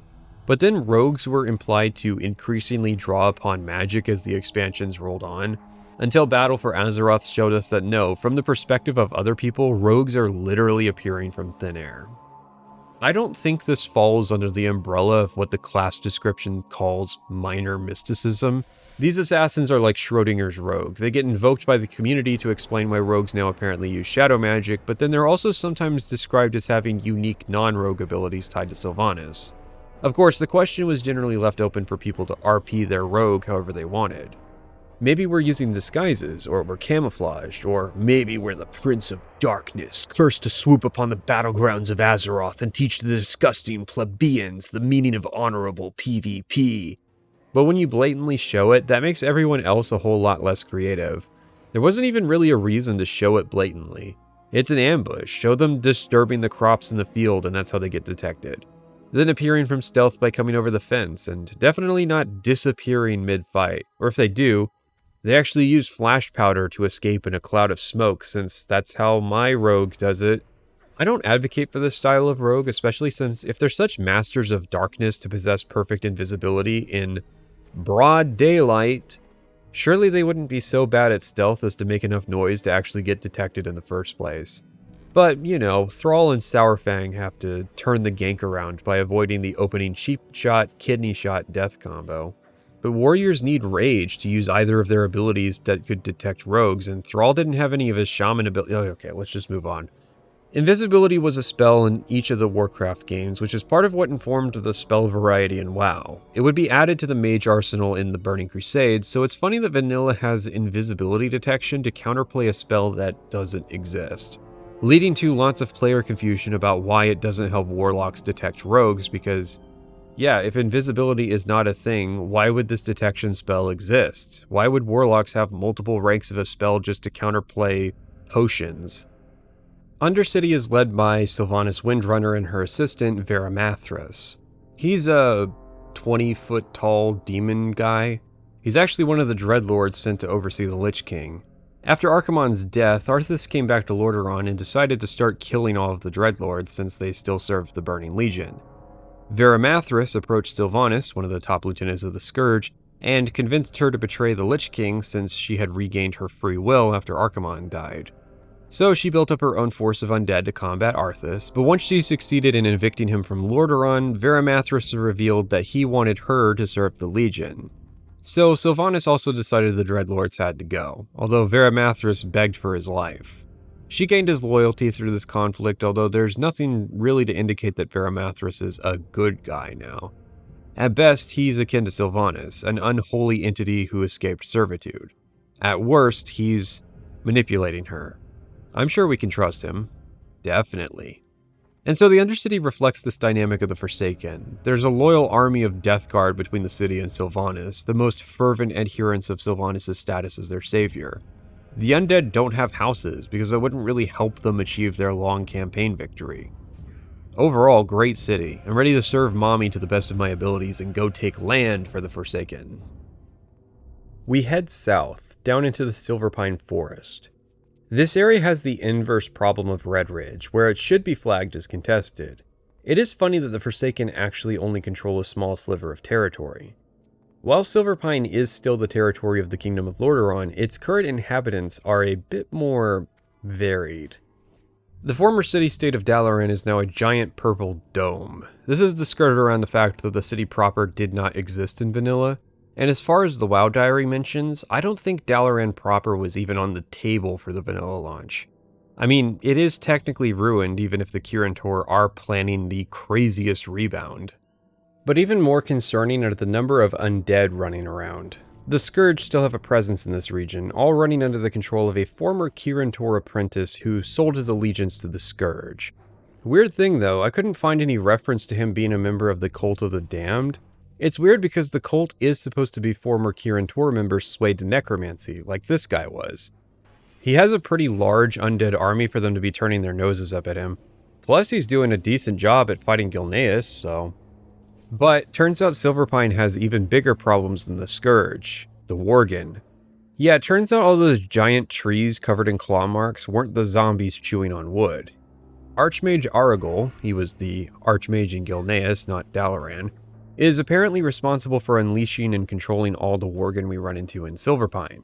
He did this on behalf of King Greymane, lol, but mostly as a defense against the Scourge. So we've got two ex-Dalaran mages that weren't entirely competent back in the day, fighting over Silverpine Forest using armies of minions. It is weird that the Kirin aren't stepping in to try to do more to control the situation. I am pretty sure any of the mages in the Council of Six could wipe out Fenris Isle and Shadowfang Keep in an afternoon, at least how they're shown later. But I guess doing so would also make it easier for the Forsaken to push south. However, letting Aragol run rampant is also causing serious problems for Gilneas. I guess Dalaran is content with letting Gilneas fall if it means buying time for them to rebuild their city. That's if the Kirin even realize that the Forsaken are not Scourge, which it is implied in other quests that the Forsaken are so new of a faction that various groups are unaware of there being a distinction. Again, this hurts my brain. Like, Dalaran's supposed to be the city-state of people who max their intelligence score, right? You'd think they'd have that figured out. Instead, the Forsaken pretty much out the gate start at war with the Kirin then act surprised when the Kirin don't see a difference between them and the Scourge. We are literally working with some former Kirin mages that are now undead. Not one of them felt some obligation to try contacting the still living Kirin mages to work something out. I feel like a lot of modern undead players forget just how hostile the Forsaken were/are when they try to defend this faction. Given the power output we see the Kirin use later in Wrath of the Lich King, these antics should have resulted in an undead genocide pushing the Death Guard back up into Death Knell and having Sylvanas begging the Alliance to enforce the Vilneas Convention. There is a reason Dalaran was considered to be one of the 7 kingdoms despite being just a city. One of the top commanders of the Burning Legion had to destroy it personally because anything less would not have worked. I consider the Kirin forgetting about all those mages the Forsaken murdered as one of those principal storytelling failures that defined later World of Warcraft.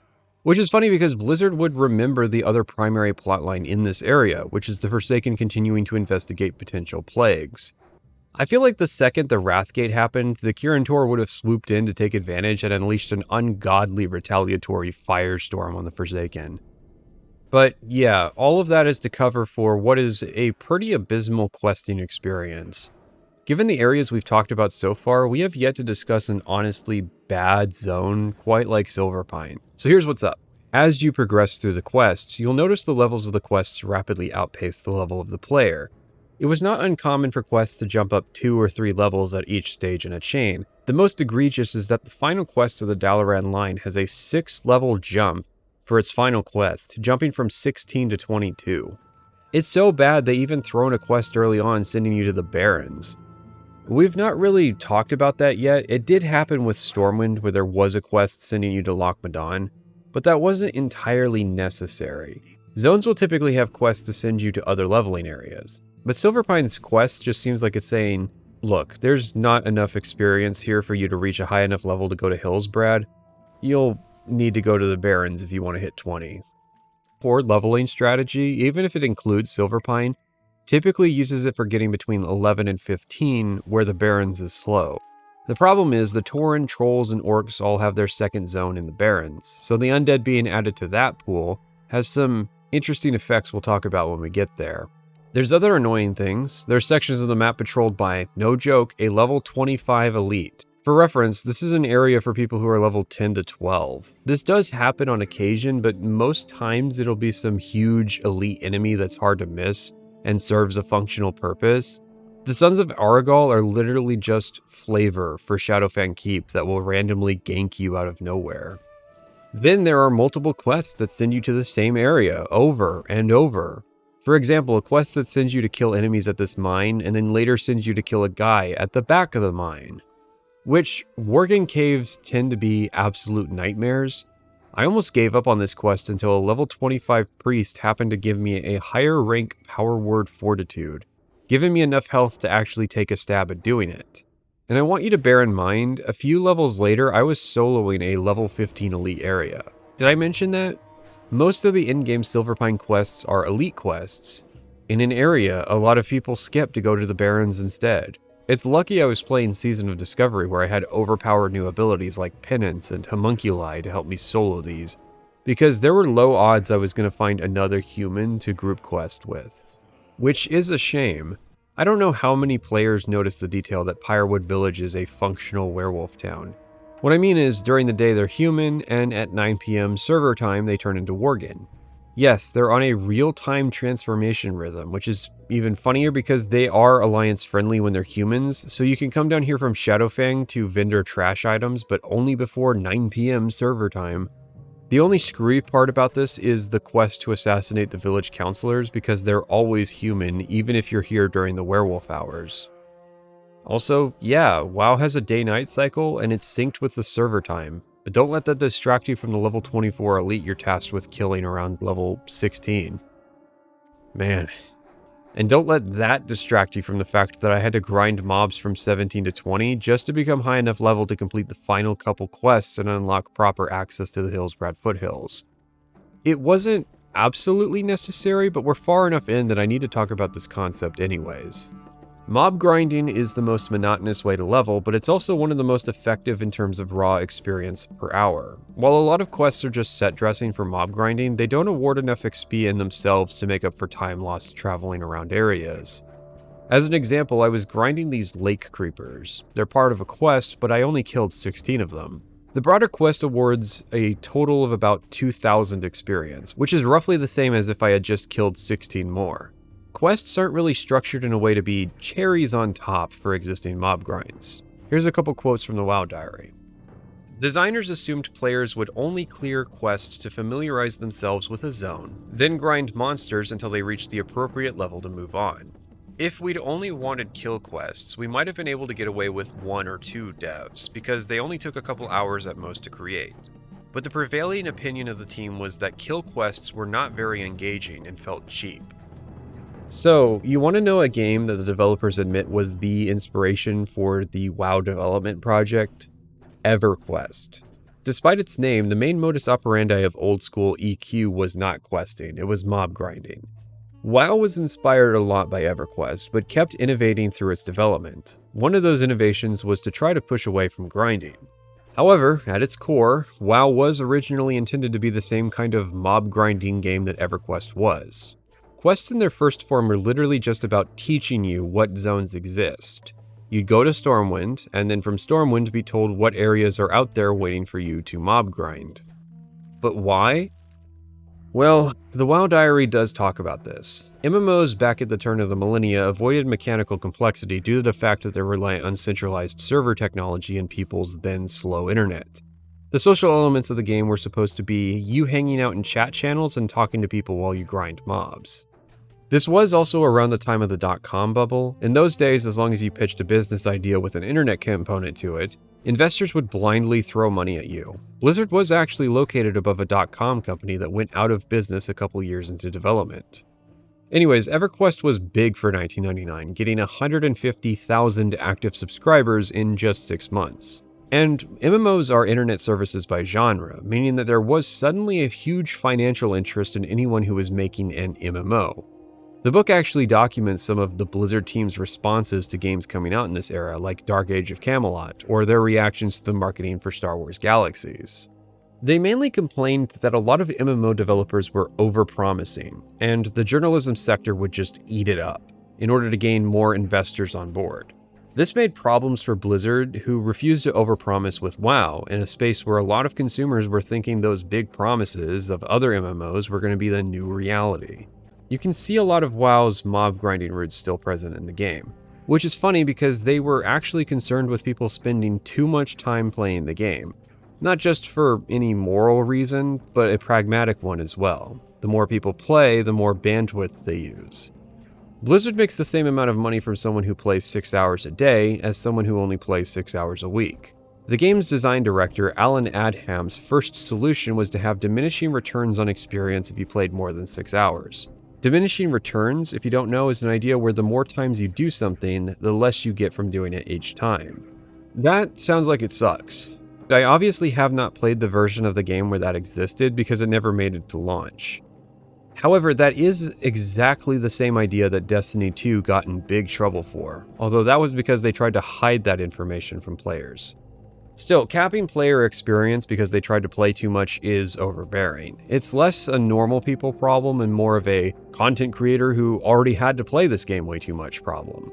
Adham left before release and Rob Pardo took over the project, coming from Warcraft 3. He retooled the idea into Rested Experience. Rested Experience is an idea where you're given an experience multiplier for, well, resting, which you gain from being logged out. The interesting change is that it doesn't discourage unhealthy play sessions, but rather encourages playing and leveling your alts, as all of your other characters can gain points of rested while you play. However, tellingly, the rested XP buff applies only to mob kills, not quest turn-ins. Rested experience also goes farther in the higher levels than it does at lower ranks due to the sheer amount of XP needed to level in the mid to late game. So it doesn't make much sense to accrue rested by not playing for 10 days straight to gain a level and a half at stages where that much experience can be gained in an afternoon. And let's not get started on Season of Discovery offering catch-up XP bonuses, which I didn't get to enjoy when I was mob grinding. One more thing to mention about Retail Classic: layering. This was never really a problem until I started playing SOD and grinding mobs. Layers are a concept where you have multiple versions of an area on a realm in order to spread out server load. I didn't know it was a problem until I was almost killed multiple times because the game switched what layer I was on. Conveniently, it was always into layers with alive mobs. I even had to kill a quest target twice because I got layered in between killing the target and looting the key they dropped. It is dumb, but I assume it's a desirable problem to have because if I'm layered, that means there's at least an active player population. Mob grinding, though, is really boring, but it's effective because if you can find a good spot to do it, then you will make enough money to train while spending little on items or repairs. WoW is full of mob grinding spots once you start to look for them. Have you noticed that some mob types in an area are never used in quests? That means there won't be competition from players questing. Or even better, some mob areas are targets of quests but are not pointed to by add-ons like Rested XP. I have to assume this Fin monster quest is one of them due to requiring players to swim out here. If you pay attention, you can find really lucrative spots to just... Oh man, I am getting sleepy though. Priest was probably the worst class to do this as, especially at this level bracket. I just apply a damage over time effect, shields up, then press the 1 key and go back to watching YouTube videos while my character uses their wand to kill the enemy. There are other classes that are not only better, but far more interesting to do this as, such as the Warlock. In fact, I'd probably not like this game as much as I do if I hadn't mained a Warlock back in vanilla. So anyways, how about the Morgan? Why are they here? Well, for that, we'll need to talk about Shadowfang Keep. Unfortunately, Silverpine doesn't really direct you towards Shadowfang the same way Westfall directs you to the Deadmines. Like Duskwood, the Worgen being here is not a natural occurrence. They were actually summoned here by Archmage Aragol, using the research of a man named that Morganth back in Redridge had also taken an interest in. We already know they're tied to the Scythe of Elwynn. Aragol is apparently a fairly bad mage since he relies on enchanted objects to control the Worgen, which, who even cares? He has an army of wolf people. I don't think the means by which he acquired it is entirely relevant. Still, unlike the Duskwood Worgen that were free roaming, the Worgen under Aragol's control are a directed force. And this was a problem. Aragol had acted under the orders of the King of Gilneas, Gin Greymane, to summon the Worgen as a defense against the Scourge. This is probably one of the reasons the undead were contained to just northern Lordaeron. That worked until it didn't. While the Worgen were good at killing the undead, they were also just interested in killing, and so they started attacking Gilneas as well. Aragol took it poorly, so he adopted all the Worgen as his children and moved into the keep of Baron Silverlane. No, he's not important. Then Aragol, for some reason, cursed the village below the keep into becoming Worgen, but only at night. However, the strangest part is Apothecary Berard. Berard is a member of the Royal Apothecary Society, aka he's one of the Forsaken. Berard was also cursed, turning into a Worgen. This is one of the most bizarre lore tidbits I don't see enough people talk about. Forsaken, under the right circumstances, can be turned into Worgen. I'd say he was decanonized, except there's a rare that looks similar, has the same name in retail, and is still in Silverpine. So yeah, guys, if you want to be cured of your undeath, just become a Worgen. Honestly, I wish this was the reason Sylvanas would invade Gilneas. Anyways, the Deathstalkers assassinated the leadership of Pyrewood Village, possibly in retaliation, but let's be honest, they did it because they're evil. Then Horde adventurers went up to the keep to put an end to Aragol, since they figured out the secret to being friends with Worgen is to just treat them like people. I wonder what culture failed to do that. Shadowfang Keep is probably one of my favorite dungeons. It's so far from the Alliance, so just journeying to it is an adventure. It's much more difficult to reach than the Deadmines is for the Horde. It is still firmly a Horde dungeon, and the Alliance have little going on here except for 2 class quests, one for Paladins and the other for Warlocks. So of course, my very first character being a Warlock, I was sent here. The journey was far, especially since I had to start the quest in the Barrens, then I found Silverpine, and then I found the Keep. SFK is a mid-20s dungeon. Most of the classes at this point are actually coming into their own, especially with their first talent abilities. The amount of utility players bring is diverse, and SFK is properly designed mechanically to test you and in terms of spaces. It's a marvel of design as well. Most of the entire dungeon has to exist in Euclidean space. This means the spaces have to conform with the exterior keep design, and not only that, but it's one of the few vanilla dungeons to allow players to see Azeroth from inside the dungeon. This was a challenge for Blizzard. The terrain you see in SFK is fake. It's not the real world, but rather a copy of it. If you broke out of the instance and made it around the out-of-bounds boxes, you'd eventually find the end of the world. This was necessary to help keep the dungeon running smoothly, but the problem was what would happen if the exterior world artists changed Silverpine Forest. There was also a concern about players breaking out of instances. If someone jumped out, how do you phase them back into the overworld instance in such a way that they'd end up in the correct spot? You can see a bit of the terrain trickery if you look to the right of the main keep on the rampart, where some of the terrain has been leveled out, and glance at the minimap. This part of the dungeon does not fit inside the 3-dimensional model of the outside, and would clip into the terrain unless it was lowered. I'm guessing they were not sure how to smoothly unload this terrain, but they did figure out how to smoothly load this interior area seamlessly. I still think the fact that the majority of the dungeon is built in such a tight design is impressive. It was actually also important in the development of Karazhan. See, Kara was going to be in the base game, and they had worked through and failed several versions. The main thing they struggled with was the difference between the interior and exterior. And I rubbled out the tower. I thought it did a pretty good job in opening up the tower. A lot of people thought, like, once you go into the tower, you should just be closed off. And what I mean by that is that you never see the outdoors again. Like, you just stay inside the tower. And it's kind of funny. If you saw the tower, imagine Karazhan being like a water bottle, okay? That's the shape of the tower, okay? The actual rooms for that are floating beside the water tower or water bottle, because that water bottle is too thin to actually contain the physical rooms inside it. And so once you zone in, you go to this fake parallel world where you do have the land surrounding you, but we keep it hidden from you, that floating in the air are all the rooms for Karazhan. So it was a very technically difficult it wasn't technically difficult. It was a very abstract way to work.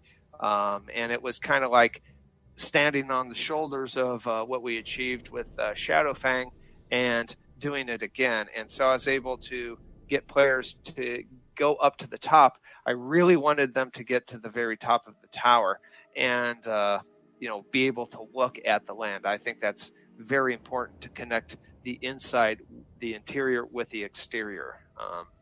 And unfortunately, that's kind of inconvenient to do, and you have to plan that from the beginning. So it's tough to pull off. A basic trick games can and will do is to make interiors larger than the exteriors of buildings. This is sometimes necessary as a compromise between what the world artists and gameplay designers want. If you look at the beta version of the exterior of the Tower of Karazhan, it's awful. That's because the tower was built to comply with the geometric space of the dungeon, which, if you learned anything from the Stockades, needs to actually be big enough for people to zoom out comfortably. Now, the interior and the exterior are always going to be at odds with one another, simply because you need to put a lot of gameplay into the interior, and you want to make the exterior epic. You can actually pretty easily see this trick in Elder Scrolls games. When you enter a building, you're loaded into a separate game space. If you clip out of the interior walls, you enter the void. You can actually note that a fair number of Morrowind building interiors match their exterior, but most later Bethesda games increasingly ignored that as a restriction. A lot of WoW instances are similar, simply existing out in the void. But this is not the only way to do this trick. You can build two spaces and then have a transition area where the game switches which parts are loaded. This allows you to have an interior larger than an exterior with no loading screens. You've probably seen this used in games that market themselves having very obviously non-Euclidean level geometry, like infinitely repeating hallways. WoW was Blizzard's first 3D game, so it's understandable that they had to figure out how to even do this, especially since they were making their own engine. SFK is the first and one of the only handful of dungeons to lack any kind of elite lobby area. You can simply walk into the dungeon straight from the road. Aragal isn't completely defenseless though, even if he leaves his drawbridge down.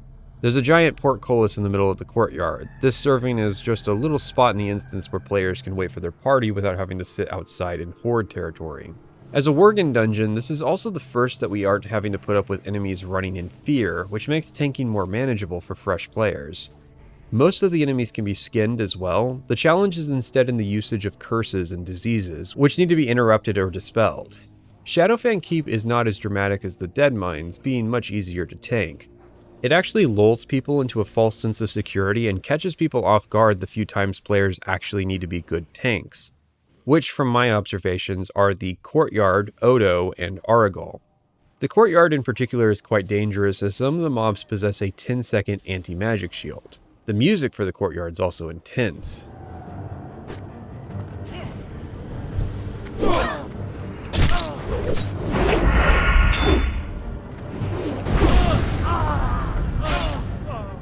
It is interesting that there are so many ghosts in this dungeon, and that they get along with their werewolf killers. Aragol was, as far as I'm aware, never accused of being an active necromancer. Quite opposed to that, actually.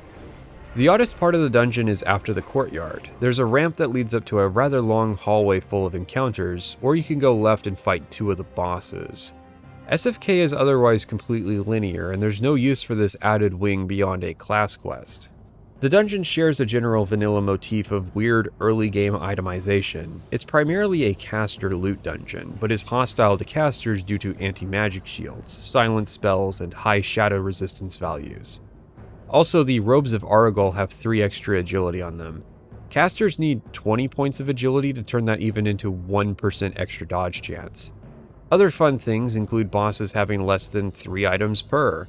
I assume this is so that players have less incentive to have to repeatedly run dungeons to get what they want, but that just means if players do repeatedly run dungeons, they won't get a large variety of items.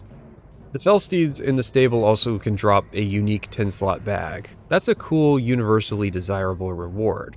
After breaking in and fighting a Worgen jailer, you can release either a Deathstalker or Kirin Tor sorcerer to unlock a door leading further into the dungeon. You can kill your opposing faction NPC if you want. It's a fun detail that both forces are noted as being against Aragol. Horde players are sent here to help a pair of Deathstalkers with the other lying dead in the courtyard. Literally, he is lying about being dead. If you're here as Alliance, you can attack him repeatedly. People even use them to train weapons. The dungeon also introduces some mechanical ideas important for later dungeon running. Baron Silverlane has an ability that reduces healing on target by 75%. Putting pressure on healers to keep the tank alive. Commander Springvale has adds who cast silence spells in an area, which can wipe a group who isn't careful with positioning.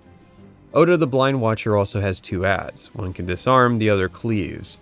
The disarm can be very dangerous for tanks to keep their threat up, while cleaves allow a mob to hit an arc in front of them, so keeping their backs to the party is important. All of these abilities are basic and fairly simple to control, but it will separate tanks who expect every encounter to be a simple tank and spank, and encounters that require some attention. Speaking of, a tank and spank is an encounter where the tank goes in, builds threat, and the DPS burn him down. No extra mechanics. Fenris is a good example of this. He's just a big dog. When you beat him though, Aragol shows up and summons 4 Voidwalkers.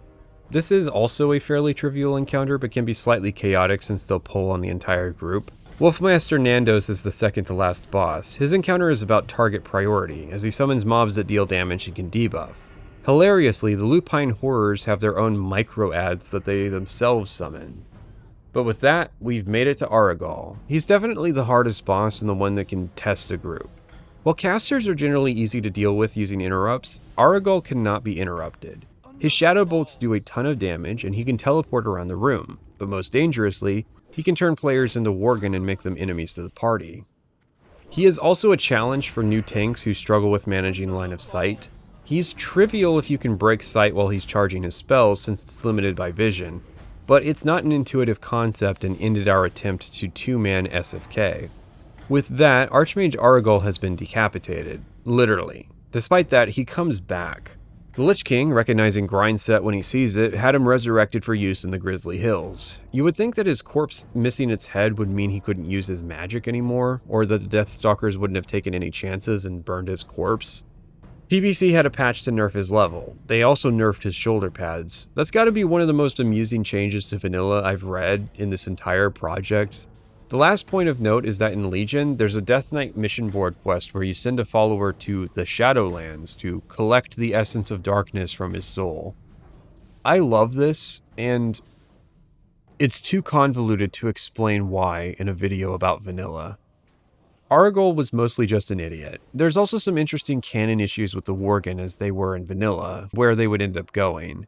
but we'll have to talk more about that later, since our goal is actually the endpoint of a plotline involving the Scythe of Elwynn.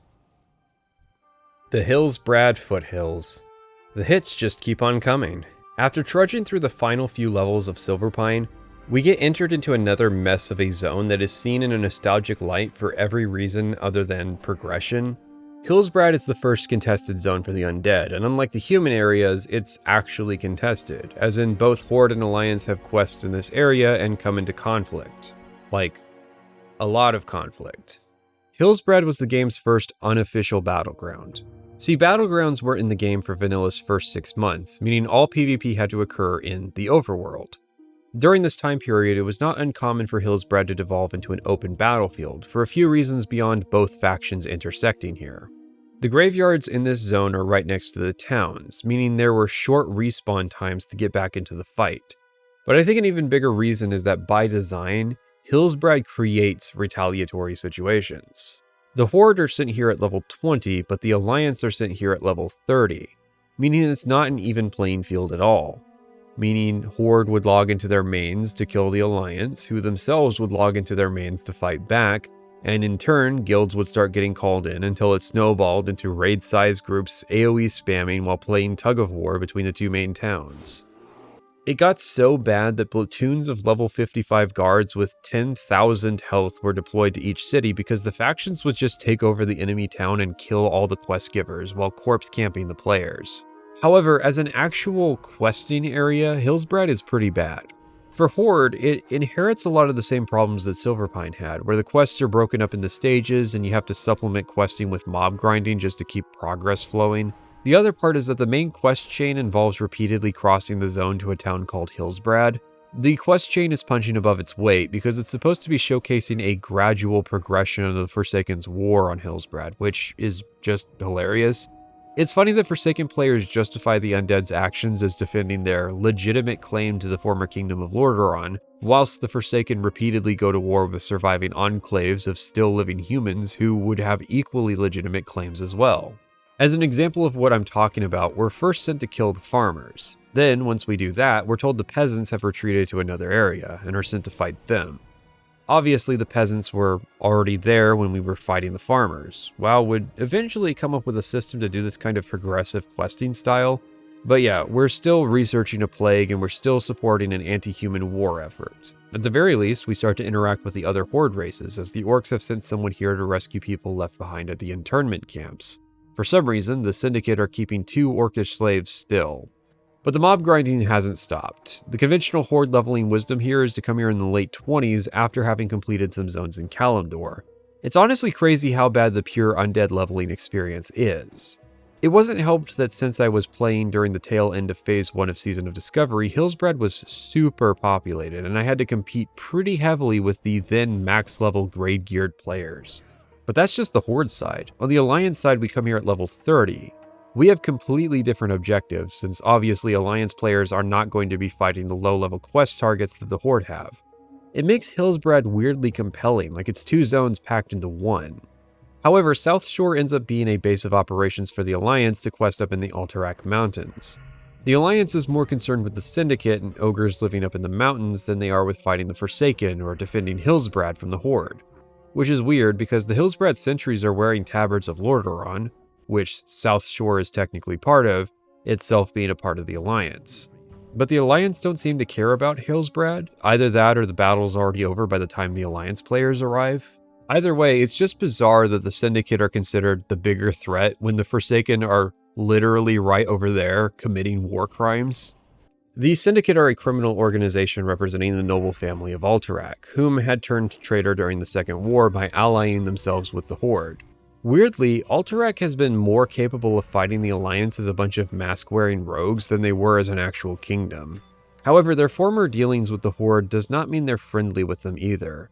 There is an implication of them being manipulated by the Burning Legion, but while that connection exists, it's not something we ever actually follow up on. They are a weird and undercooked faction, serving as little more than a chance to use the human enemy type. Probably because, let's be honest, they're just Lordaeron's version of the Defias anyways. So yeah, that's Lordaeron, or at least half of it. What'd you think? Do you know what I think? I think the Forsaken are a sadly ridiculous faction who should have been wiped out the second the Lich King was defeated. Don't think I forgot that the Royal Apothecary Society was making a plague that would wipe out the dead and living on behalf of Sylvanas, much as she would pretend to not know that was what it was going to be used for. It stood out to me how little the undead seemed to speak with sentimental value towards Lordaeron as a place.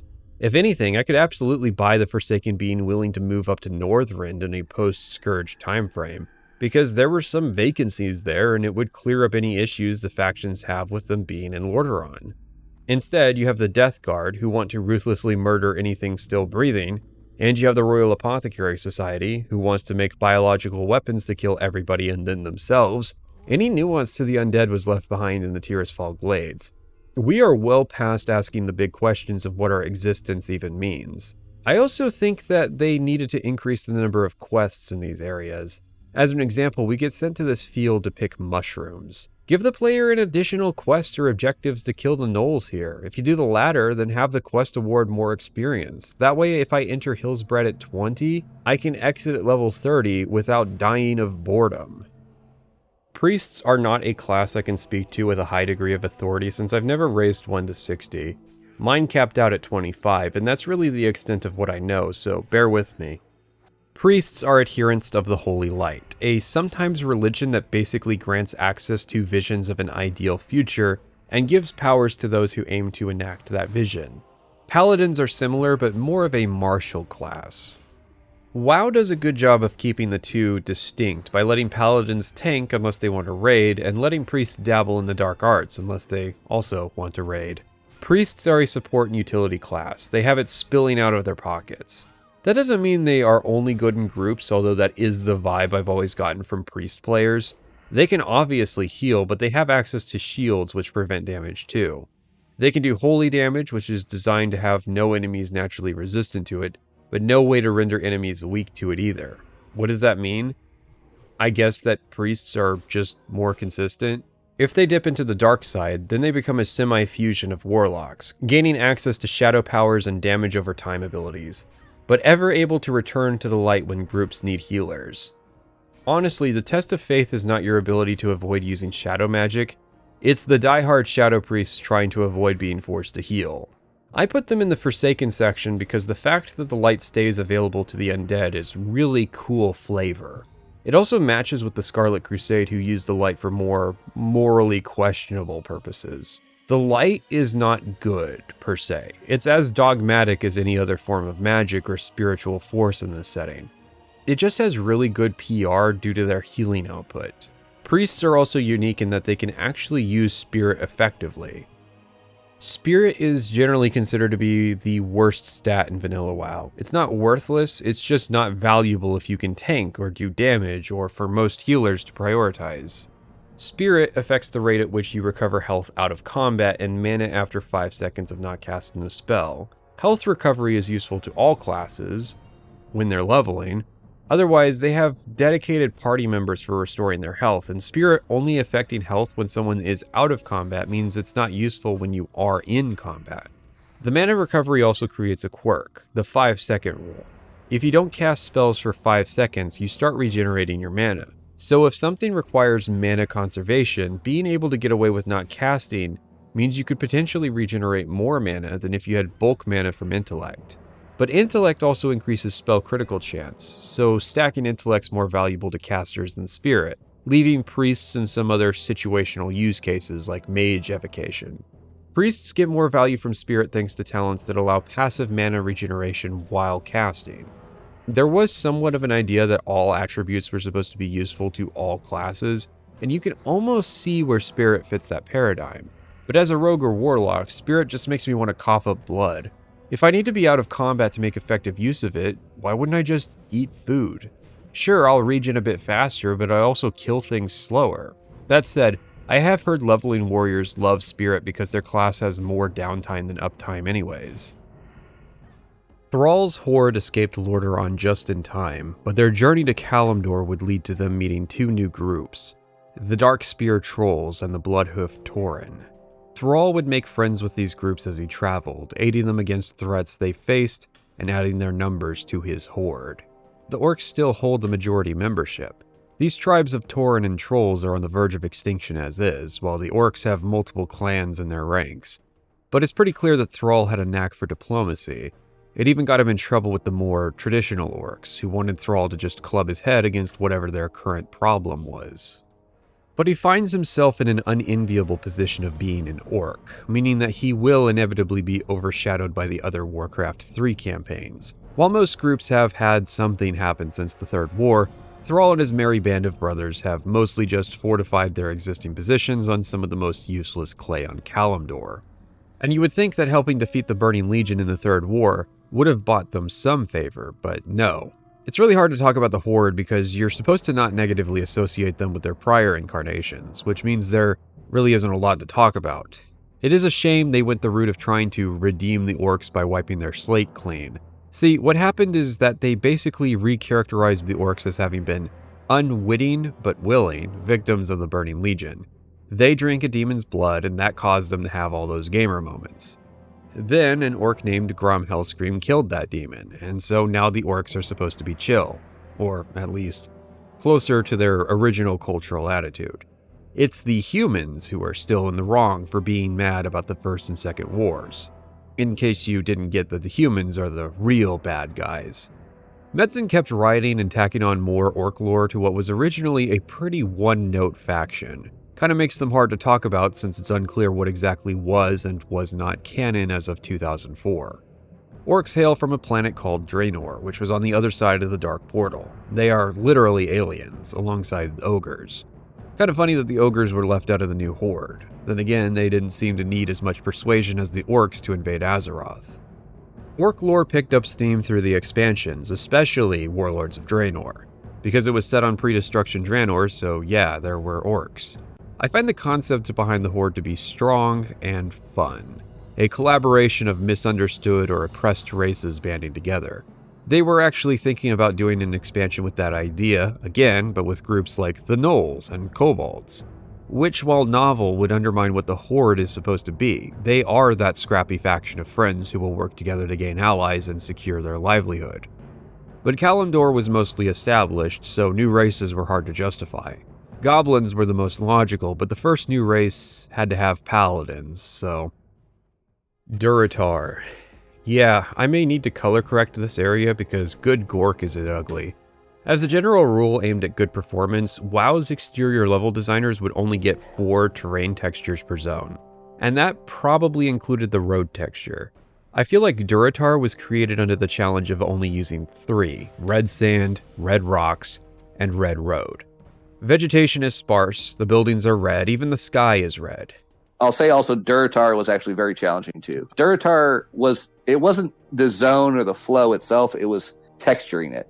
I had a real hard time with coming up with something that looked good. And that one actually took me the most time. It took me, we were given 6 weeks per zone, which, by the way, nobody hit. Durotar took me like 12. Okay. So I went like double on that one. And that was just because I couldn't get the texturing yet. I couldn't get something that looked good. It just, every try, I did like 3 or 4 passes on it. And every try came out just terrible. And then I finally, with maybe a week to go, I hit what it looks like now. The area is much easier on the eyes if you disable a glow effect. Unfortunately, I did this basically at the tail end of our playthrough. Durotar was chosen as the new homeland for the Orcs, as it was out of the way and would serve as penance for their past sins. Just ignore the hog screams of the Quillbore being slaughtered in the background. Yeah, the thing is that no habitable part of Kalimdor is wholly unoccupied. And even a place as seemingly worthless as Durotar still has native inhabitants. I guess some things never change. The Orcs supposedly like Durotar because it's not unlike their homeland on Draenor, but where? Durotar was named after Durotan, Thrall's father, who he never knew, and former chieftain of the Frostwolf clan.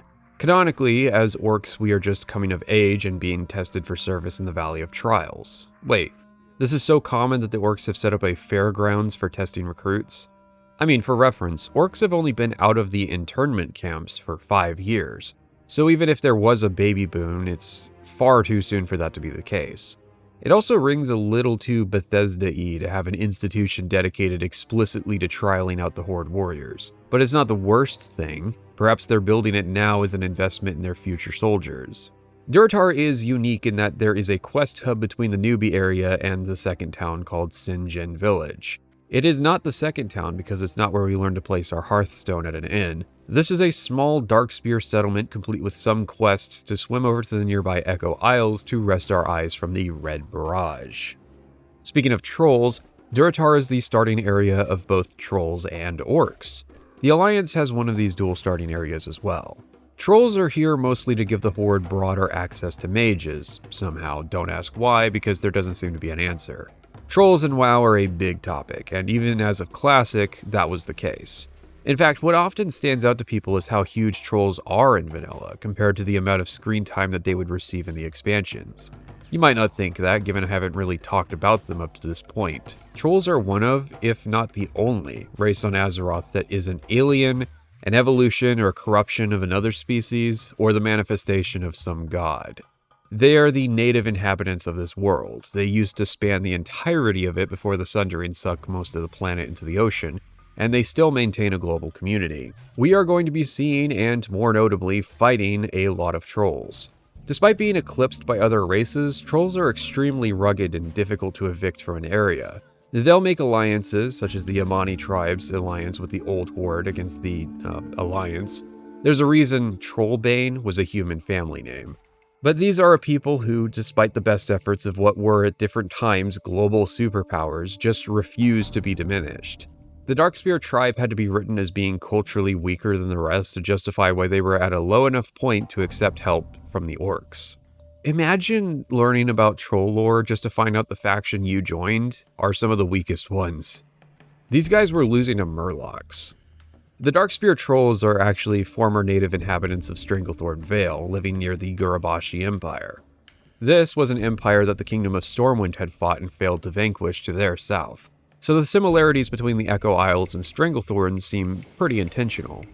But yeah, even though we haven't talked about them up until now, almost every section in this video going forward is going to involve trolls in some capacity, so they merit an introduction. Do you want to know why the trolls have been so difficult to deal with? They're just a hardy people culturally, as they literally regenerate body parts in short time. There's some, canon disagreements as to the extent of this ability, as it poses a storytelling challenge to have a people effectively immune to most mortal injuries. But troll regeneration is definitely a thing, even manifesting as a racial passive. Troll regeneration as a passive is actually the reason they're favored for speedrunning. Passive health regen is a big deal in classic leveling, so getting a boost to it is really nice.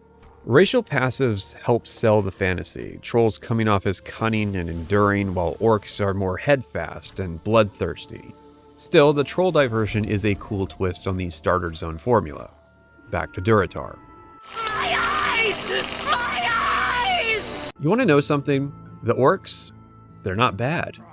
I find Vanilla WoW does a good job of balancing the orcish, we are in tune with the elements now, writing with, yeah, I killed a dozen humans at the raising of Stormwind. It really sells the vibe of a culture that's undergoing self-introspection, having members obviously still prefer the old ways. They might not get why it's necessary, but they're loyal to the war chief, and so far Thrall has been great at his job. So, who are we going to crump today? Well, there are some Koltirans on the beach still, for some reason. These guys are still following orders from back in Warcraft 3, and spoilers, they're still going to be there years later. If there weren't human children in the game, I would argue places like this are the best evidence that humans in the setting reproduced through parthenogenesis. There are also the native Quillboar. We do a few quests fighting them, although not as many as you would expect. I think in the vein of pitching the idea that the Horde is surrounded by enemies, they also inadvertently don't have enough time to set any of them up as proper enemies. As well, there are also Harpies and Burning Blade cultists that the Horde have to deal with. Durotar as a zone, though, beyond its appearance, is also hated for its design around ravines. It is diverse in terms of gameplay. There's not really another zone that has this kind of vertical traversal. The problem is, you can jump down into ravines, but there are not many ways to actually get back on top of them once you're on the inside. So for example, there's a quest objective to kill a warlock at the back of a ravine. You can jump in and do it, great. But now you still have to fight all the way back out. and since WoW doesn't exactly control like a fine-tuned platformer, it's pretty easy to fall in by accident. Still, Blizzard would learn from this when it came to later zones in TBC and especially Wrath of the Lich King, and create better tuned areas centered around ravines and vertical exploration. So if you ever fell into the back of the Harpy Ravine, well, your sacrifice wasn't in vain. Speaking of the Harpy Ravine, mob pathing, Scott Harton, hired in 1999 to write WoW's engine, would end up rewriting the code for pathing geometry over a dozen times during the project. This was not because he was unskilled or the code was bad, but rather the parameters of the project often changed. Think about it, if the game has bad pathing, that can be exploited. An example would be that wheel in the Deadmines allowing players to reset fights. This takes advantage of the fact that the AI cannot path to your location. They enter into an evasion state and eventually reset, allowing you to avoid the wipe. AI pathing could only be non-exploitable if it was about as robust as the player's ability to move. But that isn't realistic on servers from 2004 that were already getting overwhelmed just by the number of players trying to log in. Additionally, there are a lot of edge cases in AI pathing. For example, how do they handle the transition between pathing on an interior mesh to an exterior world plane? The problem was, because AI pathing was constantly being tuned, it meant that content reliant on pathing couldn't be reliably tested during development. Wailing Caverns was created so early that they couldn't predict the pathing problems it would have. Another example is this Harpy Ravine. See, it has these nests with harpies up in them, but the harpies cannot consistently fly down to you. The only ones you can really kill are the casters, and you have to be a ranged class yourself to do so. I imagine harpies and a few other flying mobs in the game were envisioned as having the ability to fly, meaning that they could path anywhere the player could. But that's not really the case, so you have these flying ambushers who can neither fly nor ambush. WoW harpies are weird in general. They'll show up every couple expansions in weird places, but not actually have any plot relevance. Part of this is that their lore was set up in a 2003 monster manual for the Warcraft role-playing game, but I'm not sure it's referenced in the game itself. They were supposed to be tied to Ashara, but given everything tied to Ashara basically went nowhere until randomly being resolved, it's not surprising that harpies were left behind.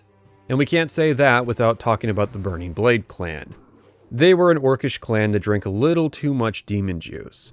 This meant they produced some insanely powerful warriors, called Blade Masters, but Thrall still kept them around and tried to rehabilitate as many of the demon addicts as he could. This is part of the reason why the Horde allow warlocks to openly practice, albeit with obvious suspicion. But the problem was that a lot of them were still easy to manipulate into going back to their old ways, and as of Classic, they are. We'll learn more about that in the next dungeon, but are they built up well as an antagonistic force? No. Their plotline crashed hard and basically amounted to, these guys are bad for the Horde's optics, what if the Alliance still thinks we're evil? And a lot of this is in service of the next dungeon, situated in the middle of the Orcish capital of Orgrimmar, which is unfortunate as Ragefire Chasm is not particularly great. Orgrimmar. This was home to me on a few private servers as well as Season of Discovery. If Stormwind is an orderly, intentionally constructed city, Orgrimmar is a chaotic, also intentionally constructed city. Orgrimmar was built up in the last few years, like Stormwind, but I guess Gazlowe was more of a naturalist when it came to architecture. Orgrimmar is built into the canyon. It conforms and contorts with its natural environment while still giving the feeling of having been conquered by the orcs. It reflects a people who, while still trying to find their place in the world, have tried to recognize the value of working with the elements around them instead of against them. As a layout though, that means everything is spread out randomly across the rather large city. It shares that problem with Stormwind, but I'd say Orgrimmar is worse because of how random the locations can feel. It's also just somewhat annoying. For example, there's a ridge that runs along the main area, but to access it you have to dismount and run up a tower. The only time you need to dismount in Stormwind is to enter a building, and cities like Undercity are entirely navigable on a mount. There's also a ring with 2 levels, so anytime you get directions here, it's hard to tell if the marker's pointing at the upper or lower level, which is part of why these multi-level ringed designs got cut out of Ironforge and Undercity, even if they could fix it by having the UI element indicate if they're up or down from you. Orgrimmar, despite being a city in Durotar, is much easier to look at. It helps that the road and some of the buildings break up the color scheme. It looks a lot better at night though. Orgrimmar is also the only city to border and exit into 2 different zones, possessing an exit near the Barrens/Ashenvale border that is a little impractical to use. Fun fact, the Zeppelin to Orgrimmar was originally intended to be in Orgrimmar, not outside of it. The problem was that they couldn't make the Zeppelins flying into the city look good due to the wide turning radius they needed. Cataclysm would update the city to move the Zeppelin inside, but also update the aesthetics and add yet another exit, this time into Ashara. I have to say, I don't hate the updates to Orgrimmar, especially as it was changed to reflect the increasing number of races joining the Horde. Orgrimmar has come at a price, both internally and externally. We'll see it in Ashenvale what price the Horde paid for their new city, while we can see in the Cleft of Shadows the internal price. It's here that rogues and warlocks practice their dark crafts, for the good of the Horde, but still, away from prying eyes. It's also here that we find the Ragefire Chasm.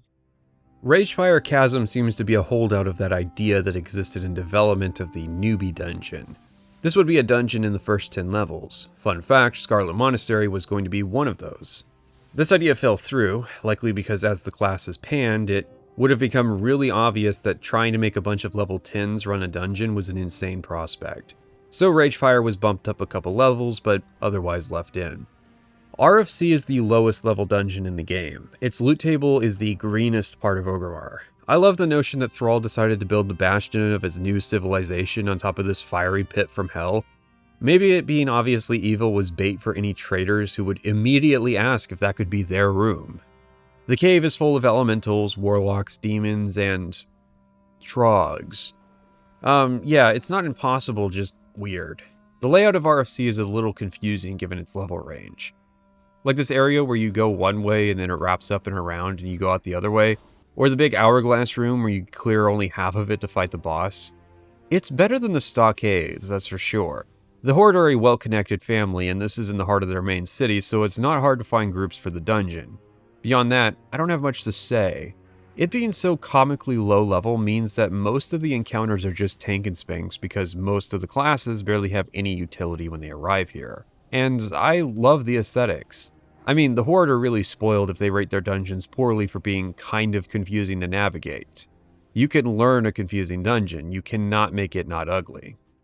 Mulgore, starting homeland of the Tauren. Ah, I've been expecting you. The Tauren are a cool race concept. Sure, they're just Minotaur by nature, but their original art showcased a logical reason why they'd get along with the orcs. They were savage and brutal, while still holding a respect for the natural world. Where the Tauren were becoming more violent, the orcs were coming the other way, and they met in the middle.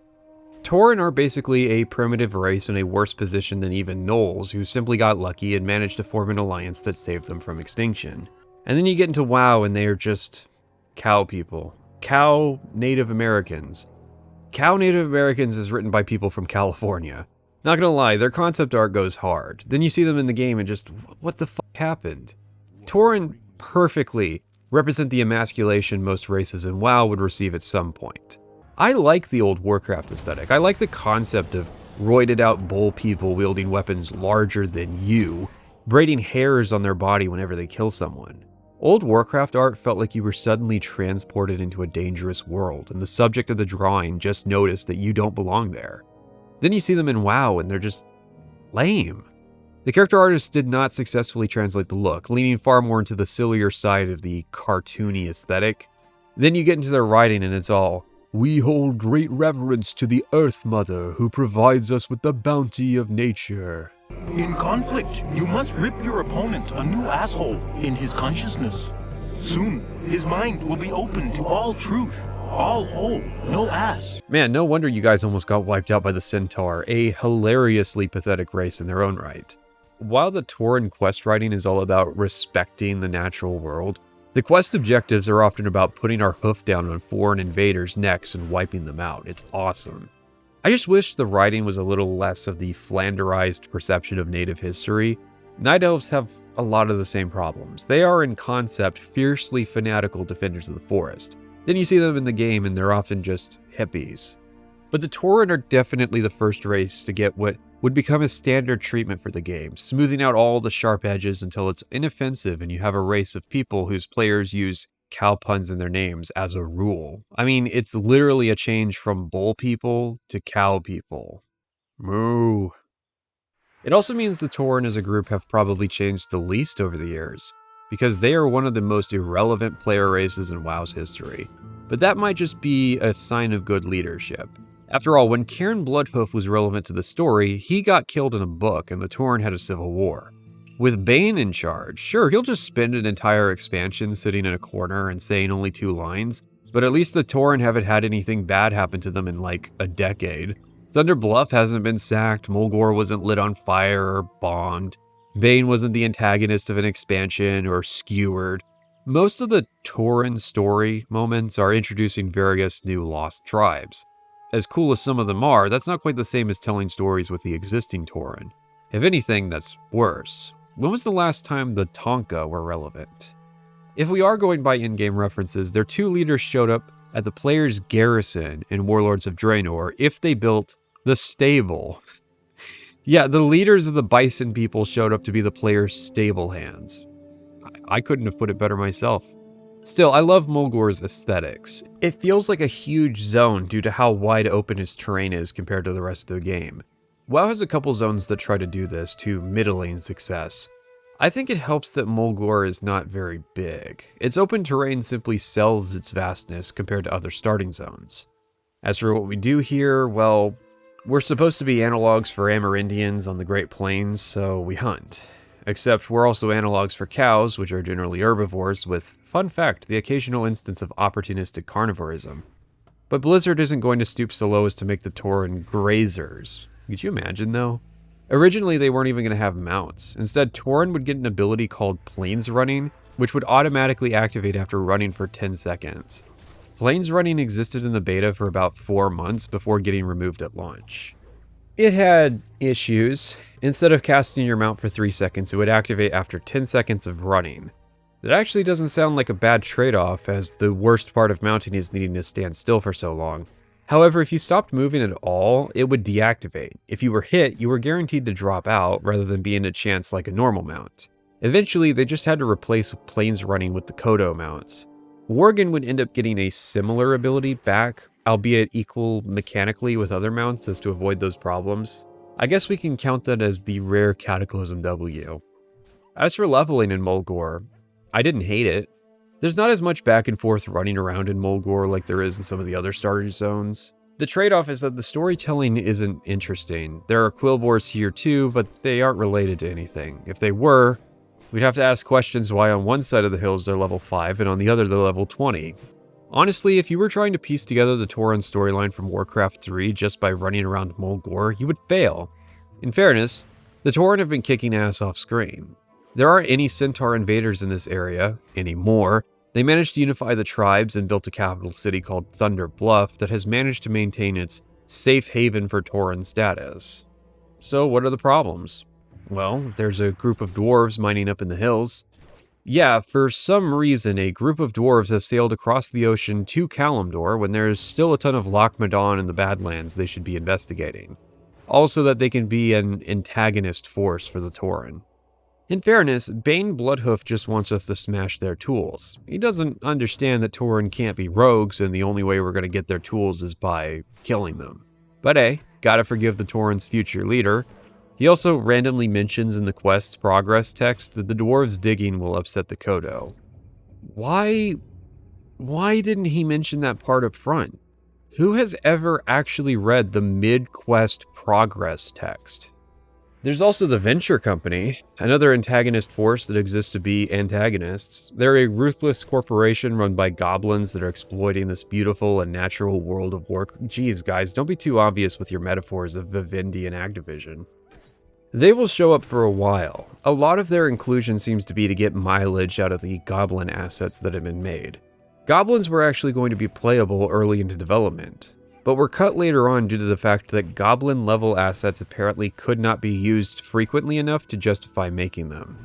Goblins were too much work because we wanted them to be engineers and fill their world with machines. This steampunk vibe would require building contraptions like locomotive pets, industrial weapons, and so on. These assets wouldn't fit into non-goblin areas of the world, which meant we couldn't get much reuse from them, so it wasn't really worth investing the resources needed to pull off a convincing goblin starter zone. I played that over clips of the various assets he's describing, existing, and seeing use throughout the game. What's even worse is that gnomes were added at the same time as goblins and had the same exact problem to an even greater degree, yet somehow they made the final cut. I mean, it's not much of a mystery given which zones were made first. So yeah, the Venture Company exists so players can fight goblins, amongst a variety of other races they employ. It's funny too, because they are mercenaries, just like us, except we brand ourselves adventurers and occasionally work for the government, so that makes us the good guys. The thing is, the only real information we get about the Venture Company exists in the manuals of the role-playing game, and that is that they are trying to exploit the peaceful nature of the Tauren to mine iron and tin located in this region. But that's from a book that was written in 2006. One closer look to Classic's release simply states that the Venture Co. is sponsoring goblin businesses around the planet and that the writer, Bran Bronzebeard, thinks they are a pseudo-religion. And that's why they're poisoning the wells in Mulgore, I guess. Go kill the bad men now. To say we don't know much about them is an understatement. Goblins and their home at Undermine was something that had existed in the canon for a while, at least as far back as 1999. But they never managed to justify bringing it to the game until Cataclysm, which, predictably, destroyed it. I'm just... the area did not even exist before. Like, how did you come out of the gate planning to kill it? Since a lot of new Cataclysm areas was stuff they had originally wanted to do at some point, I'm guessing their idea for a goblin starter zone was going to be set here, and maybe it would have been the middle ground between Ratchet and Booty Bay, hence why Ratchet has some quests for level 10 players. But instead, they made it a phased instance that could only be visited if you make a new goblin character, and a dungeon if you want to explore some of the ruins. Cool. The Tauren aren't being total pushovers. They refused the Venture Company the mineral rights, which was smart, and are now destroying the caravans that supply their illegal mining operation. Thank you. There's also Harpies and Mulgore. We already talked about their plot absence, and that isn't changing until we get to the Stonetalon Mountains. Overall, Mulgore's aesthetics are good and its questing is fine, mechanically, yet I have this unshakable feeling of not liking this area. And I think that has everything to do with me just not liking the direction they took with the Tauren as a faction in WoW. Things will get better though in the Barrens, and that's because the Tauren will start hanging around with the other races of the Horde. Ironforge to be super memorable, and we wanted Darnassus to be exactly that too. And it was kind of funny to see how people were like, they would rank all the cities, and then, this one would move up a couple rankings, and it's nice to see that, all the cities really just turn out fantastic. I mean, and we have Thunder Bluff too. I forgot about Thunder Bluff, yeah. Thunder Bluff is the new capital of the Tauren people. Founded by Cairn Bloodhoof after the Third War, his rulership has brought the tribes together who recognize his leadership, but not necessarily an allegiance to the Horde. Thunder Bluff actually looks like a city that was built in just a couple years. The Tauren are supposed to be a nomadic people, so it was simply a matter of moving here and carving a couple giant totems. It's built atop several large mesas, a tactic the Tauren have historically used in their fight against the Centaur. And it wasn't just built quickly in the lore. Thunder Bluff was actually the quickest to be developed, taking only a few weeks compared to the months of work that Undercity took. And I mean, it's not hard to see why. From a design perspective, Thunder Bluff is actually impressive. Its layout is super compact, making it ideal for Horde bank alts or leveling your professions. That's probably a product of it being marked out and the designers figuring out how to cram a Stormwind-sized number of NPCs into a much tighter space. The only annoying part of Thunder Bluff are the buildings that lead to the bridges between the mesas and the fact that they will dismount you. I mean, they kind of make sense when you remember the Tauren are supposed to auto-trigger their mounts by running, but it's still very annoying. The other flaws of Thunder Bluff is that in vanilla, it wasn't connected to the Zeppelin network, requiring a flight across the Barrens to reach anything. It's also in the middle of nowhere Kalimdor. It's really only useful for the Horde to help them reach Dire Maul and Silithus slightly faster. But yeah, its simplicity in design also means there really isn't that much else to talk about. The Barrens is a big zone, likely the biggest in the game. It's hard to tell because of its oblong shape as well as the fact that there are other large zones, but they are for characters with mounts. So it's probably more accurate to say that the Barrens is the biggest zone in the game for characters under level 40 or even 20 when they acquire many of their class mobility mechanics. As well, the Barrens ties for covering the largest band of levels, going from 10 to 25. It ties with Hillsbrad, albeit that zone's 15 level range was one of its weaknesses, and Stranglethorn Vale, which covers 30 to 45. Since levels get longer the further in you go, obviously you end up spending a lot more time in Stranglethorn. But the Barrens can feel longer because it's big and boring.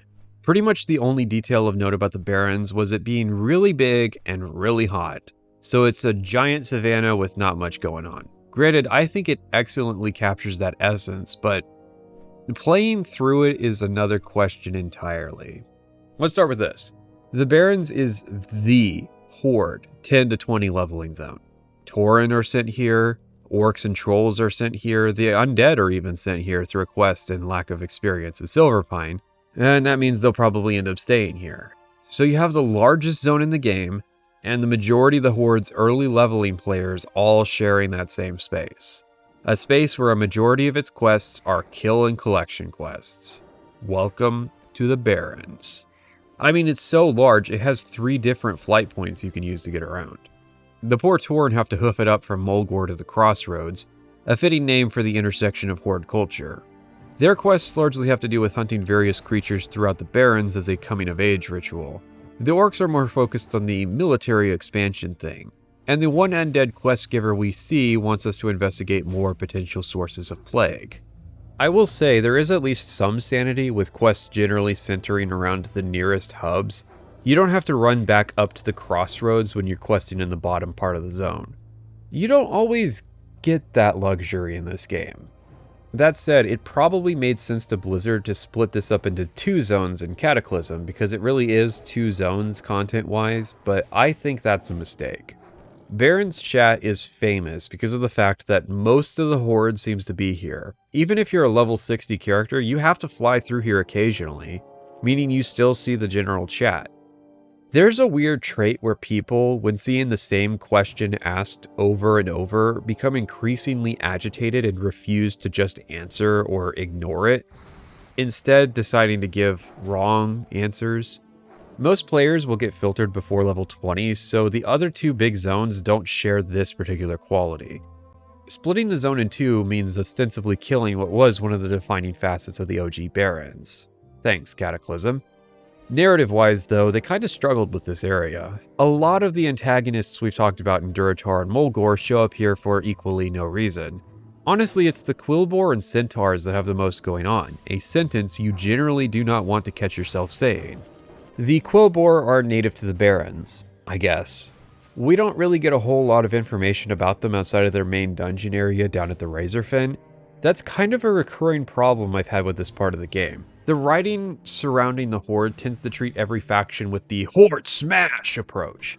So we get a lot less intrigue and have to have the plot dumped on us in some dungeon somewhere. I seriously have to wait multiple sections just to say that the pigmen were spawned out of the corpse of a dead pig god.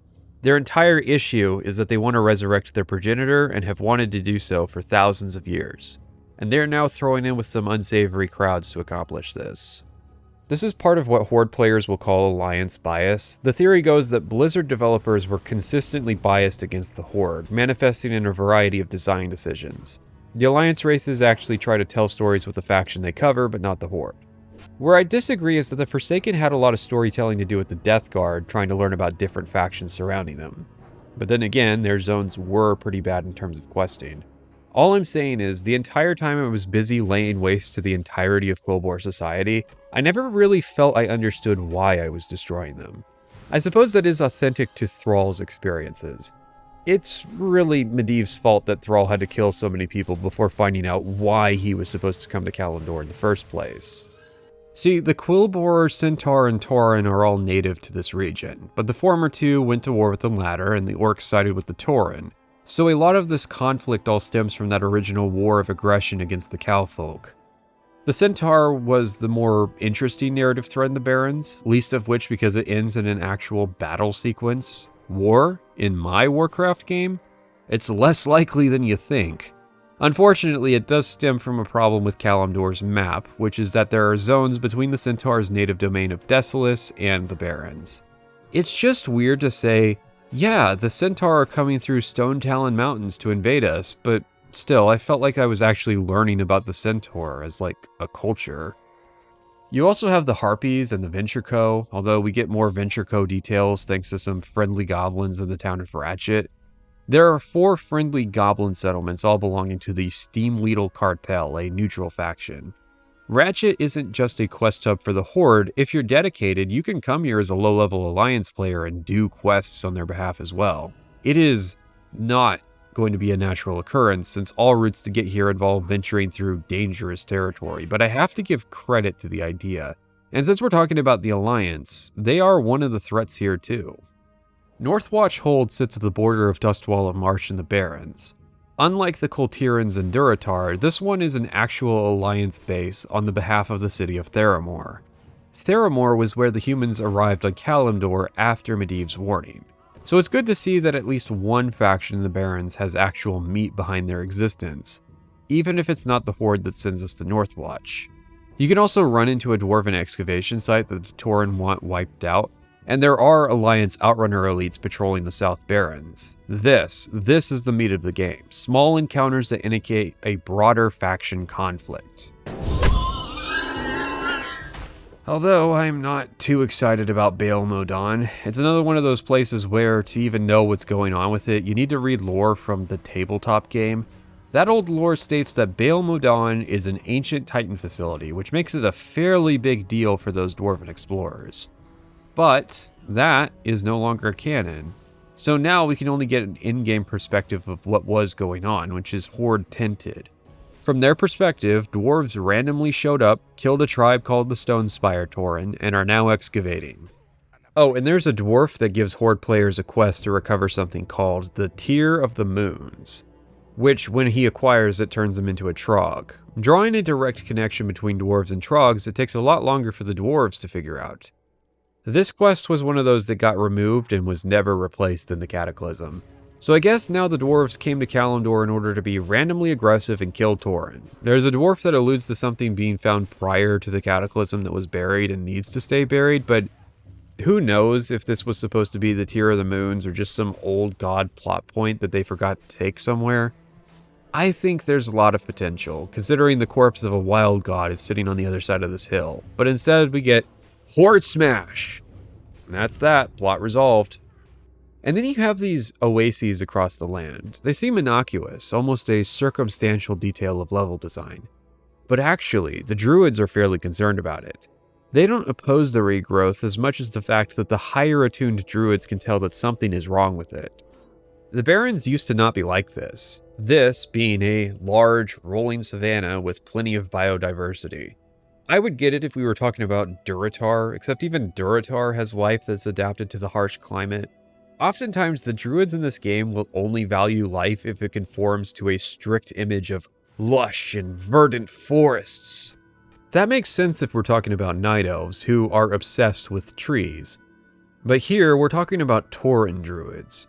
Tauren, whose entire natural world and culture is built around the plains. Now, the reason for this is that the Tauren druids are subservient to the night elf druids through an organization called the Cenarian Circle. I mean, on paper, they aren't supposed to be. But the Tauren have to get dragged along with all the Cenarian business because of gameplay reasons. The Horde needed access to druids as a class, so the Tauren were given that role. They also apparently have some millennia-old relationship, yet the elves could not be bothered to come help the Tauren with their whole extinction problem.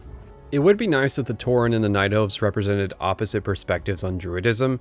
Where the Night Elves want to build forest everywhere, the Tauren want to respect the world as it is, not what it should be. But there is a reason that druids are forest obsessed. We'll touch on that in a moment. After a short investigation, we find ourselves heading into the Wailing Caverns. Wailing Caverns, the Barrens of dungeons. Wait, that can't be right. I didn't have to keep coming to the Wailing Caverns for half the game. Wailing Caverns has a reputation. It's the first real dungeon for the Horde. RFC barely counts, so WC ends up fitting the same role as the Deadmines. It's the filter dungeon. If you don't know what you're doing, then you're going to have a bad time here. Personally, I'm not navigationally challenged, but this dungeon is confusing for people who are. Well, a particular part. Like, 70% of it is extremely straightforward. There's just a random maze thrown in. This was one of the dungeons made by John Statz. The story he tells of its creation is that he made it, and then Alan Adham told him, "That looks great," and placed the instance line at the end of what John had made. John made the ravine area, and then was told to make more, so he added 2 more wings, and still they wanted more, so finally he added a maze section.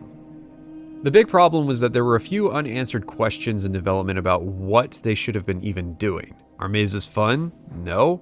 Okay, well, lesson learned. No more mazes from here on out. Are non-linear dungeons fun? Kind of. Okay, more linear dungeons to even out the variety. Is the gameplay fun? They didn't have pathing code to test it, so who knows? Is a jump that can set you back partway through the dungeon fun? No. I'm surprised this one made it through development, actually. Most decisions seem to account for players who'd have poor frame rate or latency. Given that both of those things can impact a player's ability to complete this jump, I'm surprised they left it in.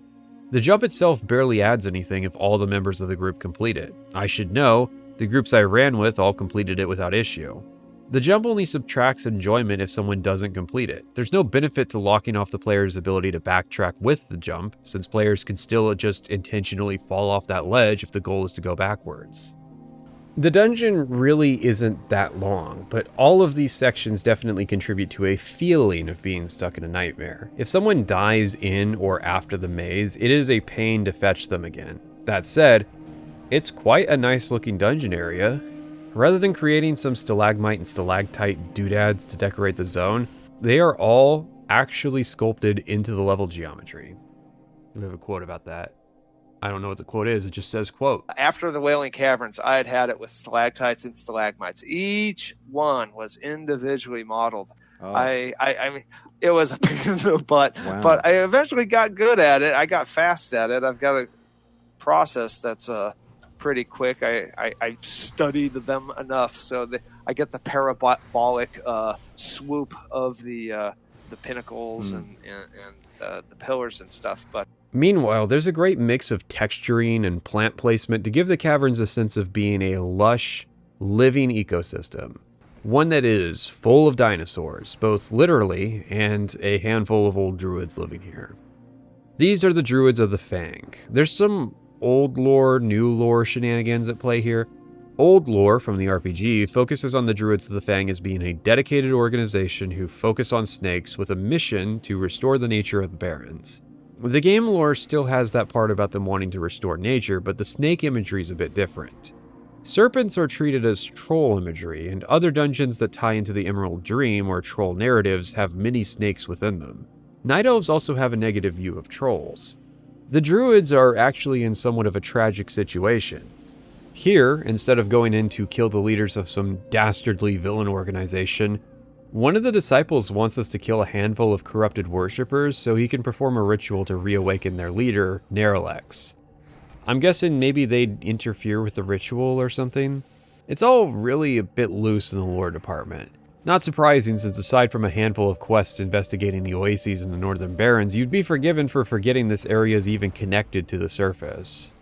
that's really the telling factor. That was the variable that decided how many bosses you could do, is how many monsters could we size up and then call it a boss. We said, well, like the Murlocs showed up in the Wailing Caverns, There was just bosses that we'd have a monster model say, well, we haven't really scaled that one up and used it as a boss. We'll put that one in there. And if it didn't go with the dungeon, then we wouldn't do that. And we'd try to bite the bullet and either use the same model and do a Roman special and retexture it and reanimate it and call it its unique thing. See, that's basically it. Wailing Caverns exists to justify using a Murloc in a dungeon. That aside, Wailing Caverns is not a bad dungeon. Its trials focus on leadership, coordination, and not falling asleep. I mean, bringing someone who can dispel sleep effects. This is easy for Horde since Shamans have Tremor Totem, but Priests can do this job too.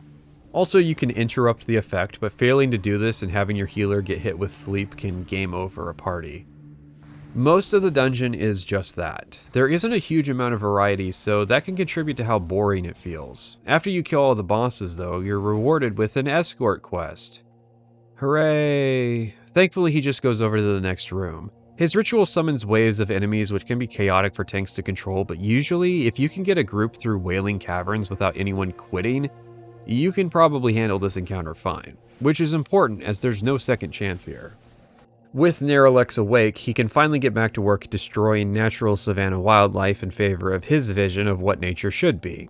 But okay, Neralex has been trapped asleep in some kind of a nightmare. This is the first reference to a plotline that would be relevant to almost every expansion of WoW going forwards.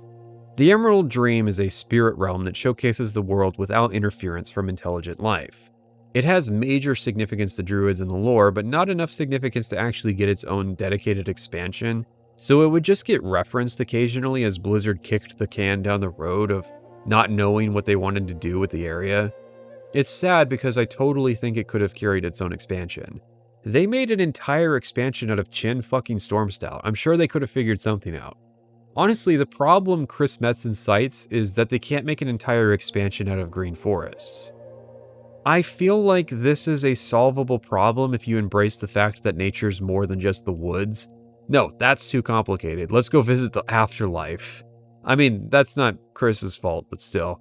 They can't really complain about not getting to make something into an expansion when we had Pandaria, alternate reality Draenor, and now the Shadowlands as a setting.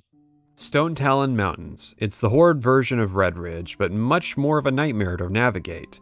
It's made up of a series of tight canyons, and since it's a contested zone, that means tight bottlenecks that are easier to grief. I guess this is revenge for Redridge? Stonetalon Peak was the setting of the Oracle mission from Warcraft 3, a fan favorite that gets almost no reference here. It's interesting that in a game about porting locations from the Warcraft games, that Stonetalon Peak in Stonetalon Mountains is completely different, which was a spirit they brought forward to Kata when the storyline here had to be made non-canon due to painting Garrosh Hellscream in a positive light. Also funny since Kata actually made the zone more interesting. Stonetalon is basically divided into 3 valleys, with gorges between them. There's a Horde town in the middle, with shortcuts that can take you around the zone, and there's a pathway through a cave that takes you to Ashenvale. Otherwise, it's a really annoying area. Especially if you die, given there's one spirit healer in the middle of the map, so you have to run back to whichever valley you're questing in. The Venture Co. controls one valley, the Alliance another, and some Harpies the third. The Alliance area is interesting because there's nothing here. It's a Horde questing area that has a flight point for the Alliance. To emphasize how barren STM is, a channel that posts 1-hour ambience tracks for most of the zones in vanilla only posted 30 minutes for this area. So imagine my surprise when during a quest there was a mechanic to manually place an object in the world in a custom location and have its model show up. This was super surprising to me. It's basically how a mechanic for decorating a player home would work. I don't remember seeing anything like this anywhere else in vanilla, and here it is in a random quest in the middle of the game's deadest area. Even Season of Discovery seemed loath to add content here. I made it to level 50 without grabbing the flight point. I wouldn't say this zone is unfinished though, I'd say it didn't quite pan out. There's a lot of effort to make the best out of this area that pretty much only exists to explain where the Horde get Wind Riders from. There is one funny quest though. We go to a cave to investigate some kobolds who turns out are worshipping an earthen. This single earthen is apparently an unparalleled threat to Kalimdor, at least according to this one troll. And we're only able to defeat him because he recently woke up, otherwise we wouldn't stand a chance. So establishing the tradition, this quest was basically ignored in the later canon. The earthen, in another part of this very game, serve a very different role and aren't quite this strong. At the very least, we can assume that troll could just be wrong, but even still, you'd think this would be a big attention getter for the mystery of the dwarves' origins since, you know, it looks pretty dwarven to me. Since we're discussing the Horde at length, it figures we might as well talk about the Horde exclusive class, the Shaman. They are the opposite side of the coin of the Alliance Paladin. There was apparently some debate about faction-specific classes, and the side in opposition likely won after the headache that was trying to keep the two distinct but in balance with each other. Because in TBC, the new races were given access to the other faction's unique toy. According to Kevin Jordan, Blizzard was apparently happy with the Shaman, but not quite as thrilled about the Paladin. In fact, there was a reason he made Paladin, as he wanted to figure out from a gameplay experience what was missing about the class. Which is funny to say because his interview discussing the Shaman was the shortest of all 9. The Shaman is a hybrid class, and hybrid classes in vanilla experience what's dubbed the hybrid tax. Any class that is good at fulfilling multiple roles in a party is usually hit with a roughly 10% penalty to their effectiveness at rolls. What a hybrid is, to me, is someone that can do multiple roles, sort of at the same time. They can be a tank and a DPS at the same time.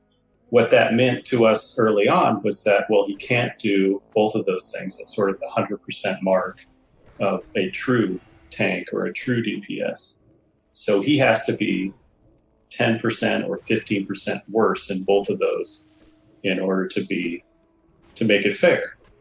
What we found was that was way too big a difference that was way too far off the primary role in order for it to be useful at all. So we ended up finding that probably any more than 5% difference was going to mean you're out. The effect this has is basically welcome the only real tanking spec, warriors. Yeah, the intention was that protection paladins, protection warriors, and feral druids in bear form be able to tank all of the endgame content essentially equally. Notice that he did not say the shaman. The shaman had heavier armor, and so him being a stand-in tank up to the level where sort of like Sunken Temple-ish was okay in our mind, but we never intended for him to be a full tank for raids and things like that. Just to answer that more definitively. Mm-hmm. Vanilla is so bizarre. I can understand aiming big and falling short. I don't get the prospect of aiming for a spec to be viable until just shy of the end game. Even then, many shamans report difficulty with tanking starting in the 30s. This section's hard for me since my only real shaman experience is either vanilla private servers, which kind of don't count, and SOD, which definitely doesn't count. I'm sure shamans tank in vanilla the same way I've seen a druid tank on Ixia, but warriors dominate. The hybrid tax is funny in that warriors are the best tanks and some of the best DPS as well. That's why they're the most played class. Hybrid tax should really just be called the healer tax, as that's more accurate to the underlying justification anyways. If you can heal yourself while tanking, you got a tax. Can you do a bunch of damage while tanking? Well, that's okay. Shamans do provide a ton of cool utility gadgets, no matter what they're doing. It made playing a shaman quite fun, at least in groups. Playing solo, I needed those SOD runes to motivate me to get to 20 because otherwise I had a drinking problem. Shamans are built around totems, which they can get every 10 levels until 30 through class quests, and boy, I'd rather make a video about Elder Scrolls Online than ever do the water totem quest again. If your impression of class quests was the shaman, then I understand why you dislike the concept, but it is better for the other classes. After you complete the quest, you get the totem corresponding to one of the 4 elements, and the totem is like a physical item that takes up bag space. Anyways, the totem quests get more convoluted to complete until the air totem, where whoever was designing the shaman quests thankfully gave up and just had an NPC give us the final totem. For reference, shamans get one of the best level 20 movement speed abilities, and it's still garbage, largely because of the copious amounts of intercontinental traveling required. Private sessions almost quit the game because of these shaman quests. That said, the totems are great as abilities. Earth totems make players around it tough as rock or inhibit enemies from attacking the player. Fire totems increase the player's ability to do damage. Water totems provide restorative properties, and air totems kind of are a mix of earth and water. If you've seen Avatar: The Last Airbender, you're already halfway to being a shaman master, which is funny since Avatar aired just after World of Warcraft came out. The distinctions are also interesting. In Avatar, the elements are just physical properties of the world, and the spirits are a completely separate concept. While in WoW, the elements are the spirits of the world. Elementals are constantly at war with each other, and shamans are, at best, either mediators in these conflicts or take advantage of the chaos to direct these elemental forces upon their enemies. I think one of the most interesting takes on shamanism in Warcraft are the goblin shamans. They subvert the trope of being weed-smoking hippies in tune with the elements by making elemental control a business matter. Elementals were proved time and again to want things, and goblins are all about giving people what they want, for a price. I think it helps break up the monotony of Thrall, who, while respectable in his usage of the elements to build a stable orcish state, with time was saddled with the responsibility of balancing the elements and saving the world. I'm just saying, nobody did a double take at evil paladins. The goblins aren't even being necessarily evil. I will say that shamans are the class to play if what you're looking for is good small-scale instance content, so 5 and 10 mans. Their options in raiding are limited, but every class is usually reduced to 1 or 2 abilities while raiding anyways. Whereas in a dungeon, you are rewarded for good on-the-fly decision-making and understanding the role various totems play. A great example being using Tremor totems in the Wailing Caverns to keep your party members awake. I don't think it's an accident that shamans are really good in this dungeon. The downside, shamans have the highest number of distinct abilities in the entire game. Hunters technically have more if we count tracking multiple variations of creatures as being different abilities, but I wouldn't. Druids have a lot too, but they balance that out by having specific abilities in specific forms, so a druid's hotbar isn't quite as chaotic as a shaman's can be, and that's not even mentioning any potential downranking. However, the core problem is this. At the end game, you have to play healer, but being resto spec makes doing anything other than that raiding slot kind of miserable. Elemental and enhancement aren't amazing outside of PvP, so look forward to respec costs. Season of Discovery became Season of Shaman for a spell, and it was hard to complain given that this was the one time in the history of ever that shamans got to be on top. Shamans have a pretty cool toolkit, and every other level until 42, you're unlocking new abilities. You can chain Farsight casts while using Mana Spring Totem to explore the entire continent, including out-of-bounds unfinished terrain. You get a second Hearthstone and immunity to fall damage through reincarnation. You can breathe water, but you can walk on top of it too. Cure diseases, poisons, and enemy players' buffs. The only reason shamans aren't the superior speed leveling class is because they have to sit and drink every minute to stay in tune with the water elementals.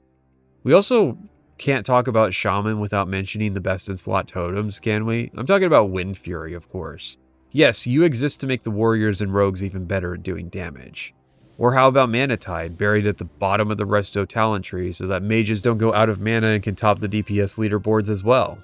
It's funny that shamans are shot down for being low DPS, and then their entire role is to make the top 3 classes even better at doing damage. Want to play optimally? Can you weave in Air Totem as well as a little extra performance for the melee classes? Thanks in advance. I have no hate for shamans, unless they forget to recast or move their totems so they don't pull patrols from behind and wipe the party. Then I'll hate shamans.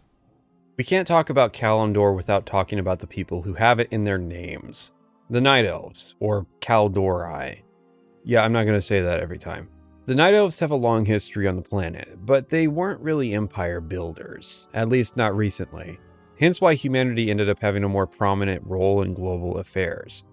As a basic rundown of their society, they used to be a big power until a queen named Ashara came along who wanted a man that could match her ego. And that man was Sargeras, also known as the leader of the Burning Legion. She ended up using the uber-powerful Well of Eternity to try to summon him, causing a huge war and also sinking the majority of the supercontinent that used to make up Azeroth.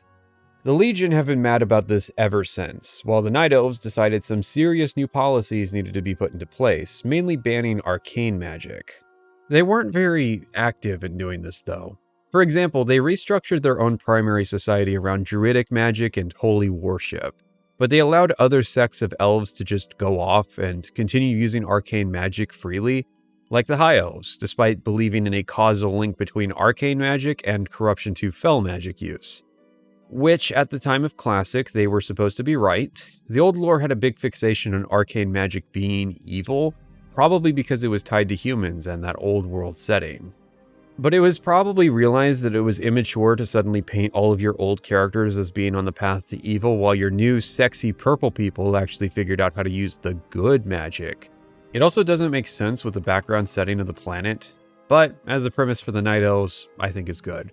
They really hate arcane magic users, which is why they allied with the Alliance. Okay, well, the alternative was the Horde, who they fought with early on in Warcraft 3, so it's more like how the Forsaken are in the Horde, except no, because the Night Elves start off friendly rather than neutral with the other Alliance races. I think this is the first lore failure here, as Night Elves have no reason to be friendly with humans. Although I want to be clear here, because I've seen some people get confused about this, but the Horde were and still are the aggressors in this situation. The Warsong clan are not invading Ashenvale because the Night Elves joined the Alliance. The Night Elves joined the Alliance because the Warsong clan invaded Ashenvale in order to get the lumber they needed to build Orgrimmar. Still, the Night Elves took some pretty hefty losses as a result of the Third War. Chiefly, they lost their immortality. For some reason, the Dragon Aspects decided to bless a giant tree called Nordrassil in order to give the Night Elves immortality. But they, notably Nozdormu, as it's his bag, can't be bothered to do it again. Losing this and hosting a war with demons in their homeland, the Night Elves have sought refuge by growing a giant tree in the middle of the ocean. Wait, I thought you guys knew how trees worked. Of course Teldrassil has problems, it's being watered with salt water. Ah, Teldrassil, home to mistake after mistake. I mean, it's a very pretty zone, and an insanely novel concept, an entire area that's supposed to exist in the canopy of a giant tree. It kinda just turned out to look like a stump though, because it would be insane even today to actually accomplish the scale of what this zone's supposed to represent. So it coming into existence in less than 4 years is... wow, if you thought Thunder Bluff was an accomplishment, these guys built a new capital and then some. Teldrassil poses a problem and a half in terms of world building, and let's not even get started on the colossal strength cognito hazard that was its burning. At least that bad idea is something Cataclysm can point at and say, see, I wasn't that stupid. Okay, so you can magic all of this into existence in a couple years. So what have you been doing for the last 10,000 years? I mean, even if it's not at the scale of Teldrassil, surely every couple years new outposts could be built to expand the influence of the Kaldorei Empire, in order to rebuild what was lost in the Sundering. Surely you haven't been napping for literally 10,000 years. And do you want to guess who burned down Teldrassil? Spoilers, it wasn't any of the antagonist factions, like the Burning Legion. It was the Horde. But isn't Teldrassil young growth, so it'd be harder to burn? Ah, but you see, they used magic fire. But isn't Teldrassil also a magic tree? Like, I can't be the only person who applied schoolyard logic to this scenario. More to the point, it really stains the Horde as a faction. The more people Sylvanas... yes, of course it was Sylvanas. The more people Sylvanas has to convince to participate in this dumb fuckery, the more outrage and resistance there should have been against it. Someone has to light those magical fires that she apparently used. But since Teldrassil is so young, that kind of mutes the impact of losing it. I mean, it does represent a huge loss of life, so I get that. But there's no suspense knowing that the writers could just magic up some equivalent nonsense instead during a 4-year time skip between expansion. Oh wait, they're actually doing that? Like this isn't a bit? I didn't know that was the plan. Teldrassil is a pretty cool zone, which I think is why so many people were bothered by the burning. Night Elves were popular, and this was their definitive starting area.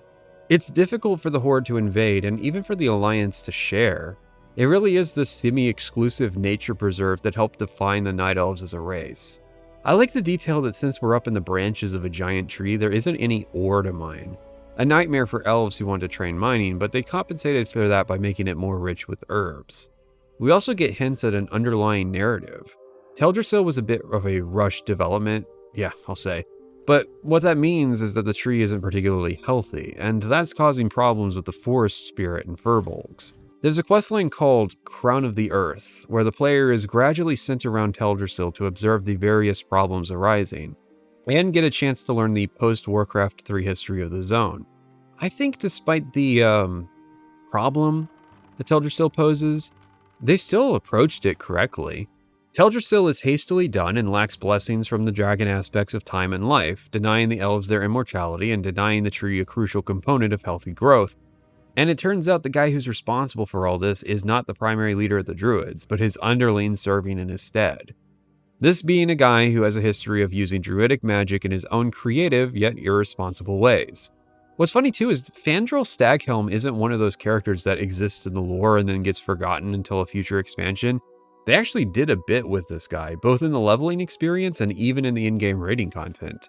Despite being a dick, he does kind of have a valid perspective. The man, who is canonically huge, was tasked with being one of the frontline defenders of Kaldorei society. He did not spend his years sleeping in the Emerald Dream. He was out knocking up a woman and commanding against the bug army. He lost both his wife and son, so it's pretty standard that he's going to be put into the villain track. It was, unsurprisingly, the Cataclysm era writing that pivoted him into being an actual antagonist. And I think that's really symptomatic of the series of L's the Night Elves have been handed over the years. I'm just going to put this out there. There's one common element to Night Elf failure, and that's Malfurion Stormrage. This is a guy who was given massive amounts of undue importance for no real good reason, beyond 10,000 years ago he was Cenarius' favorite student. Cenarius being a druidic demigod that the orcs somehow managed to kill. I don't care how much demon crack the orcs smoked, that's embarrassing.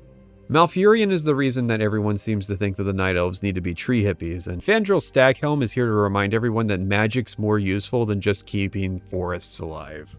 Most of the other Teldrassil quests are just observing the variety of issues Teldrassil's corruption is causing. I really wish they made it clear that Teldrassil was potentially an island that had been lifted up into the air by the tree, because how else is there so much ancient stuff already here if this area is new? Teldrassil is a really good questing experience though. There's not a terrible amount of unnecessary backtracking or zone crossing action, and is so flush with experience that it's really a 1 to 12 zone, rather than the standard 1 to 10. Its one blemish is a barrow den. It is a pretty infamous cave area, and that's saying something given the caves in this game. I didn't find it too difficult, but I think that was because I was playing a hunter. You just have to be very deliberate with the fights you pick and keep the high respawn rate in the back of your mind. It's definitely easy to make a mistake that gets you killed though. Teldrassil is especially pretty around its watery areas and when it rains. All of the forests in this game are on a gradient of magical to cursed, with Teldrassil most emblemizing the magical potential of forests. And you get the feeling from the writing that this is an element the elves are trying to properly curate. Since the entire ecosystem is artificial, it has to be managed through conservation efforts, hence why Night Elf hunters exist. Although for some reason, someone's pushed progressive policy in Kalimdor in the past couple of years and actually allowed the men to become hunters, usually with some variation of the name Legolas. Yeah, the Night Elves had reversed gender roles, with the women being the warriors and priestesses, and the men being druids, I guess. I assume they did more than that. Medicine had to be pushed to allow players to freely choose gender and class combination for the elves. And like our creative director at first really was insistent that only Night Elf males could be druids. Because that's the way we portrayed the Night Elves in Warcraft 3. You know, all the females were the fighters. You know, they're the ones that, you know, kind of wore the pants in the Night Elf family. You know, the males stayed at home and wore the robes and, you know, talked druidic magic. So that was kind of our concept for the Night Elves. And, you know, when we kind of went forward into World of Warcraft, you know, we struggled with that for a little while. And, you know, initially the druid hit the cutting room floor. And then as we talked about the other classes and we talked about what would be a cool class, we kept on coming back to the druid and going, you know, the druid would be really unique. So one of the things we can always do at Blizzard is change our story. And then we got the druid into the game. Although I find it funny that gendered attributes were proposed, but apparently really unpopular with the devs.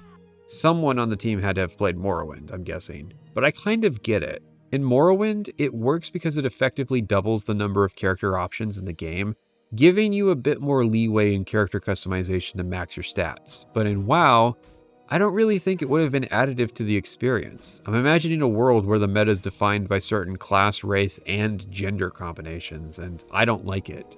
Like, it turns out female Tauren warriors are the best tanks in the game. I want to visit that timeline for a few hours just to see what that meta looks like. How many people were kicked out of guilds for not rolling the correct gender and having 3 more points of intellect than stamina?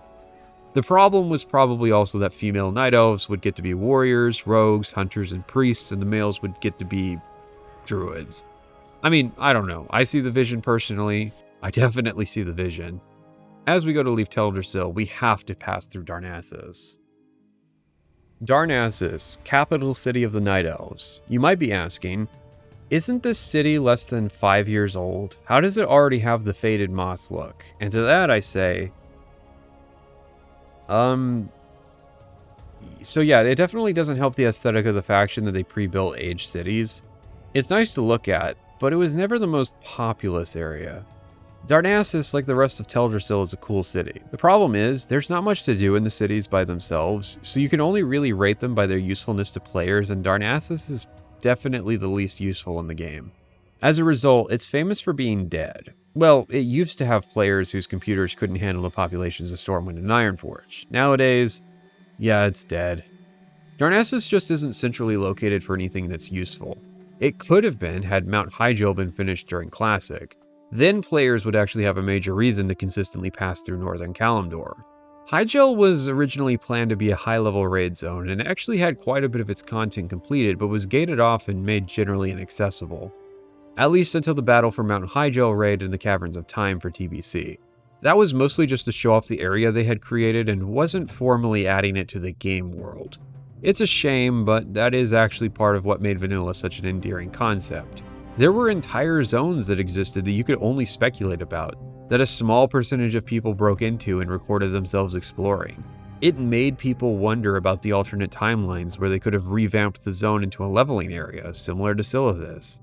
But we never got Mount Hyjal, so we have a city that is almost entirely useful to druids, mages, and if you're operating in Winterspring. So yeah, it's dead. Also, the services are terrible, either for lore reasons, like the lack of blacksmithing stations, or because they had to be tacked on, like the auction house being across a lake from the bank. Season of Discovery did breathe new life into the city during its first phase, purportedly. I played Horde, so I wouldn't know. A world buff from Blackfathom Deeps dropped there, and since BFD was the raid of Phase 1, it was actually centrally located for the Alliance for once. We go to leave and find the exit is a magic portal that sends you across the zone down to the base of the tree, also where the flight path is. A lot of this is owed to the limitations of the engine not allowing them to realize the vision of the city being a large treehouse wrapped around Teldrassil.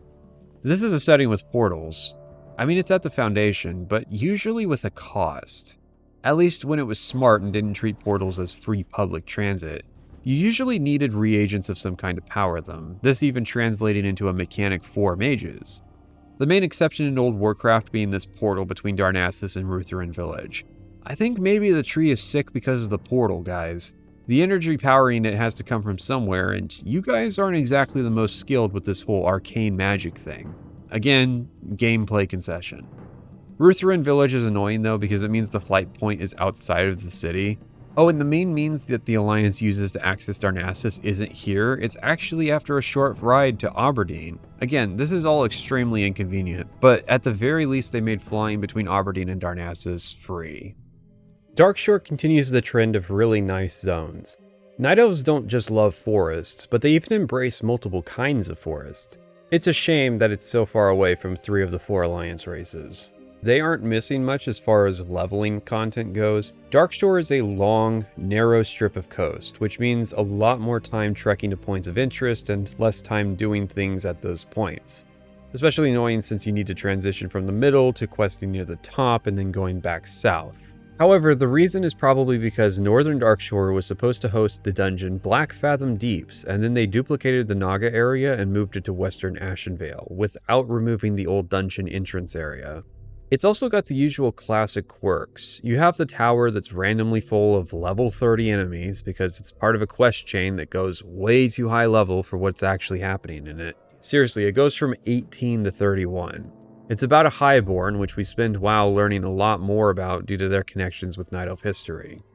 The Night Elf zones really focus on this aspect of them reclaiming pieces of their lost history. Somehow, I guess being alive for 10,000 years means your brain has to forget a few things every now and then.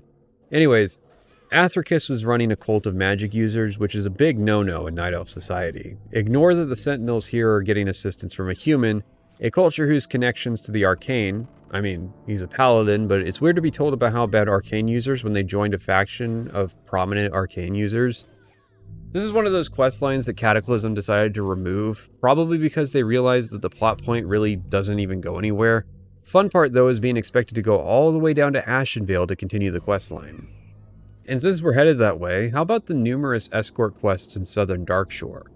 They must have been added the week they were making quests in Darkshore because there are at least 4 just in this area.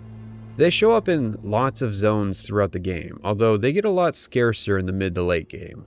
I suspect they were a ton of effort to implement, and there isn't even one consistent template they use. For example, most escort quests will script out the NPCs slowly walking to the objective on a preset path, but a rare few escort quests have the NPC actually follow you around. NPCs following you immediately solves the whole NPC walking slowly problem, but I assume they didn't do this so that they could have had pre-scripted ambushes and dialogue. Some escort NPCs can be healed, but most cannot. Some escort NPCs can take damage from the mobs they're around, most cannot. They will also run back to where they were if they got interrupted to go fight a mob, making the quest take just a little longer. The logic was probably the usual platitude that this is a multiplayer game, so these should be treated as group quests since the objective isn't to just grind mobs, but then they aren't labeled or designed as group quests. Oh, and since layering was stapled on post hoc in Classic, you can get layered in the middle of an escort quest. I don't remember it happening to me, but then again, I also have a habit of not doing escort quests. But that's mostly just because they take forever. There's also a quest that rarely, and I mean rarely, drops off these cultists here. Granted, this is more of an add-on trap than a quirk of Classic. If you don't use a questing add-on, you won't even know about there being a quest that starts here, so you won't bother killing the literal hundreds of cultists it takes to finally drop this item. To be honest, I don't remember much else about Darkshore other than being fairly annoyed leveling here, but absolutely enjoying the atmosphere of this area. So you just know that in order to improve this area, they took a massive axe to it. I get that it's called Cataclysm, guys, but doesn't this seem just a little excessive? Ashenvale. Oh boy. Let's talk about this zone. Ashenvale's a mess. Probably as a byproduct of it actually being a contested area, not just in a, you're level 20 now, time to get ganked kind of way. In a, characters from both factions are going to be the same level and overlapping kind of way.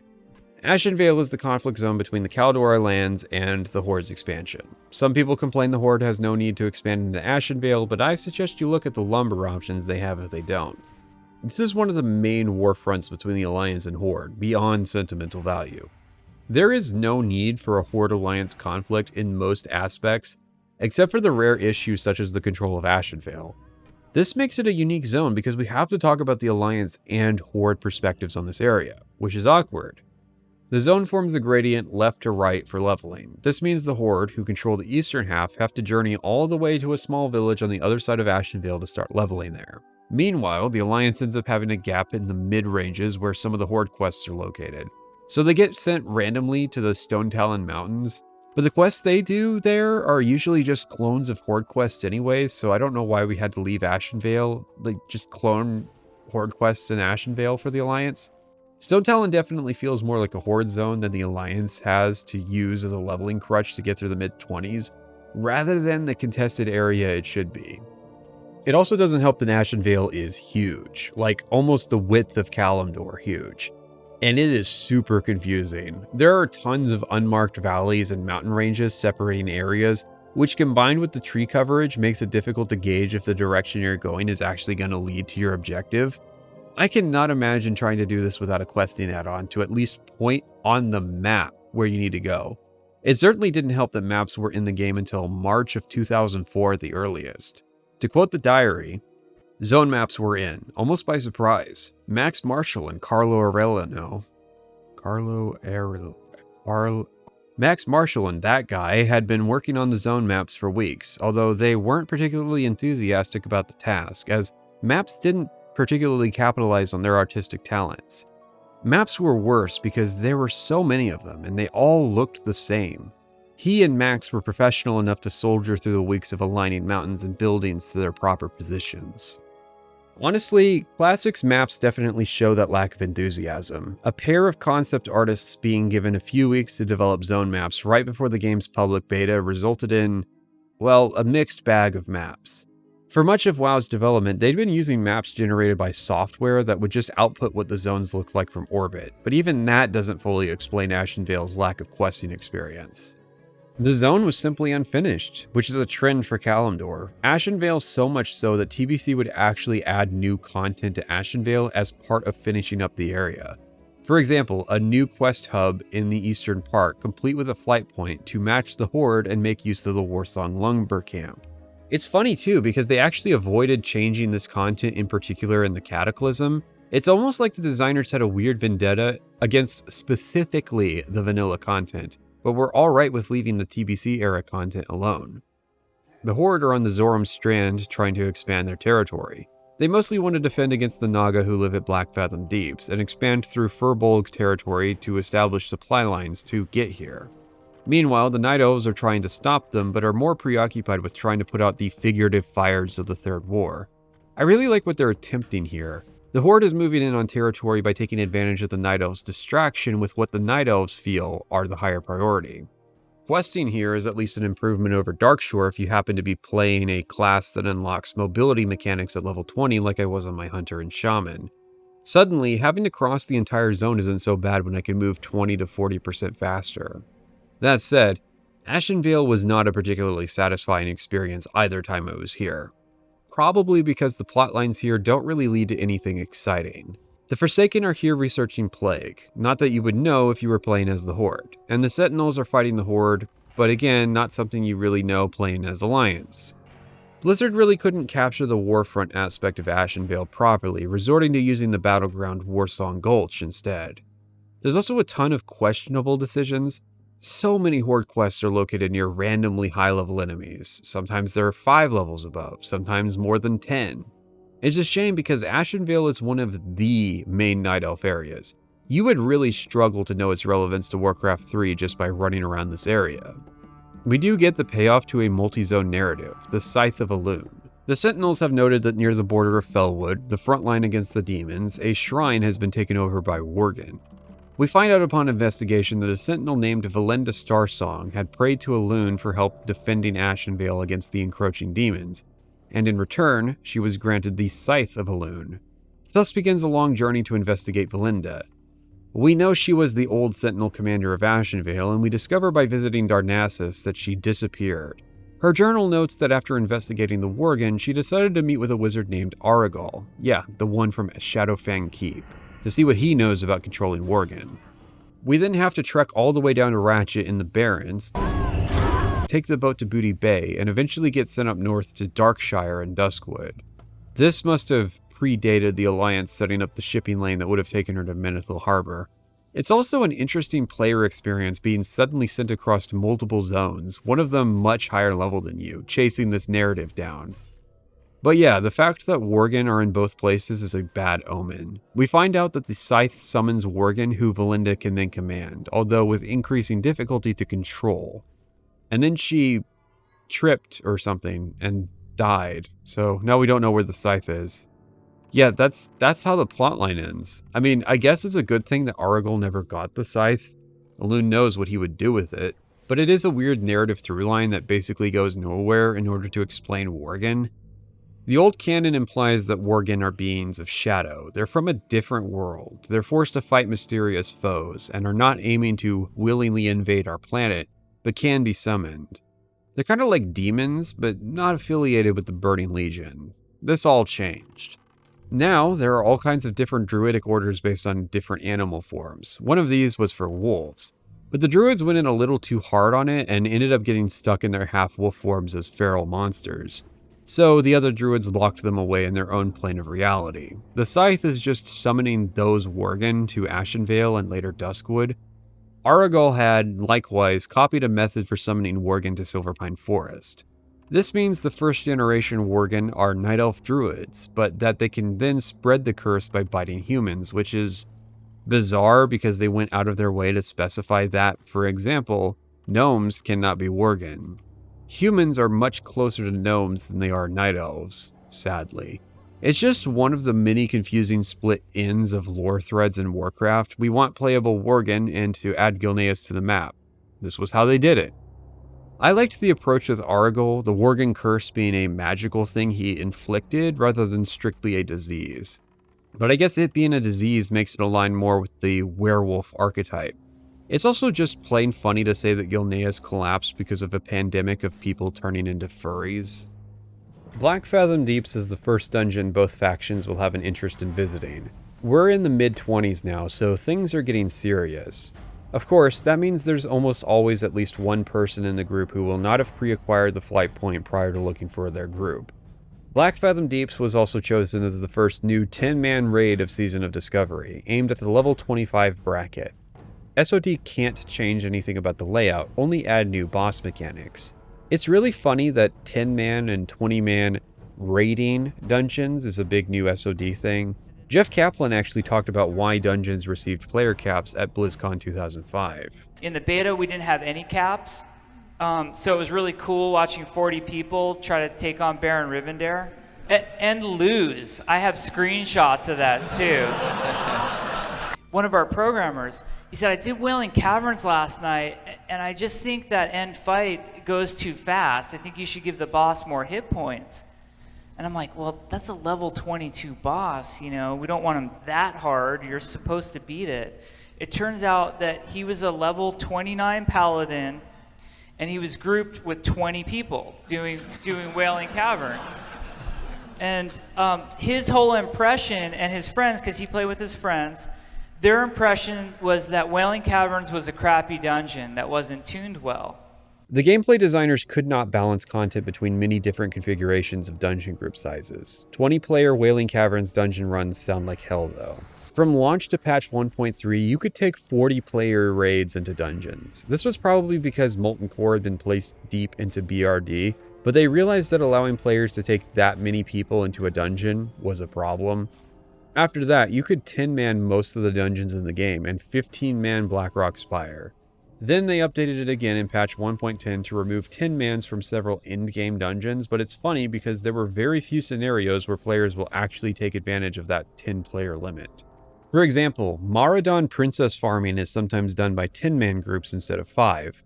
The reason people don't do 10-man dungeons is that you can't complete dungeon quests while you're in a raid group. Also, you lose a ton of experience by running in a raid. Although nobody told Launch Classic that, hence why people were doing Spellcleave and 10-man raid groups at Scarlet Monastery in 2019 to speedrun to the endgame. Anyways, it's funny that 10-man raiding took off with Karazhan in the Burning Crusade when players had been doing 10-man runs of Upper Blackrock Spire for 2 years. But I'm not gonna lie, 10-mans are awesome. 5-man dungeons are fun, but 10-man dungeons have a cool dynamic. With 10-man groups, you now need an off-tank and a second healer. Second healer is straightforward. The ramp up in difficulty of a tuned 10-man instance means that a lot more damage is being output, which needs to be managed by that second person. Also, 2 healers means you need to extend the overall mana pool, and have insurance if one of the healers dies. Since you're bringing 6 DPS characters, you can afford to bring more support. Off-tanks are more complicated, but the added challenge means that the tank might end up soaking more damage than they have health, so an off-tank keeps pressure off the main tank by taking on the weaker mobs. Off-tanks fell out of favor in terms of design, the big problem being that guilds prioritized getting their main tanks, and off-tanking was inconsistently punishing to play. The concept of a main tank also meant that there was a main character of guilds. Anyways, BFD was an interesting choice for a 10-man dungeon, especially since it was putting a spin on what is otherwise a fairly boring dungeon. The fact that they nailed it and made it interesting is what sold a lot of people on Season of Discovery as a concept. Blackfathom Deeps sits on the Zoram Strand, just off the coast as you dive into the structure and are forced to swim under the water to reach a hidden cavern. It's through this cavern that we eventually find the instance proper. BFD is full of Naga, Murlocs, aquatic creatures, and Twilight's Hammer cultists. Given the fact that a giant Murloc was involved in corrupting Narlax, it honestly feels like we're diving deep into a conspiracy. But it just kind of ends here in vanilla. The Twilight's Hammer do show up in Silithus and BRD, but I wouldn't say that they were the most developed of plotlines going on in vanilla. That made their sudden importance in Cataclysm really jarring because it felt like Blizzard was scraping the barrel for content. Really? We're doing a story about these guys now? Which, in fairness, they have their roots as far back as Warcraft 2. They were a clan of the Horde led by an ogre magi named Cho'Gall, who opened their recruiting standards after arriving on Azeroth and betraying the Horde. That's why we see the cult have a diverse membership today. But what do they believe in? Basically, the destruction of the world by bringing back entities known as the Old Gods. So if you thought the Scourge and Burning Legion and Titans and Wild Gods and all that stuff was a bit much, I have purposely not talked about the Old Gods in depth, mostly because I find them to be one of the more supremely lazy plotlines in Warcraft. If there is any one word overused in the narratives of WoW, it's gotta be corruption. Anything and everything can be randomly corrupted for the sake of making more content, and for the sake of explaining a character's motivations as quickly as possible to the audience just looking to grind their next tier set. What did Deathwing and the Black Dragonflight really want? If anything, Deathwing seemed to have a fairly normal motivation. He wanted to empower his dragonflight and ensure their survival in the coming years should the Legion successfully invade. He was an antagonist because instead of working with everyone else to fight the Legion, he worked towards his own selfish ends. Nope, it was the old gods. The old gods made him crazy. He wasn't mad after thousands of years of holding a grudge. There was a guy in the dirt that whispered in his ear while he was eepy. Thing is, I can buy that was always the plan with Deathwing to some extent. The old gods were not some left field addition to the plot, but they were a semi-mysterious faction we knew little about that could inspire intrigue in the player at just how far back the cosmology of this universe expanded.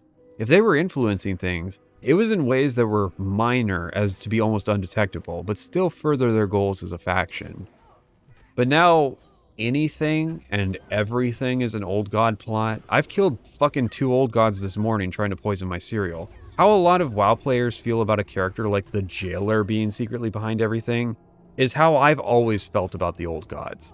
It needed to be something built up to, with the players investigating the structure of the Twilight's Hammer and uncovering the mysteries that led to them discovering the conspiracy of the old gods and their machinations on Azeroth, instead of what Cataclysm did.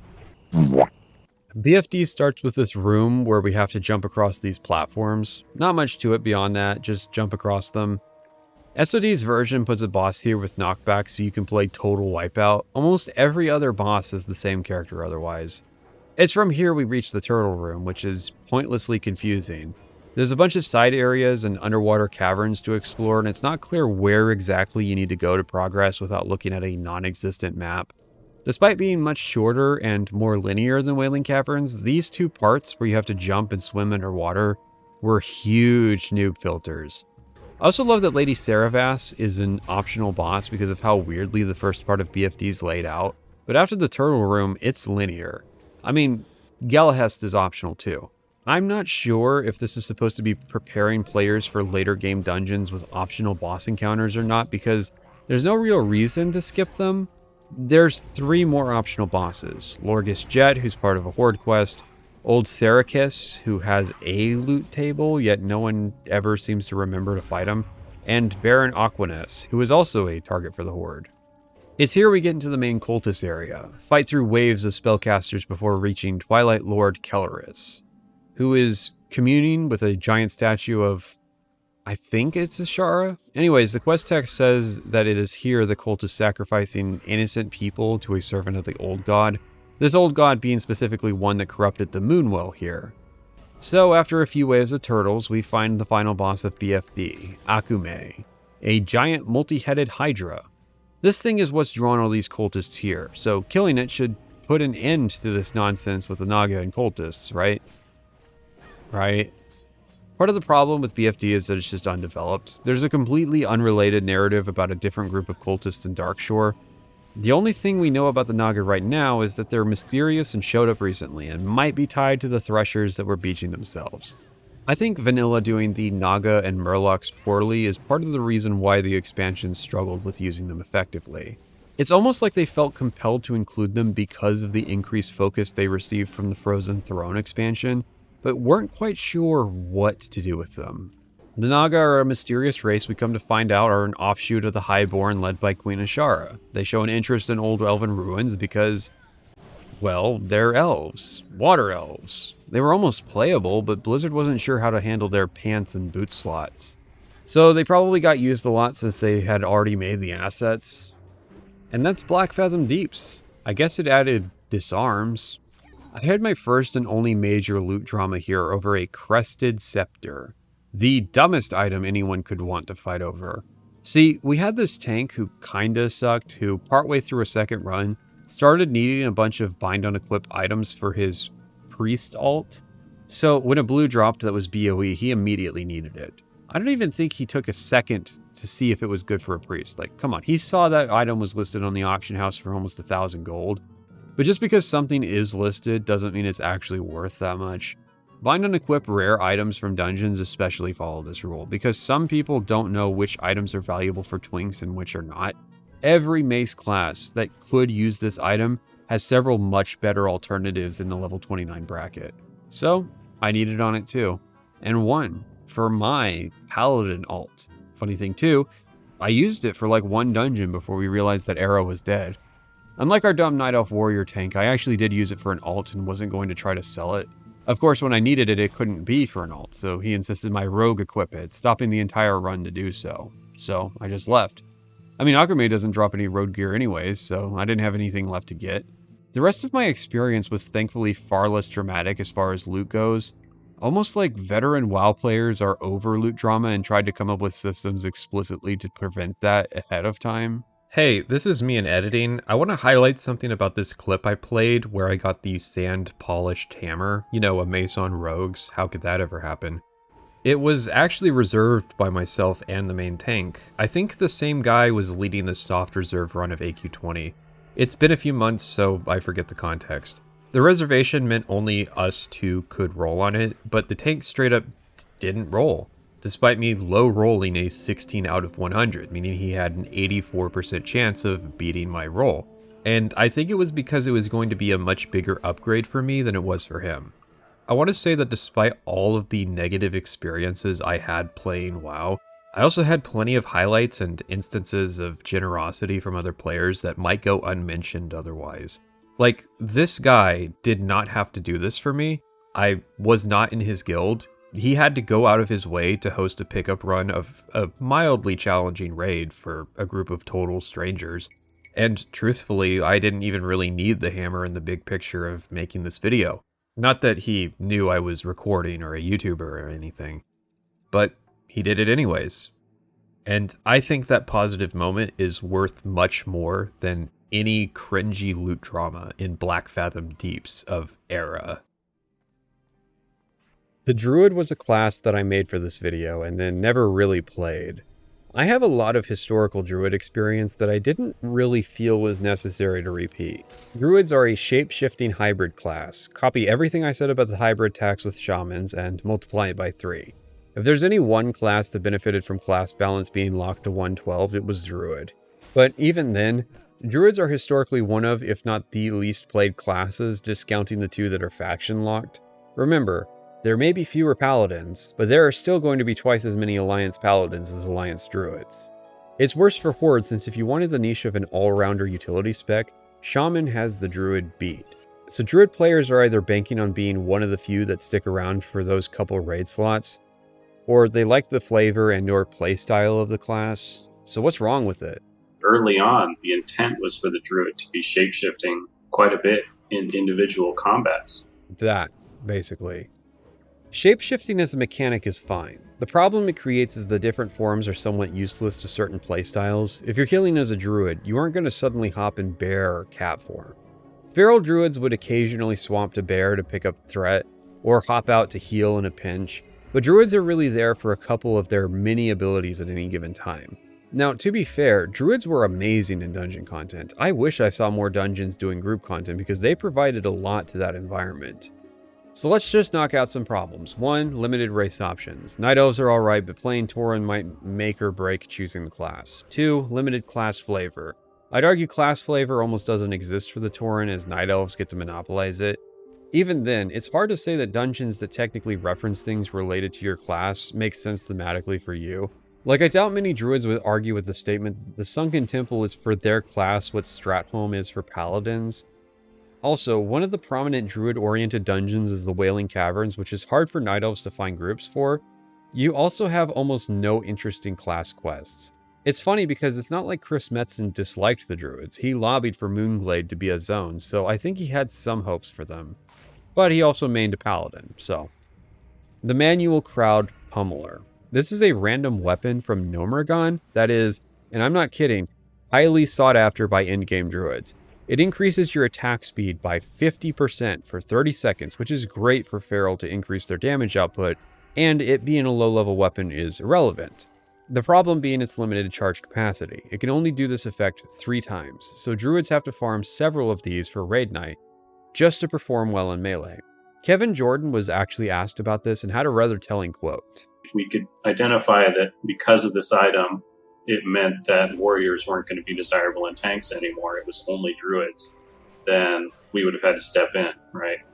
It's really funny to admit that they would nerf something if it threatened to dethrone the warrior as the top dog. Now, the context of this is that he's unfamiliar with the item, which makes sense because druids couldn't use on-use effects from items while shapeshifted until patch 1.10. I doubt that on the spot, Kevin realized that the reason the Pummeler should be nerfed is to stop players from farming a dungeon in the 30s repeatedly just to be raid viable. This is just one of those authentic vanilla experiences, in quotes, that were invented on a private server. Still though, it's a healing class with access to stealth, high armor, and instant mob tagging. Ultimately, I don't think that the true hybrid or the true saying of jack of all trades, master of none actually works in an MMO setting. Dwarves.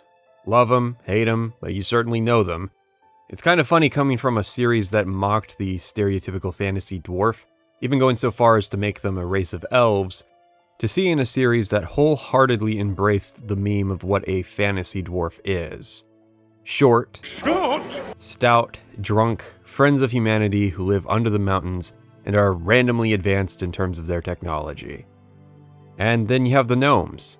Contemptible, vile little creatures that I don't get where the gnome hatred comes from, but some people have an axe to grind with gnomes. I can guess a few really good reasons though.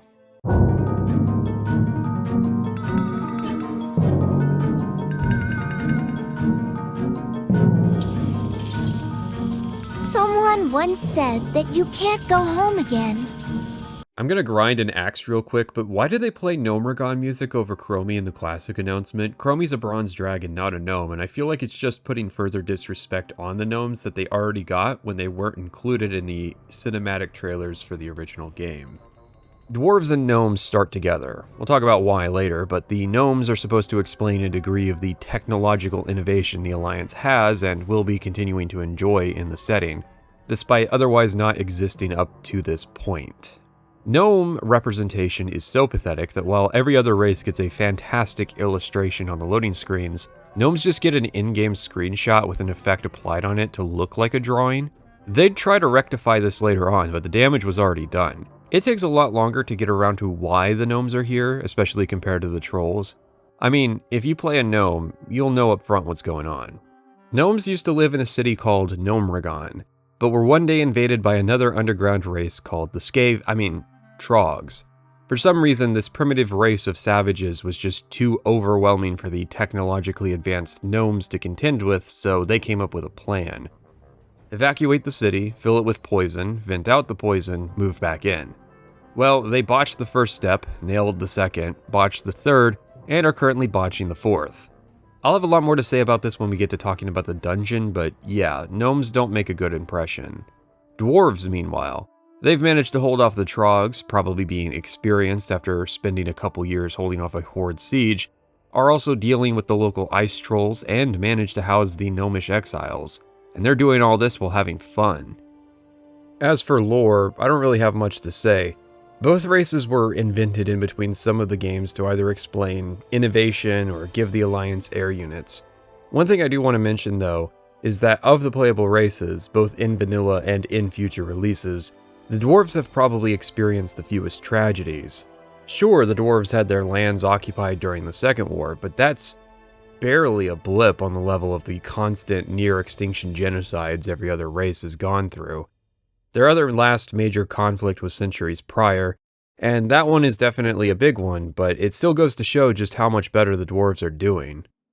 One of the funny things about Dun Morogh as an area is that I've read multiple posts asking why Dun Morogh is snowy given its climatic region. I don't know if that's a failure of the game to sell the area properly, but it's pretty obvious if you ever visit Menethil Harbor that Dun Morogh is supposed to represent a mountain range. Still, it's a fairly comfy area. It's good to finally get out of Kalimdor and back into an area that actually saw some more playtesting, albeit still not as much as Stormwind. Cosmogon is generally a bit of a rougher area narratively, probably because a lot of it had to be invented during development. Stormwind had existing canon, Lordaeron got decent focus, and Kalimdor was being worked on concurrently with Warcraft 3. Dun Morogh doesn't really have the weather effects the cinematic trailer promised, showcasing a harsh blizzard. And the tone of the area is less rugged individualist dwarf survival on the side of a mountain, and more, give me some beer and bearskins so I can go to war in style. It's probably the least serious the tone is in the entire game. The weather effects can be attributed to the usual weak PC-focused design approach.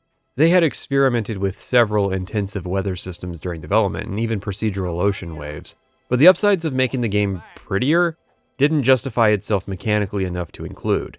Which is funny because WoW still hasn't evolved past its flat ocean plain. Coldridge Valley is probably one of my lesser favorite starting areas. It's big and prone to redundant trips, and believe it or not, was almost worse. During development, they didn't actually allocate resources to creating multiple layouts for caves.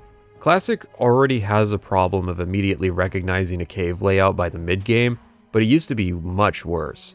What variation there is had to be added in John Stat's spare time, because he noted one of his colleagues getting so annoyed at the repetitive caves that they started to skip them. That's because there were 4 ice caves in Dun Morogh in total, and playtesting meant having to keep repeating this area. I would also attribute the tedium of caves to the excessive mob spawn rates in starter zones. Rogues have what I kept referring to as rogue privilege, which is the ability to easily explore caves thanks to stealth. But even barring the fact that I was used to using stealth, it still easily felt like the caves got less dense the higher level I was, rather than what should be the inverse. Low-level characters have less abilities they could possibly use to handle these mob densities, but who knows if the problem was this bad during the internal betas.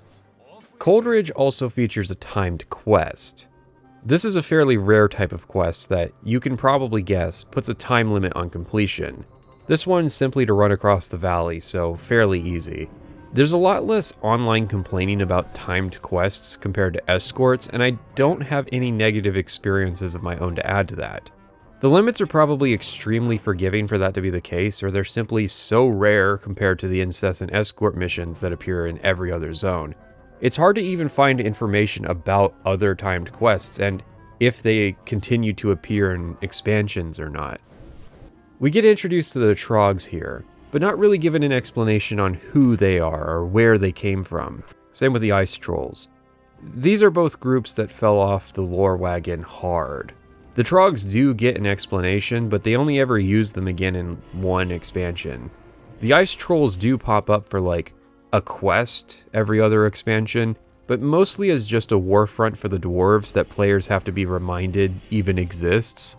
As an example, in Mist of Pandaria, the Zandalari tried to push the Frostmane to fight harder against Ironforge, but then for some reason the Frostmane opposed the Zandalari joining the Horde in Battle for Azeroth.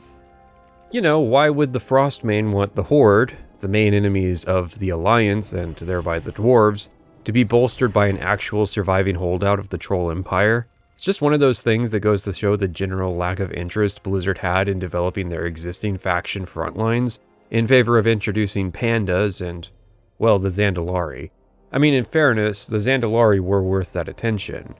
Personally, I think part of it is that vanilla storytelling surrounding the Frostmane and Trogs were weak, hence why they didn't get that attention in the later expansions. Coldridge does end uniquely in that you have to go through a cave of enemies to actually escape the area. You can easily just run through it, but it is strange compared to every other starter area just letting you freely walk out. The rest of Dun Morogh is a pretty big zone, but designed well enough to prevent needless redundant travel. I would say a big problem is that there's a minor quest hub at this excavation site that nothing will point you to, and nothing comes of. And the elite quest is also in the middle of nowhere. The zone honestly feels incomplete past level 8. There's also Gnomeregan sitting in the corner of the area. We do get a few quests to snoop around the outside of it, but given it's a dungeon for the upper 20s and 30s, we can't actually go inside yet. Gnomer is another one of those things from Dun Morogh that really didn't go anywhere. Believe it or not, it's been 15 in-game years and the gnomes still haven't managed to retake the city, or really had much plot relevance beyond making shiny new toys for the humans to use in every war effort, except for helping the gnomes. It's probably the most egregious for the gnomes because they have nothing else. They had to invent an entire new group of spoiler gnomes for them to ally with because the designers couldn't be bothered to figure out how to meaningfully showcase the city actually being retaken. To think that Gnomeregan had almost been a faction capital in its own right. Gnomes really have that same Tauren problem of being plot irrelevant because most who play them are doing so for the meme factor. It's funny to play as the shortest race in the game and still be the main tank fighting a dragon. Who cares about that engineering theme? And then in contrast, we have Ironforge, a city that got so much focus and attention that it had to be downsized just to be functional. And there's an additional entire hidden section that never got formally used. Ironforge, the city of the dwarves. The only capital city in World of Warcraft to have not been built or rebuilt in the last 5 years. No, really. Stormwind, Darnassus, Orgrimmar, Thunderbluff, and Undercity all didn't exist until recently. I really like this city, and I think they did an amazing job. I mean, it's huge given the dwarves' stature, but there is a broader canonical reason why dwarves build areas that might be suitable for individuals larger than themselves. Still, they sold the vibe of what a thriving dwarven city is supposed to look like.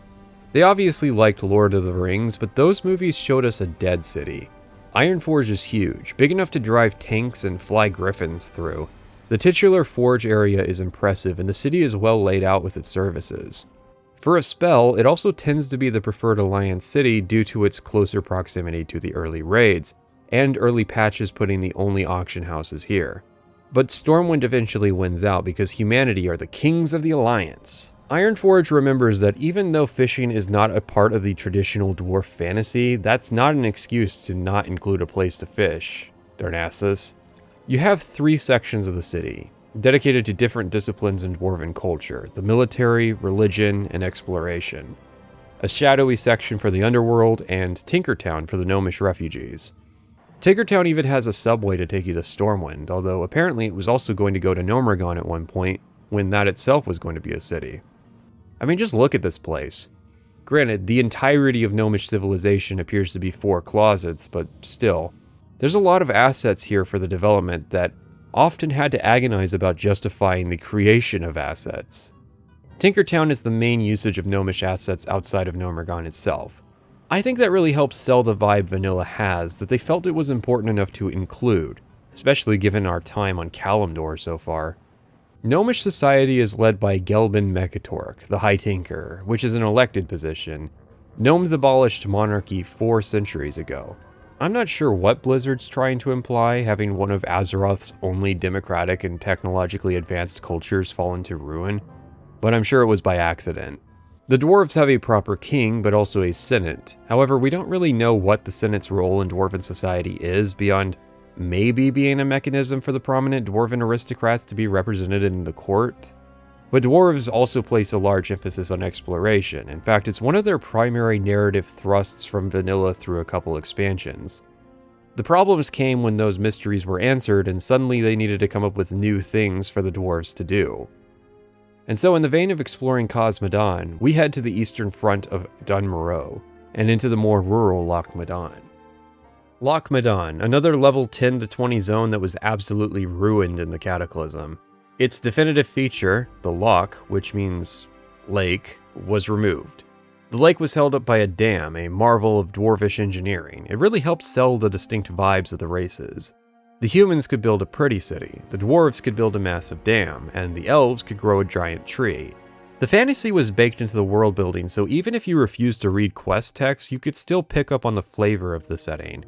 Then someone had the idea that it sure would be dramatic if we saw a cutscene of Deathwing blowing up the dam just by flying near it. I get wanting to showcase your antagonist being a global threat by, attacking the globe, but personally this cutscene makes no fucking sense. Deathwing seems to emerge from somewhere north of Darkshore, despite us seeing the Badlands quaking. He blows up the Aberdeen docks, then somehow ends up south of the dam to fly over it going north, blowing it up just by being near it, then appears flying south before landing on the Stormwind Rampart, literally feet from where the heads of his children were strung up so players could get world buffs. And the extent of his rage in Stormwind is that he blows up the most irrelevant district of the city. If Deathwing is so powerful that his mere presence can destroy the Stonerot Dam, then the outcome of this cutscene should have been Varian Wren asking Vanessa Van Cleef if the Defias want to rebuild Stormwind for a second time. It's insane how we went from the Wrath cutscene showcasing the extent of the Lich King's power and threat level to set the stage for the expansion, to the Cataclysm cutscene being almost entirely style over substance, simply to make a dramatic point of, "Oh my gosh guys, he blew up the dam!" I mean, I guess that's an accurate depiction of how Cataclysm would go as an expansion, taking the loch out of Loch Modan, akin to the game losing its vital essence. Destroyed my poor loch. I mean, that kind of hurt. They drained it. We see the main thrust of the Dwarven military here represented by rangers rather than tanks. Cosmodon utilizes the strategic choke points of the mountains to effectively defend their territory with small, specialized forces. But this is the frontier, and you definitely get that vibe. Mostly we're here hunting trogs, among a few other pests in the area. Kobolds have taken over a mine, and a band of ogres are still residing in the farthest edges of the area. And there's a hunter's lodge to the east. There's this pair of statues near the southwest that are a reference to the Argonanth from the Lord of the Rings. The zone's designer actually considers these to be a failure because it was cool, except for the fact that there was like no reveal for it. It was, a level 10 zone. It wasn't super spectacular. And it's just like in this little kind of corner of the zone that you never go to, right? It's like you come down from Dumoro, and if you happen to take that one path, because there's 2 paths down from Dumoro, you have to take that one, you come out like right at the base of it, and you can't even see them. So it was a total swing and a miss there. While I would agree that the area is too small to achieve an intended effect with these statues, I wouldn't exactly call their inclusion a failure. These statues have always stood out to me as a cool little detail of the world. I like the fact that there isn't a big dramatic reveal shot for them, that they're just landmarks in the world that you have to notice while exploring. It makes the world feel bigger for the minority of players who go and see them. But that's about it. Loch Modan is often used to supplement the slow points of Westfall and vice versa. You can really feel the vibe of quests exist to introduce players to mob grinding areas that some of these earlier zones possess. It's probably in part the fact that Loch Modan has no dungeon area, so pushing players south to Westfall to go run the Deadmines was likely a goal. Also that Cosmodon lore was scarce, and you can feel it as Warcraft goes back to the stereotypical fantasy well. The main narrative throughline I'll highlight is that excavations point us to something important, especially involving the Trogs being to the southeast. This having one exception of an island in the middle of the lake being occupied by Trogs, I don't think they thought that one through. But to the southeast are the Badlands, a zone we won't be visiting for another 30 levels. Loch Modan does also feature a narrative about the Dark Iron Dwarves trying to blow up the dam. We randomly get sent into the wetlands to visit Dun Modir, another area being attacked by the Dark Iron, before eventually disarming the explosives and saving the dam. Yeah, we saved the dam. Thank the light, future generations will get to appreciate this marvel that we have saved. The Dark Iron Dwarves are that joke of thinking it's racist to say a group are all black, and then realizing that they mean their skin is literally charred midnight black and they have red eyes. They are a centuries-old enemy to the Ironforge dwarves, stemming from the War of the Three Hammers. Basically, all of dwarvish society resided at Ironforge, but the city started to become overpopulated, and there were 3 main clans who all thought they should be in charge when their king died. These being the Bronzebeard, us, the Wildhammer, and the Dark Iron. The former and current holders fought for years to expel the other 2. The Wildhammer went east, while the Dark Iron went south. The former built their own city to rival Ironforge named Grim Batol, and realized it wasn't worth continuing to fight for Ironforge anymore. The Dark Iron, however, well, we'll talk about them when we get to their holdings. Let's just say they were led by someone who did not simply get over the war, and made some really bad decisions as a result. Centuries later, the Dark Iron still work to undermine Cosmodon. But there's a more pressing threat developing to the north as we get sent into the wetlands. The wetlands is a bit of an awkward zone. It structurally creates a lot of problems because it's the main connection point between Aberdeen and the rest of the Alliance. So Night Elves get sent to Menethil Harbor to level here, but in that case they will miss the area's first quest on the complete other side of the zone. Additionally, there's no easy access for Alliance trying to reach the other continent prior to level 20, at least not without exploits that became so common, nobody questions using them or if they'll even be enforced. This means it's not easy for you to level 1 to 20 with your Night Elf friend, or vice versa if you're a first-time player. This leads to the infamous Wetlands Run, a journey where you need to run from one end of the zone to the other as a character lower level than the mobs in the swamp. I think some of this stems from Stormwind not having its port at launch, meaning the only Alliance port is up here. It's just a really annoying part of the design compared to the Horde Zeppelins connecting the starter area of the Undead to the Orcs and Trolls and by extension the Tauren. The questing experience also leads to long stretches of running, although because this is a 20+ zone, at least some classes have their mobility options at this point. But even then, this zone just wastes tons of space. I also think the design choices made here just are not great. It's a dark green zone full of mobs colored in dark shades and sometimes even stealthed, where you have to kind of run around looking for the things you're trying to kill. The narrative throughline kind of bounces around ideas like a pinball, or suddenly introduces things like the Green Warden that players will probably be confused about. For example, you have the excavation site full of dinosaurs that you backtrack through like 3 times. You have orc encampments of a clan that's introduced here. You have gnoll camps here, there are murlocs, there's a bunch of slime monsters, there's the elite dark iron area in the north, there's a bunch of undead and ghosts and some wrecked ships. Oh, and a bunch of high-level dragons.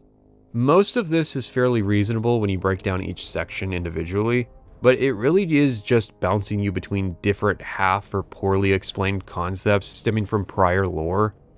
Do these quests explain the wrecked ships and dead that haunt them? Yes. Does that make them compelling? It depends on how big of a Warcraft 2 fan you are, I guess. I don't think this area sells the concept of the Second War or the Horde that occupied it. It's also just unfinished. The eastern part here is used for very little and features Grim Batol, which we've talked about before and you'll probably be unsurprised to learn is not used for anything. There's a bunch of level 60 red dragonkin elites guarding it with a lone dragon who is the target of one Horde quest.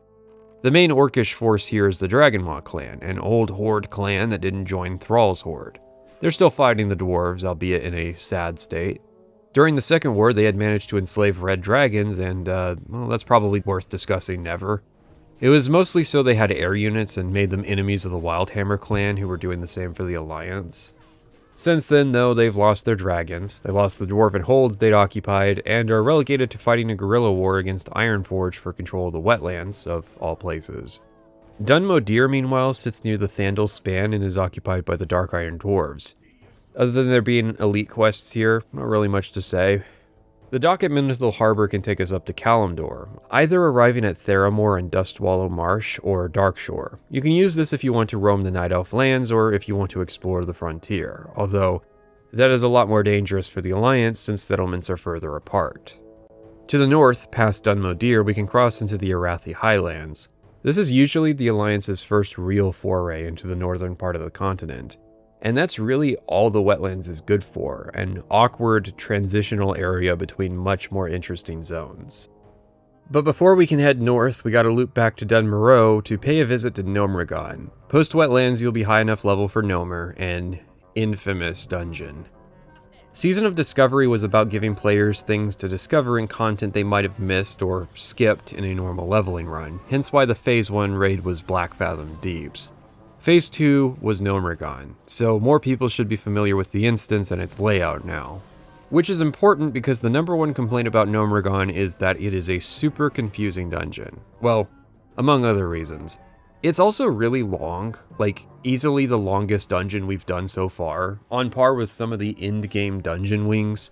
Gnomer is basically 4 big chamber areas with a series of hallways connecting all of them. The problem is a lack of clear signposting about how to get to these hallways and which hallways will take you where. It is absolutely a learnable layout, but most people in Arab refuse to run Gnomer more than is absolutely necessary. Part of the problem is that straight up, Gnomeregan wasn't supposed to be treated as one dungeon, rather it was a dungeon that you would complete part of, which would open a shortcut you would then use to access the second half at a later date. In essence, Gnomeregan is supposed to have 2 wings, but people still treat it as one big dungeon, and that is what makes it a nightmare. For comparison, this is akin to saying you're going to do a full clear of Blackrock Depths. This is especially noticeable when you realize there is a 10 level gap between the instance's first mobs and the final boss. I think the reason people want to full clear Gnomer has to do with the dungeon quests. Players only want to do Gnomeregan once, so they foolishly try to knock out all of their quests in one run. Ironically, it's taking this approach that makes it far more likely you'll have to visit the area multiple times, as your initial group probably falls apart. Once you have that second group, one of them hasn't done any of their quests and will want to start at the very beginning. A second boulder has rolled down the hill. If players just recognize that there's only one real quest worth doing, and that's to kill the final boss, then they could just organize groups to use the back entrance and clear Nomer in less than 20 minutes. But Pat, we need the key from a boss inside the dungeon. Bring a rogue. A level 30 rogue can have a high enough level in lockpicking to open the back entrance, and they will absolutely do so if you link them the Trip Runner Dungarees from the quest for killing the final boss. To say these pants are desirable is an understatement. These pants are basically best in slot until level 60. You're guaranteed to get them from the quest, and the quest can even be shared. Once again, dungeon quests have a net negative impact on the dungeon proper, which is actually interesting. I think it's absolutely fair to say that the concept of Gnomeregan was a success. Players understand that Stratholme isn't one large instance, but two instances in one area. However, Gnomeregan is the first dungeon in the game to do this, and it should have been designed in a way to push players to engage with it as such. Here's how I would tutorialize this mechanic. Make a quest to kill the Electrocutioner 6000. The reward is a selection of decent blue items and a key. The key is required to access the back entrance of Gnomeregan as well as proceed past the boss. If players don't bring a way to break or pick the lock, they have to leave the instance and will likely call it a night. I would then have the quest to kill the final boss be a part 2 to the Electrocutioner quest, with best in slot gear ideally up to level 45 for every class. So players do have to go to Gnomeregan twice, but they're given an obvious key to use that would help distinguish the two wings. Of course, that's a band-aid fix to the overall problems of the dungeon. Wipes are insanely punishing in Gnomeregan. There's no reason there shouldn't be a graveyard right outside the entrance to the city. Like, there's a town there. They probably buried a few people outside, so I can imagine a spirit healer being there. But no, we have to run all the way across Dunmoreau if we die. Having to run all the way from Sentinel Hill to the Deadmines isn't bad because it doesn't take long to get from the entrance back to where you were. But any deaths in Gnomeregan puts everything at a standstill for minutes. When players talked about how hardcore vanilla WoW was, I'm sure at least a couple were thinking of a multi-hour Gnomeregan run. It does not help that people cannot keep their cool in these conditions. Every graveyard run is a decent chance of someone quitting, and quitting is often contagious. But players make other bad decisions in these conditions, such as hyperfixating on completing some of the less rewarding quests, or trying to take shortcuts that might save a couple minutes but carries an added risk of wiping. Pro tip to playing WoW, if a player tells a party about a shortcut, rather than that party already knowing about it, it's a bad idea. If you want your one Gnomeregan run to be your only Gnomeregan run, just do it traditional, please. There are still other problems. The bosses and loot are not exactly anything amazing. There are 5 bosses and a 6th rare. For a dungeon this large, that's pretty bad. The itemization is also a meme. There are things people can use, but for the amount of effort involved. For example, Grubbus is the first boss. Rather than just being a guy standing there that you can fight, there's a short sequence you have to complete to spawn him. It's a decent amount of effort just to fight him for a 9% chance of some male gloves, or a randomized green. Other than the roleplay, this fight should just be skipped, and going by the data, at least half of the groups who made it to the second boss skipped the first one. Then there's the next trap, an escort quest. The hardest part is finding the quest giver, as I think there's legitimately a chance he just straight up doesn't spawn. Pray you won't be in a dungeon party trying to 100% the dungeon quest, or you'll end up sitting in this room waiting for them to figure out that he's not guaranteed to be here. Gnomeregan was an extremely frustrating dungeon to try to do in a pickup group, as I simply wanted to kill the final boss. But every party seemed to want to do the most pointless of quests for non-upgrades, and time wasted on these quests just increases the likelihood that party won't make it to the end, meaning I have to start completely over with a different party who still wants to waste their time. For reference, I finally cleared Gnomeregan and got the pants I wanted at level 42. I had started trying to do this dungeon at level 32. Oh, and that level 42 run where I finally succeeded, That was the second Gnomer run that day. Yeah, I have a lot of lived experience with Gnomer runs failing. The first had all the hallmarks: the pointless Grubbus fight, the waste of time looking for the escort NPC, a guy who wanted us to backtrack so he could complete superfluous quests, eventually culminated in a wipe because a member of the party wanted to farm enemies so they could start a quest for a ring. The ring's decent, but nobody got jack shit from this dungeon run because they didn't prioritize the right objectives and didn't pay enough attention to what they were doing, because we were 90 minutes into a dungeon run due to a bunch of time-wasting bullshit. This party had 3 rogues. I should not be dragging them along to get their best in slot instead of 2,000 experience points. For fuck's sake. Seriously, after that, I tried to solo the final boss, but only managed to clear 40% of his health before needing to stop. My final dungeon run, I just put my foot down and made it clear that I was not going to carry the group unless they prioritized actually clearing the final boss first, because, yeah, you don't have to do any of the bosses in Gnomergon to progress to the dungeon. And guess what? That group cleared the hardest boss first, and then went backwards throughout the entire dungeon, mopping up the rest. The Season of Discovery version, like Blackfathom Deeps, requires killing prior bosses to progress, but it also greatly improves the general itemization and flow of the dungeon to make it something people would consistently want to do. And since it was turned into a progression raid, it was also changed in such a way as to encourage the average player to learn the layout. The Electrocutioner 6000 is the next boss.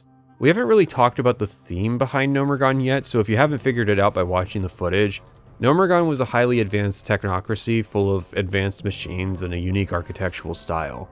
It is somewhat interesting where players will draw the line in terms of technology in their Warcraft setting. Do you like guns in your fantasy game? Are tanks and airplanes a step too far?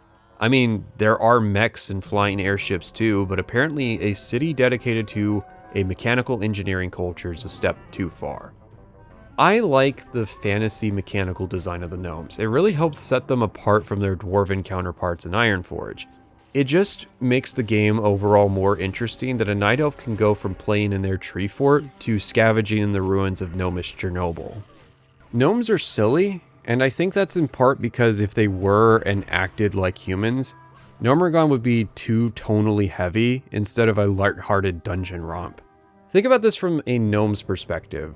The intro cutscene starts here and tells you about the disaster. You have to work your way across your starter area to finally see the city in person, and it's too dangerous to enter. Even being outside, it is dangerous at level 10. You see your fellow gnomes are sick and driven mad by radiation. The upper halls are overrun by the trogs, the lower areas by madmen. It's an ongoing apocalypse as you fight your way deeper and deeper into the city. The Alliance are trying to regain control of the situation, while the Horde are trying to steal technology. I think that Gnomergon is great flavor, which is why it is tragic that so little was done with it. But another problem becomes apparent at this point. These hallways are a mess. It's far too easy to underestimate the pull range and end up pulling a mob on the lower level, who then paths all the way back up to the top to get to you, which in turn pulls everything on the track you didn't choose with them. It's just a mess, and many a wipe were caused by people not being careful enough in these hallway areas. The dungeon also becomes far less straightforward at this stage, with confusing pathing and side areas. But eventually you descend into the further depths to find the final boss, Mechgineer Sicko Thermoplug. The basic story the manual gives is that Mechatork was elected as the leader of gnomish society, and Thermoplug was envious and used the invasion of the Trogs as a launchpad to try to take the position for himself. It's honestly funny that one of the few democratic societies in Warcraft was written as being treacherous and fundamentally failing. Thermoplug came up with the plan to irradiate the city. The logic was that they would pump gas that was heavier than oxygen into the city. It would sink into the depths where the Trogs were, while the gnomes hid in the upper levels. It would kill the Trogs, and then they would pump that gas out. In reality, the gas didn't sink, and it only made the Trogs angrier. The manual even says that 80% of the gnomish population died in a matter of days. Not the population of the city, but their entire race. I guess there is a silver lining if you hate gnomes. Next up is the Crowd Pummeler. I don't think this thing had any lore until the Cataclysm, but the name itself gives a pretty good idea of what it could have been used for.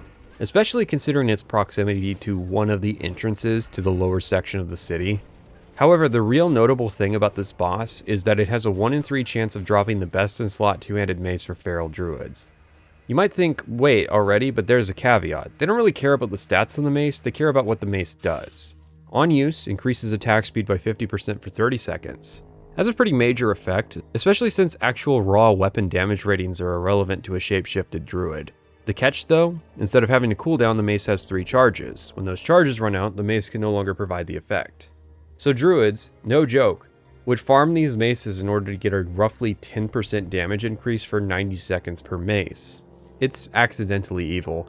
The boss can be farmed in 3 minutes thanks to the back entrance, but it's a 1 in 3 chance and you have to stack your inventory with these things to use them consistently. Gnomergon is also the opposite of the druid aesthetic, so it's almost like they're incentivized to keep attacking this area, antithetical to their order to operate at peak performance. The entire thing could have been resolved if they just made the weapon unique, so players could not possess more than one at a time. Druids will still farm it by deleting the maces and restoring them as they needed, but they still wouldn't be able to bring more than one to the raid as restored items go to your mailbox. This ended up being somewhat of a theme in vanilla, as random items with interesting effects would suddenly be valuable to level 60 raiders, and this goes as far back as the first time Molten Core was being cleared. It's probably one of the reasons why unique items ended up being curtailed. The next boss is a rare, and it's a Dark Iron Ambassador.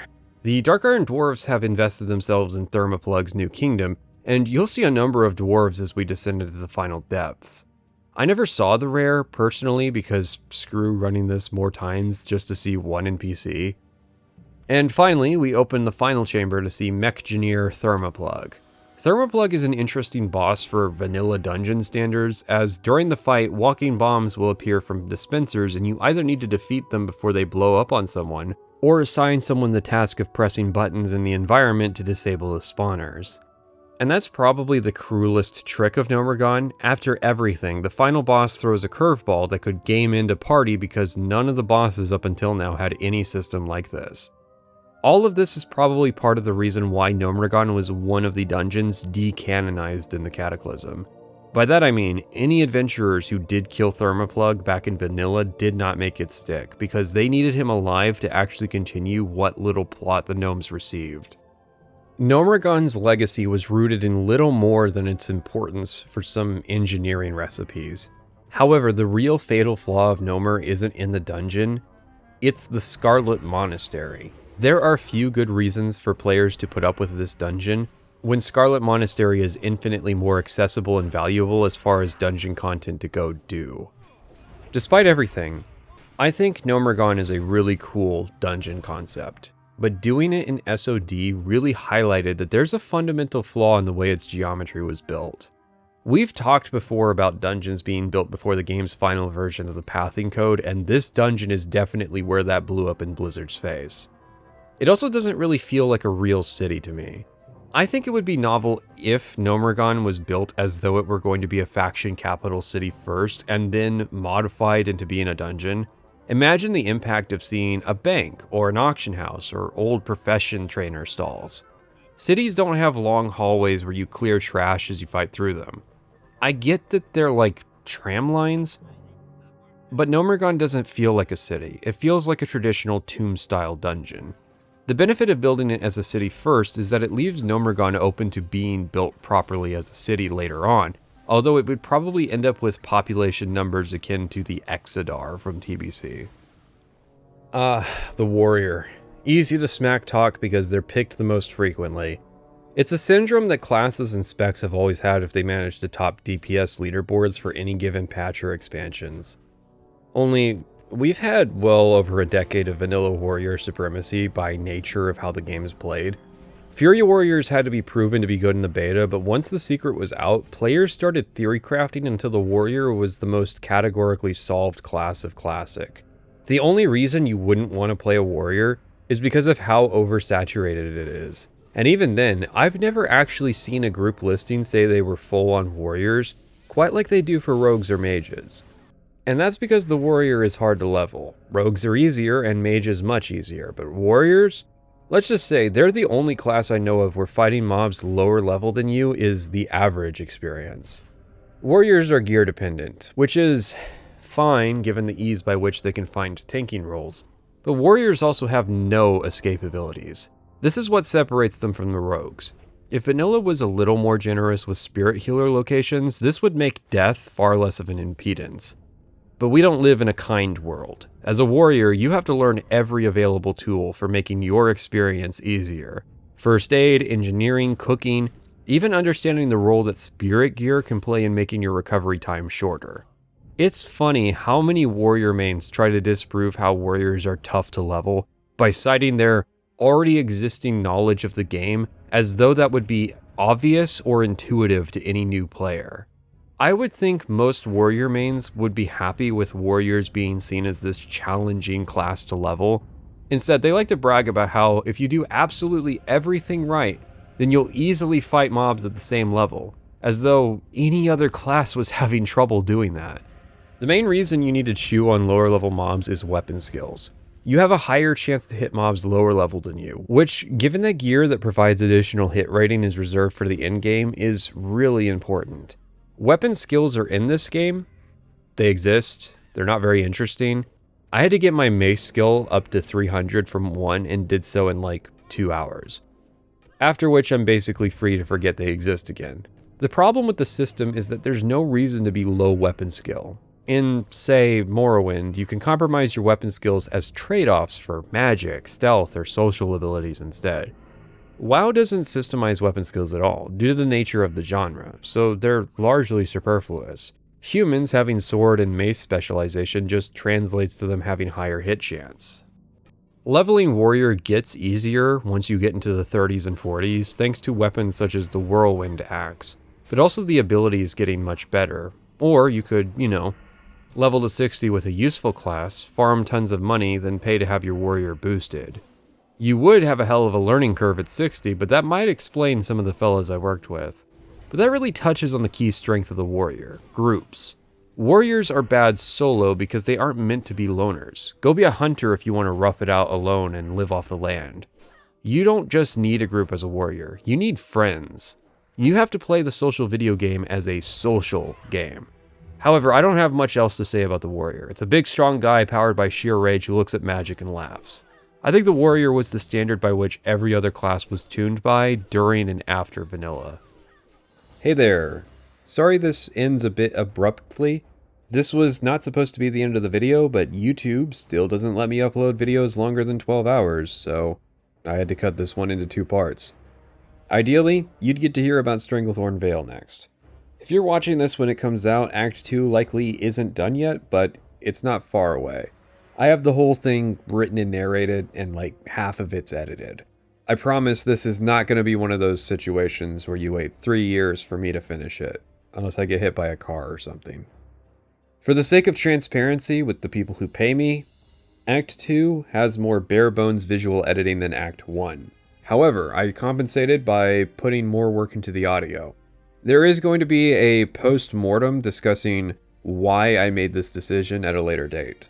When I ran the Act 2 preview with test audiences, I got a mixed response about whether they even noticed the difference. In terms of a listening or second monitor experience, I've also been told the bare bones editing is actually better because it gives people more time to soak in the context of the WoW clips. So, yeah, plan for Act 2 to be more of an audio experience. Let's talk about the censorship on this video. As usual, the swear words are in the patron version over on Subscribestar and Patreon. Also, sometimes there is actual unique analysis in the patron cuts that doesn't make it to the public version, but not this time. As for the visual censorship, okay, hear me out. There was a bit of debate earlier this year about whether I was going to release this whole thing in parts. Not like the 2 acts, but like part 2 of the video where I talk about the Kingdom of Stormwind as its own separate video. I would basically release it as I made each section. The challenge of that was that I was still playing the game at that time. I was trying to go for an experience where nobody on the realm knew I was a YouTuber while I played, so I got no free handouts. So if I was going to release parts 1 and 2 earlier, I would need to make sure my name was hidden so I could keep playing under the radar. I did not go with that release plan, but I still had the parts already censored at that point. Also, I realized WoW gameplay was boring to watch, so I figured the censorship could be kind of like an ARG for people to try to find where I messed it up. There is no prize, and I don't care if you find their names, because I won't ever play them again. It was not actually a lot of work. The most annoying part was just that the UI would change a little bit over time, and also my bag add-on had like 6 different unnecessary reminders of my characters' names. Hence why you usually don't see my inventory, and if you do, it's all blurred out. But yeah, I could just copy the censorship over from clip to clip really quickly. People are always curious why I censor certain things, so I thought I'd mention it in the video. As for other players, I kinda just want to give the video a timeless vibe. These aren't specific people, they're archetypes that have existed for decades. A lot of this video could have been recorded at any point, and hey, maybe you're in it. Currently on screen are the credits for my patrons. Thanks if you're on this list, or if you paid for the early access version. I should note that I actually suspended my patronage for about 3 months this year. I was still working, but I wasn't going to accept people's money when no videos were coming out. I hope to improve on that front. Also, if there are any bugs in the video, that means I was at my limit and tired of re-rendering it. I'm using new video editing software, and the only complaint I have about it is the most important part, which is the part where it takes what I have made and turns it into something that you can watch, which I did not know at the time that it is bad at. Alright, enough complaining. I'll see you in Act 2.